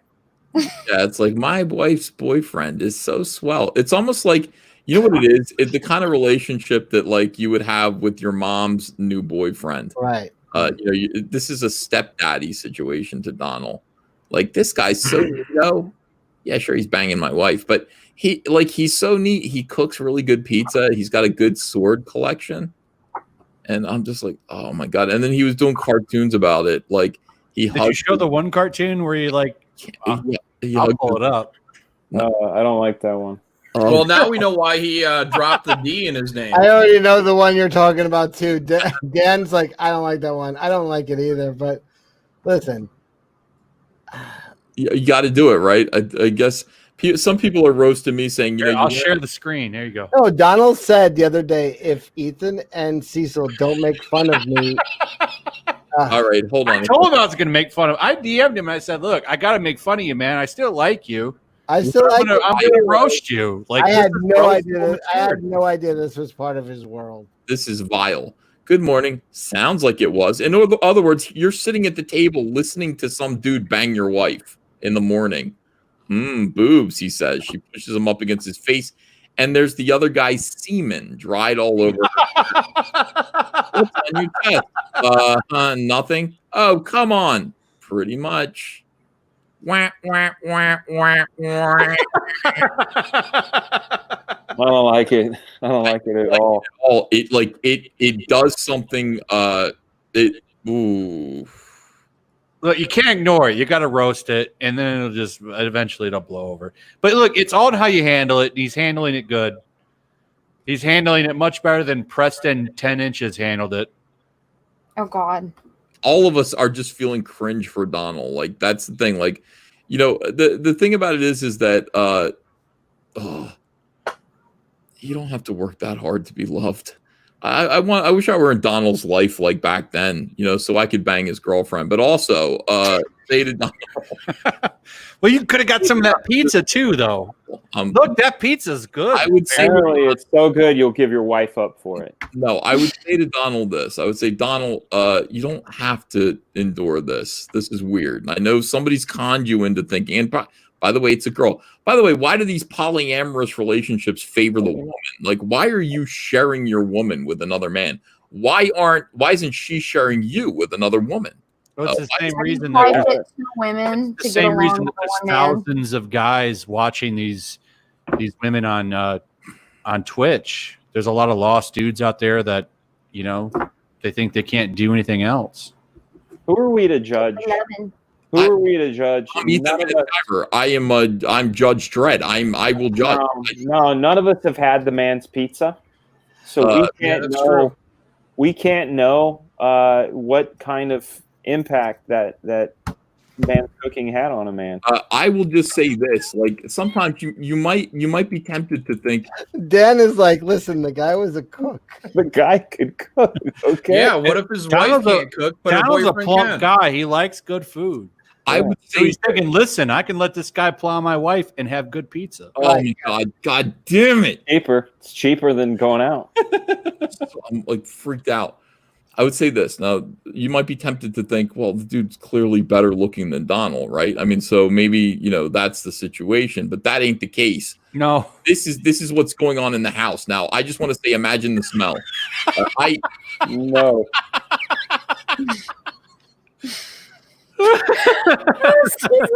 That is a mountain of a man. Did you just say Is Donald the bridesmaid? Wait, did you just say imagine the smell? I had Donald's the bridesmaid. That man can cook, guys. He cooks so good he turns Donald into the bride. In her defense, she has a type. That's true. It's not like here's the other thing. Yeah, exactly. He can't get that jealous. It's not like he's like a skinny dude. It's like, oh, a fatter dude. But he married her, and then Donald tweeted out, I guess I'm done with polyamory. You know, it's like, yeah, I guess so. Oh God, I'm like, I cringe so hard for Donald, and I just want to be like, Donald. But Donald's happy. Like, that's the whole thing. Is he miserable or happy? You get conned into that. You get conned into, like, this is cool. Then he'd be like, monogamous people are weird. No, we're not. We don't have semen on our faces from hugging our woman. No, I can't stop pull that. another thing down. I already have everything down. Well, he responded to my retweet of that comic and said that he thought it was originally dandruff or something. Or no, it inspired the comic because she had dandruff on her chest. So he said, "Wink, wink." Krispy Kreme frosting. Yeah. I don't think I don't think it's gonna hurt you too bad, Cecil. See, this guy is saying, look, the Mormon. Where is this guy? Because I can't see it. Smeg always comes back to the Mormons. Yeah, the Mormon is cringing over someone else's polyamorous relationship. LOL. What's we had 8 wives. Yeah. It wasn't like me and 7 other dudes with 1 woman. Right. We had 8 wives. What was wrong with that? See, that's okay though. Now that's the ultimate anti-cuck. 8 husbands is unnatural. It's okay to have multiple wives. You have multiple wives. Why? Because you're building a big family. So you got to. Yeah. These women are like an assembly line. You impregnate each one of them, and then when one of them gives birth, you impregnate the other one, and you just keep the babies rolling. Donald's in the chat. It's like a factory. Yeah, you're right. When it's two men on 1 woman, you're not. It's like she doesn't know what to do. And you don't know either. She turns up pregnant. And you're like, whose is it? Turns out it's Cecil's, and you didn't even know he was in the mix. I didn't even know I was in the mix. I'm surprised I knew Cecil you were in still the has mix. swimmers that are active. Donald's in chat. Let's get him in here. All right, where's Donald at? You want to see him? I could step out. Look at Flash. Stirs up this shit. Then we want to get Donald. I can't ignore it. I can go. Yellow Flash. Terrible. Anna, are you wearing pants? Anna just showed her butt. No, I didn't. I'm wearing shorts. Whatever. Okay. I did not show my butt. Well, whatever you did just erupted the chat. But you can't. I think Donald's handling it well. He's handling this shit much better than Preston Poulter. He's not trying to sue anybody. Did you get Donald the link? I sent a Donald a message, and I said he handled it well. No, I sent him a message too. I said I'm going to definitely make fun of you, but you're handling it well. When people are trying to shame you, it's always good to have no shame. Exactly. Who said that? Me. And everyone saw your rear end. And yeah, definitely. It was definitely there. I'm There's not even cheeks. kidding. Like it was for real. It looked Cheeks like were hanging out. I didn't see it. Well, feel free to rewind the video. Yeah, Miley Cyrus. Anna, you got like 30 new members to your channel from that. It's okay. No. Well, I mean, it's just. I don't People know. are thanking you. They're saying I saw plenty of butt. Oh my god, no, not even. But, Rewind screen cap. Obviously, I'm going to God, put that down, guys. Now, what if I got up and was wearing the same shirt? now I'm embarrassed. I'm gonna go back and see. Yeah. Oh god. Yeah. A lot of people are going back to see. Now she's going to turn off her camera, you dummies. Oh my god, did I really? Yeah. No. No. We move on. We move forward. I did not see it myself. I don't want to talk like this about Donald, but I also want to talk about Anna's ass because I'll get in trouble for it. So, Donald has so much D in his life now. We know why he dropped it in his name.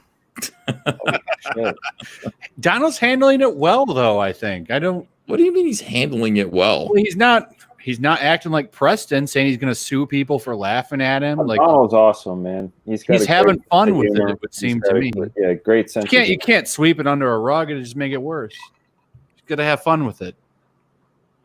He's having fun with it. God. Hey, Anna. Anna, what was there? Do I need to go back? It's just like the bottom. It's kind of like, when girls wear like tube tops and you kind of see under boob. You can kind of see like the bottom of it, but under cheek. Yeah. Oh my god, that's embarrassing. What's the time code on that? Anna, it's not embarrassing if it looks good. It's embarrassing. It is 4:10:28. Anna, it's not. No, it's not embarrassing. I didn't see it, but it's not embarrassing. That's very embarrassing. And I'll delete the stream. Why don't we stop it now and I'll delete the stream? Yeah. Okay. See, there wasn't enough there. There wasn't enough there for a ban. You killed it. Now you can look at my face instead of hers. That's funny. Let me see here. Nolan Nerd says waiting for the comic pitch to Cuck Heist. Cuck Heist. Yeah, I'm waiting for Tank Heist. I really am. Yeah, let's not sully Tank Heist with cuckery. Cuckery. Yeah, I don't. Not a fan of cuckery. Fuck, man. Thanks, Yellow Flash. You really brought everyone down.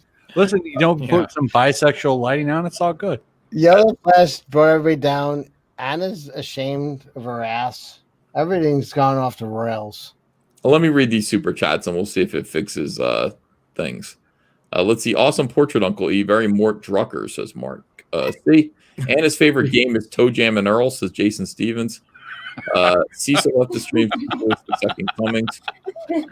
Alex Halo says RGE raid. All right. Hey, Raging Golden Eagle. Ethan's self-portrait looks like one of those restored Spanish church frescoes, says Austin Kaiser. Nerdy Biz Guy says that was enough water for one EVS colonic. Oh, shame on you. Nolan Nerd says it was 104 degrees, 100% humidity here in New Orleans with Saharan dust. When you sweat here, it stays on you and soaks into your clothes, souring them. Kick Cecil, F you, people are saying. Jesus Christ. Why is he saying kick? Oh, because I don't know. Is that still We see your driveway. Will you just run outside and do a driveway? It's dark out anyway. There's no point. Look what Anna did. She was fucking swinging her ass around on camera. I mean, a lot of people. And you won't even show your driveway? Think about that. It's not that I'm embarrassed of it. It's that it's pointless because it's dark What out. you're doing to Anna right now is worse than what Sean Gordon Murphy did to Mags. He used that poor girl. You're like afraid to call it girl. I was too. I'm sick of it. I'm tired of it. I don't want to do it anymore. I don't like it. Oh, YouTube's already banned like 25,000 accounts today. You got to be careful. This. Now I'm afraid to stand up. 25,000 accounts got purged today. I'm not wearing anything from the waist down, and I'm afraid to stand up now. Yeah, I'll be good. Let's see. Love Yellow Flash. Cecil, not so much, says Mike D. L Largo 30 says it's my 40th birthday. Will Cecil sing to me, rolling on the floor laughing? Just kidding. So Happy birthday. Max Santiago says, why is Ethan dressed like Moby? I'll sing happy birthday to him. New album. Go ahead, sing happy birthday. Who was it? Gonna get a strike. L Largo. Happy birthday to you. Sex it up a little bit. To you. Happy birthday, Mr. L. Largo. Happy birthday to you. All right. Daydreamer says, EVS, have you visited Froglog US? No. But I know what that is, and it doesn't work. Junkie McCastle says, could Cash Grab lure bums to my hotel room? Yes. Yanni says, hey, you could also be on a cover of a comic book. I could make it happen. Now, that might be better. Like, that might work. Any guy who lured a woman to his room with what was the comic he promised? Spider-Gwen comics. Spider-Gwen? That guy had game already. That's almost like a fucking reason for her not to go to the room. Let's see. So Mag's complaint about Sean Gordon Murphy, says Dorby, is that he was nice to her. After using his head as a stepping stone, it's time to destroy him. Seems dangerous to help Mags. Donald DeLay says, don't cringe for me. LOL. No, I have to, Donald. I can't. I don't want to.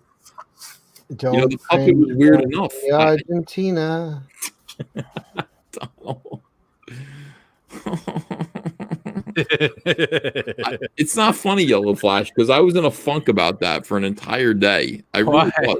I was laughing the whole time. I just felt so. Did you see bad that? for Did you Donald. see that video where they put the music to it? No. Oh, yeah. The whole story. Yeah, they showed all of his tweets. Pip says, Facebook, you check out David Finch's. Oh, FB, you check out David Finch's new channel. Yeah, I took a look at it. It's I can see he's already working the Comicsgate angle, and I know his wife is telling him to do it too, because Dave, Is David Finch Comicsgate? No, not at all. But Dave Finch Dave Finch has a lot of kids. His wife Meredith is like almost like his business manager, and so she'd be like, "Look at what Ethan Van Sciver's doing. Why are you sitting here doing it?" why aren't you making $1 million on a comic book? And so he's going to be doing it too. So it's like, why don't you start a YouTube channel? So he's doing a YouTube channel. People actually want to see Dave Finch draw. That's the difference between him and me. Like, Dave Finch is really fun to watch draw. John Malin is too. So he's got a YouTube channel. I'm sure that I don't think anyone is fun to watch draw. Oh, I Dave, think I am. I watched him like draw the watching Hulk him the other night. It was really good. Yeah, Dave is fun to watch because he's fairly quick and his stuff looks good even when it's quick. And so yeah, I'm sure he's going to be crowdfunding something soon. You know, it's almost inevitable. He's going to be ahead of the curve because these guys, you know, Dave Finch and Meredith Finch, they're out to make money. They're not stupid. You know, it's not like they're scared. Like, what do Dave and Meredith have to be afraid of? You know, go do your own thing. And you don't have to be Comicsgate. Just get your fans together and get them to buy the book directly from you. It's pretty simple. Oh my God. I'm reading the comments on my cash grab campaign.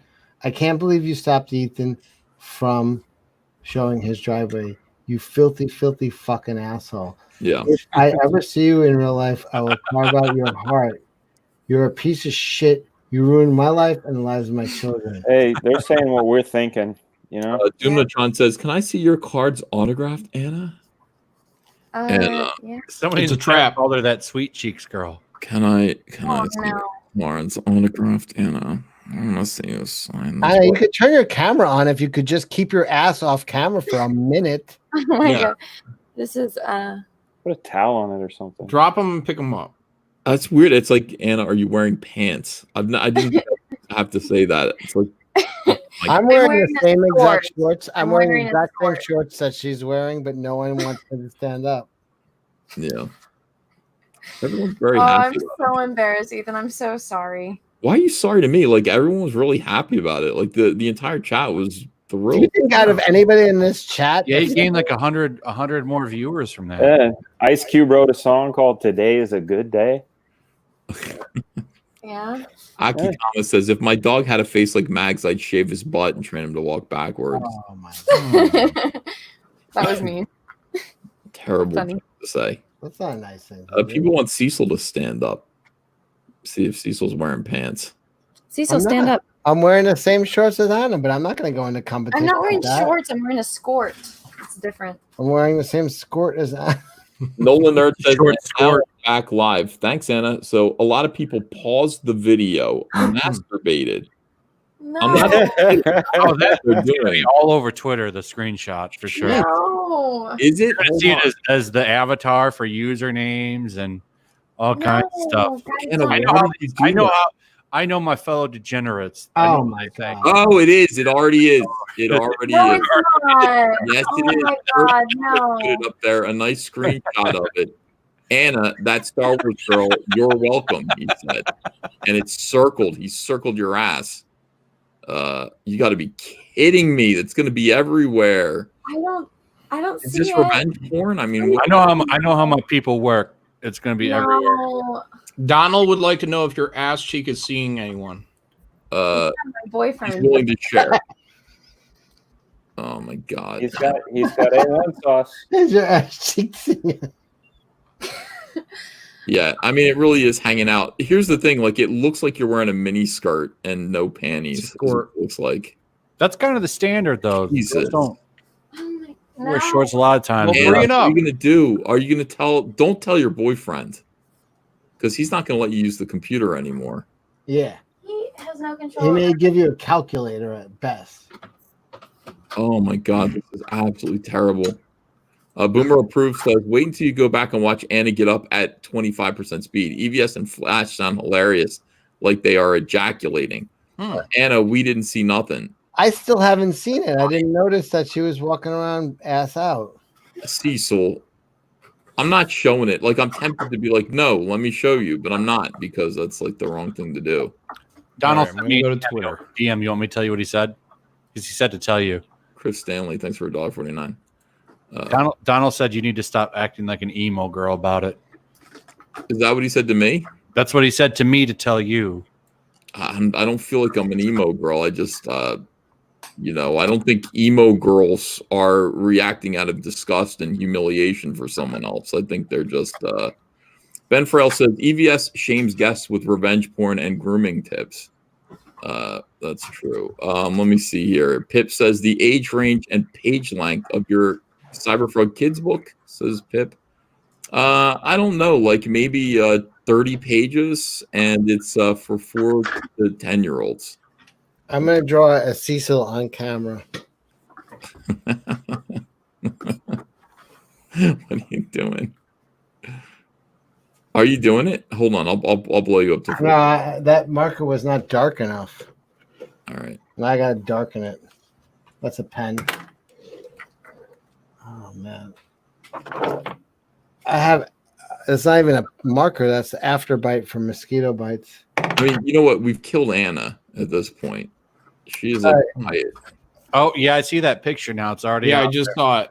Yep. No. Yeah, it is. I'm gonna take my screen off. Get me the fuck out of here. I'm not showing it. It would be rude to show that. I can't do that. It's on you. It's on. It's already everywhere. You can't stop it. Thumbs up. No. Not unflattering. Oh no, it's not unflattering. Exactly. I would love for my ass to be circled in red like that. Are you kidding No, me? it looks terrible. See, somebody's already sharing Kelsey's ass in the chat. God. It'd be great. Now if, you like, can everyone see was Cecil and John. You can How did I miss it? There's a lot of likes already. I had no idea this even happened. Oh, and there's a Kelsey's ass one too. I'm gonna throw a like on it because it's flattering. Oh, There's Kelsey's ass. Frankie Fathand says it's on Pornhub already. Oh. This is so embarrassing. I am so mad that I just retweeted that. God damn it, Cecil. Oh, well, if he did, I can do it then. I feel like fucking. What kind of a monster would I retweet? hate all of you. I like how he retweeted And kind are you joking? Oh my god! If my ass looked like that on fucking camera, I'd be fucking. That would be my driver's license picture. No, it looks so flat. But No, a lot of it's people good. thought Anna's a lesbian. A lot of people are. A lot of I'm support. not a lesbian. Yeah. Sheila Allen likes you. Good time. It's totally cool. Don't even worry about it. That's Rosie fine. Never O'Donnell say gave- never. Rosie O'Donnell just gave you thumbs up. Your butt. Thumbs up. You're fun. That was a nice 8-year-old joke. I Thank like you. that. Thank Yeah. you. Thank you. Middle school. Yeah, just I didn't notice this when it happened live. Oh, Kelsey's got to see it. Obviously, Kelsey's got it. That's the only person who really deserves to see this. Well, listen, if you share my screen, the only other Jack Show member to show their ass was Kelsey. I don't want to see that at all. All right, here we go. Oh, for God's sake! So basically, what we need we need the Jackass show, and it'll be like so. We've got Anna, we got Kelsey, we got John Malin, at least a drawing of his ass. We don't have any Cecil. Amazing. By the way, who had that ready that quick of Kelsey's ass? Who is that? Who did that? They were saving it. Someone that can see the future. Mortal V. Mortal V is the guy who did that, by the way. Fantastic. Click on the draw, man. They had it just saved there, you know. It's in there, Kelsey's ass. I'm not going to show my ass, but if you want to know what it looks like, take a regular plastic shopping bag and fill it with 14 pounds of cottage cheese. Anna, what in God's holy name are you doing? I'm trying to get the next cards out of the box. I'm sorry. I'll mute myself for a minute. I thought she was like rapping. Anna is standing in a wide stance. with No, her- I'm with trying her to back do to the cards. camera, picking up cards Wide stance. for shame, Anna. I didn't even notice when it happened. The entire chat blew up, though. I was like, "What'd I miss?" Everyone's too. going I was wild. I was reading what it said, like in the on-screen graphic. Hey, Dan Fraga, you like edibles? Yeah, but I have to completely know the dosage because I've had bad times and I've had good times, and usually my threshold's around 25 milligram. Anything after that gets a little iffy. I took a bunch of them last weekend and got in a hot tub, and it was crazy times. Yeah, You could trip. You trip like acid almost. Oh, yeah, I guess I shouldn't have done that. No, people are telling me. You got to know. That's the thing that's amazing about the legal states is you can go in and be like, oh, there's a 10, there's a 12. I took like 2 bags worth. I didn't think it was going to do anything. I thought it would be weak. Do you have gummies? Yeah. Oh man, you're only supposed to have like 1 or 2. Yeah, I didn't know. There was no instructions, so I took the whole thing. So welcome back to Earth, bro. Oh my God, I did that. I had a family member with cancer, and they were prescribed these really high, and they left it in the car, and it all melted into the bag, and they were like, "Here, you could just have this." And I ate the entire corner of the bag, which was like 4 gummies. And I was hallucinating so hard that so did I. Yeah, it was like having convulsions. Yeah. Matt Yackey's in the chat. He says edibles don't work. They don't work on Matt Yackey. They fucking worked on me. Yeah, Matt Yackey comes from another planet. He has to. I'm done with edibles. No more edibles. Yeah, you just have to know what's in them, and that's all. Like no more wax. I'll just smoke your joint with regular stuff. Wax. And Dino says Anna just turned the stream into a brothel. Yeah. Yeah, everyone's going crazy on Twitter. Unclean. Anna's camera and mic is off. I don't know what's going on over there. Oh, no, because she's unwrapping cards. We hit a new low tonight. I know, we really did. Like we were at a high, like we sold out of all the honeycomb boxes, and then now it's like the low. Anna's naked, it's like pornography. Oh yeah.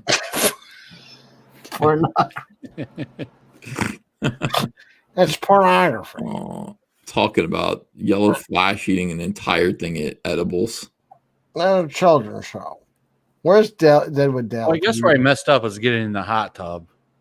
No, where you messed up was not knowing your doses, bro. Like that'll exacerbate things and make it a little weird. But it doesn't matter where you are. If you had too many edibles, it doesn't matter where you are. All I know is I was Pedicab Avenger is asking if we've hit a new bottom. Oh. Yeah, I don't know. I just don't know, guys. This is it. So from here on out, there's we're in the gutter, but we're looking at the stars. This is my favorite video of the day. Turn the other cheek. Flash is a bike rider, so it's a lucrative gutter. Oh, that's great. My favorite video of the day. Wow. He did great, and he keeps going. Fuck y'all. See ya. No, I rode a motorcycle for about 5 years. And once I started hitting the brake instead of the gas, I stopped riding. Yeah. If you once you start hitting the brake, you're gonna die. The guy was lucky. I know exactly the feeling that because he sees those cars coming, and it's like, can I beat it? Explain it. You can beat it. Can I beat it? And if you think you can't beat it, just fucking sell your bike. I rode for 7 years, Cecil. I know exactly what you're talking about. Once you start braking instead of hitting the gas, sell the bike. And I did that. That's exactly what I did. The chat wants to donate a song, dedicate another song to Anna. I'm not doing it. No, I'm not. Anna's crazy. No, it's treat me like a pirate and give me that booty. I'm not doing it. I thought it was. Might as well do it. Nelly's song, "Drop Down and Get Your Eagle On, Girl." Yeah, it's just too mean. Yeah, that was a crazy video, Cecil. That Can we show the video where the dude from this avatar? No. I don't want to wait. No. I'm about ready to go to sleep. It's like 12:20. I've been live streaming for 4.5 hours. Savage. Why can't Miss Piggy count up to 70? At 69, she gets a little frog on her throat. Yeah. Already use her. That's an old joke with what's green and smells like pork. Miss Piggy's finger. Yeah, Dino says Anna muted herself, but not her ass.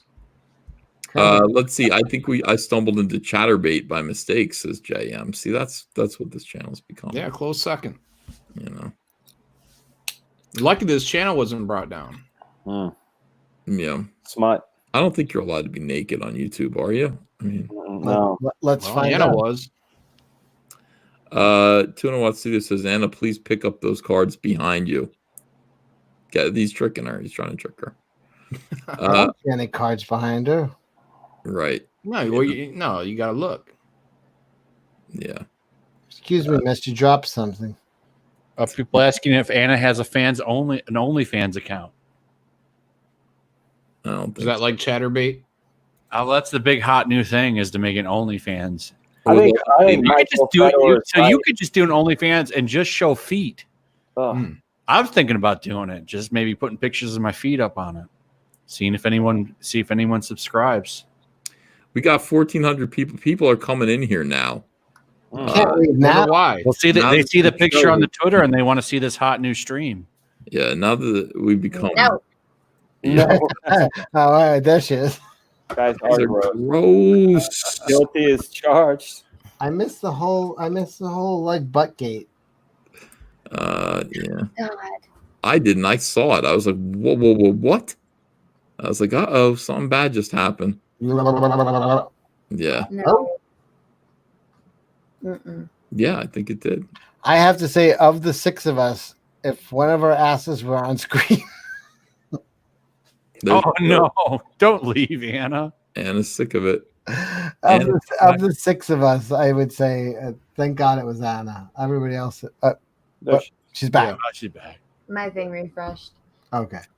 All right, I'm gonna go. Sick of people exploiting Anna. I agree. Waffle says this fucking furry says, Anna, you're very nice. I'm sorry this happened. You have plenty of supporters.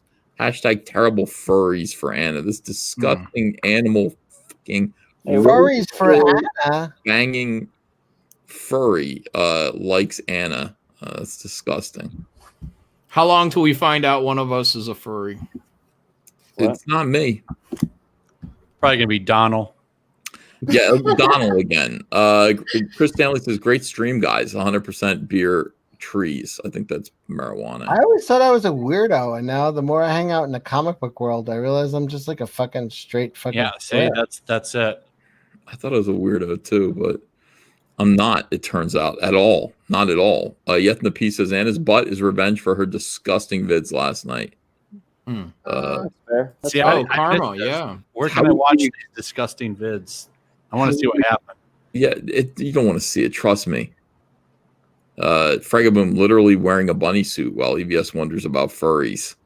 Yeah, but Dan Frag is a cool furry.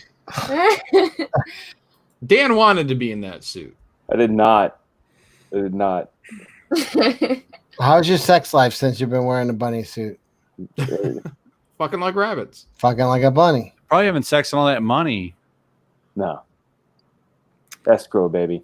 Getting a little money. Sean Tillman gives me $2 for the cheeks. Thanks, Sean. I'm getting paid for Anna.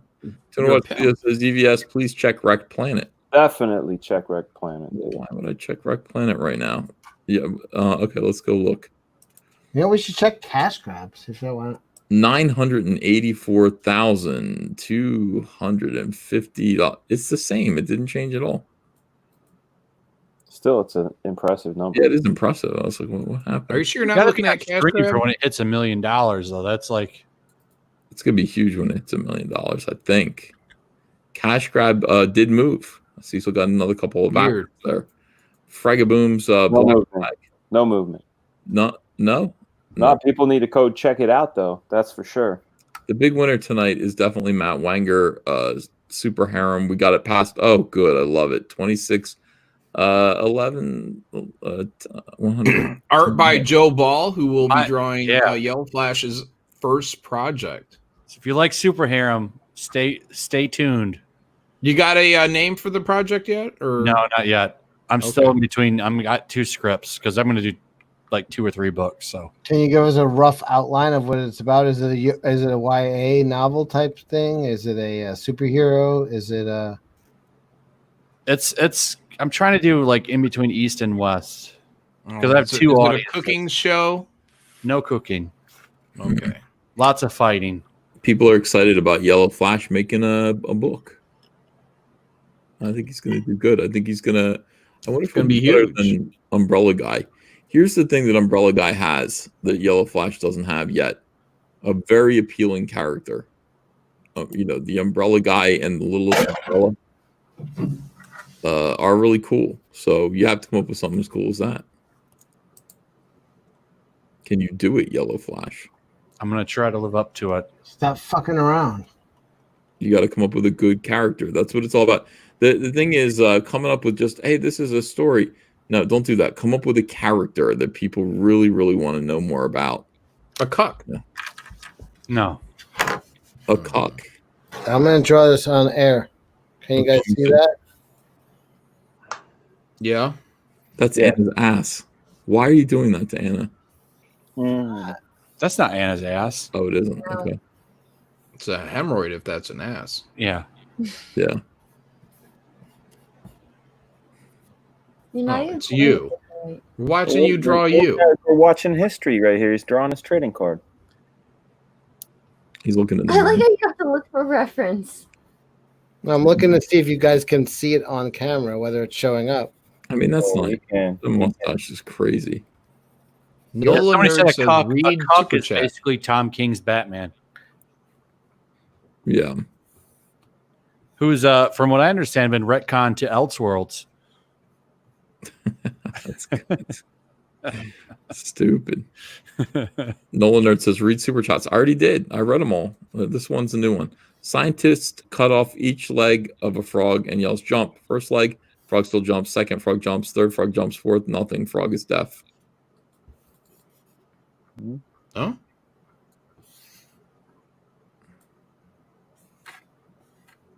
Thank you, well-read user. There's a brain teaser. Are you almost done, Cecil? Is Liam streaming tonight? I saw someone write in chat that Liam was going to do another thing. I hope not. Oh, man. I miss Liam. I gotta destroy Liam. What? There's gotta be a way. Liam thinks that I'm really trying to destroy him. Last time I heard it was anonymous comics, a subsection of anti-Comicsgate that's a part of Anonymous was sending him encrypted messages. That was me. And I gotta figure out a way to destroy Liam. I want to destroy his business. I want to destroy his career on YouTube. I gotta destroy it. Like, Liam is the only person who's a threat to my supremacy. That can defeat you. Yeah, like, he's the only one. I gotta get him out of the way somehow. Now, my first idea is to... There it is. Look at the chest hair. There's a wang in there. Yeah. Oh my god. That's how you make money right there. I call dibs on that backing board. That's mine. No, he threw it across the room. Yeah, it's got extra story. It's like Duchamp. You knew Liam was better than you for a long time, Ethan. Yeah, I knew. Here's the thing. Liam has... I've kept him on the outskirts successfully because I didn't want to have to compete with him directly. But if I have to, I'll do it. And I will fight dirty. So he's got an artist, Odie. I convinced Liam, shamed him to let Odie out of his exclusive contract. Now I will be offering him 3 times as much money. Yeah, I already tried to scoop Odie up. Yeah, I tried to get him to do some work for me too. Said Yeah. no, can't. Only with Mr. Liam. Yeah, but that exclusive is gone now, Yellow Flash. So hit him up again. I got Joe. So well, I mean, you could get him for something else. To me before. No. That doesn't really make sense because wasn't he saying that his artist needs to make more money on his book or else he's going to lose his artist? So wouldn't I don't know. him not Liam alternates from Liam every now and then thinks that I'm trying to destroy him. I make I make a joke about Liam, and Liam takes it very seriously. And I guess the joke that I made last time was Peter Samedi, his police report got leaked, and it was like Renfamous is somebody who might be my enemy trying to destroy me, and then the other name was redacted. Now, the other name that was redacted was Tim Doyle, but I said I think it's Liam. Liam is the other name that's redacted from the police report. And I was kidding. I was just thinking of like the only person it couldn't be was Liam. You know what's really funny about that whole Renfamous thing is a lot of anti-CG is trying to redeem her to be some kind of big victim. Like and anybody that knows her knows she's a big piece of shit, it's not going to work. Good luck. Well, I love Liam. I don't want to hurt Liam at all. Marry But he really is paranoid. And so I guess clip that part that I just said where I'm like, I got to destroy Liam and send it to him because he'll really believe it. Why does he think you want to destroy him? I'm kind of lost on this. I don't know what's going on. Because people he say knows that Ethan knows that he's a threat. A threat to me somehow. I always say this. I go, what do I get out of any of this? Like, I hear your paranoia. I hear your weirdness. Like, what do you think I get out of? Let's say that I do destroy your career. What do I get out of that? What's my what's the end game where I get paid? I don't understand. And they go, I don't know. That's exactly I don't think you need to hurt any. You're doing just fine. I want everyone to prosper. Nolan Earth says Yellow Flash has balls art in his sheets. Goddamn right. Damn. Yeah, Liam's router was attacked. So yes, from the anti-CG Anonymous faction. That's what I was told. Yeah.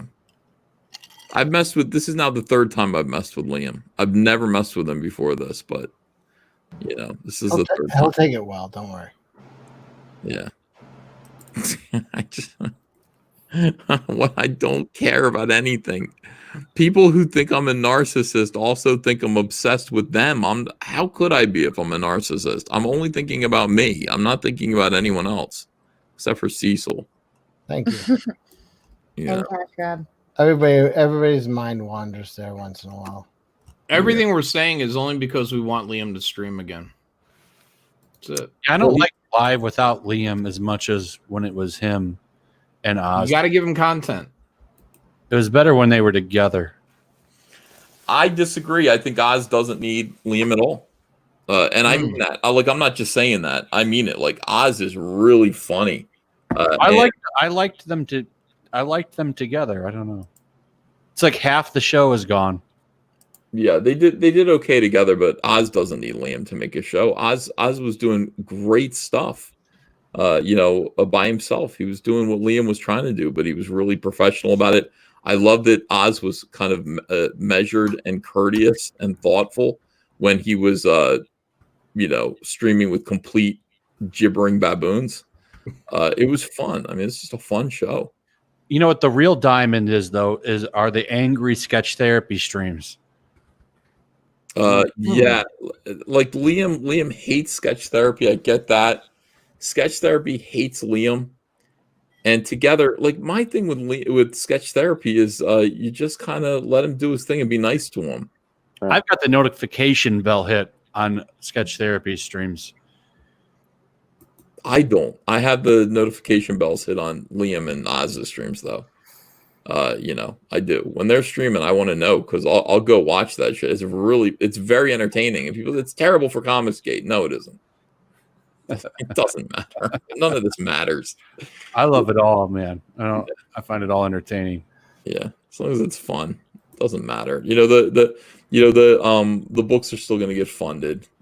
Some people will leave and they'll raise a fuss as they go. We've seen this happen already. War Campaign is like a distant memory right now. How's your father has a really strong point that Liam can still outdrink Cecil. Now, what are your thoughts? Yeah, that's a fact. Yeah, in water. Documented. It's been documented, though. Cecil, we saw it. We saw hard evidence that this is it was documented. I mean, it was the camera didn't even cut or anything. It's okay, Cecil. You're the number 2. Oh, you know what this is? This is cyanide. He can't drink this much cyanide. Lord CG Oracle says toenail fungus payback Anna. Yeah, everyone's really into that, paying back Anna for what she did. Yeah, I'm getting so many messages on Twitter like, do you know about this? And I'm like, of course I freaking know about this. I'm on the stream. What does your butt know? People are having fun with it. It is what it is. All right, I'm gonna go. Let me know when we go off air. Don't anybody leave for just 1 minute. Let's see. Oz has a great, calm, deadpan delivery system. What's it? That's why I like Oz's. I didn't like Oz on with Liam. I always thought he broke up the conversation, but now I like Oz alone. I like them together. I mean, that's just me. I don't know. Ted Segarra, who were idiots? What are you talking about? Is it me? Like we're idiots or other people are idiots? Other people. Doy. No, I want to be an idiot. Doy. Doy. We're from the 80s, aren't we? Holy We grew up in the 80s. Gag me with a spoon. Remember that? Yes. Ew, Brody, gag me with a spoon. Oh my God. Yeah. Totally. We're so smart. How will we be the idiots? Yeah. Oh my God. I have 10 new messages from different people of the same damn tweet saying, do you know about this? Sliding in your DMs. Tell me you're going to start an OnlyFans. There's a reason I wear a mask and a diaper. Are they all guys? No. Some of them are guys pretending to be girls. There was somebody in Weave Wars that got busted cyber sexing with a guy who thought it was a girl. Loves it. All right, guys. Thank you so much for being here tonight. Stay on, everybody here. I want to share a little secret to you guys. Oh, good. Yeah, thanks for being here tonight. In this highly wonderful on one half of it, and then one of the greatest streams for your campaign. This was fucking insane. Yeah, Flash really brought this whole thing down. Yeah, it started when Flash brought it up. Yeah. Well, it's okay. We like Flash. You know, he's always welcome. All right, guys. We will see you again tomorrow with another video. Adios. And I will be live streaming in a minute.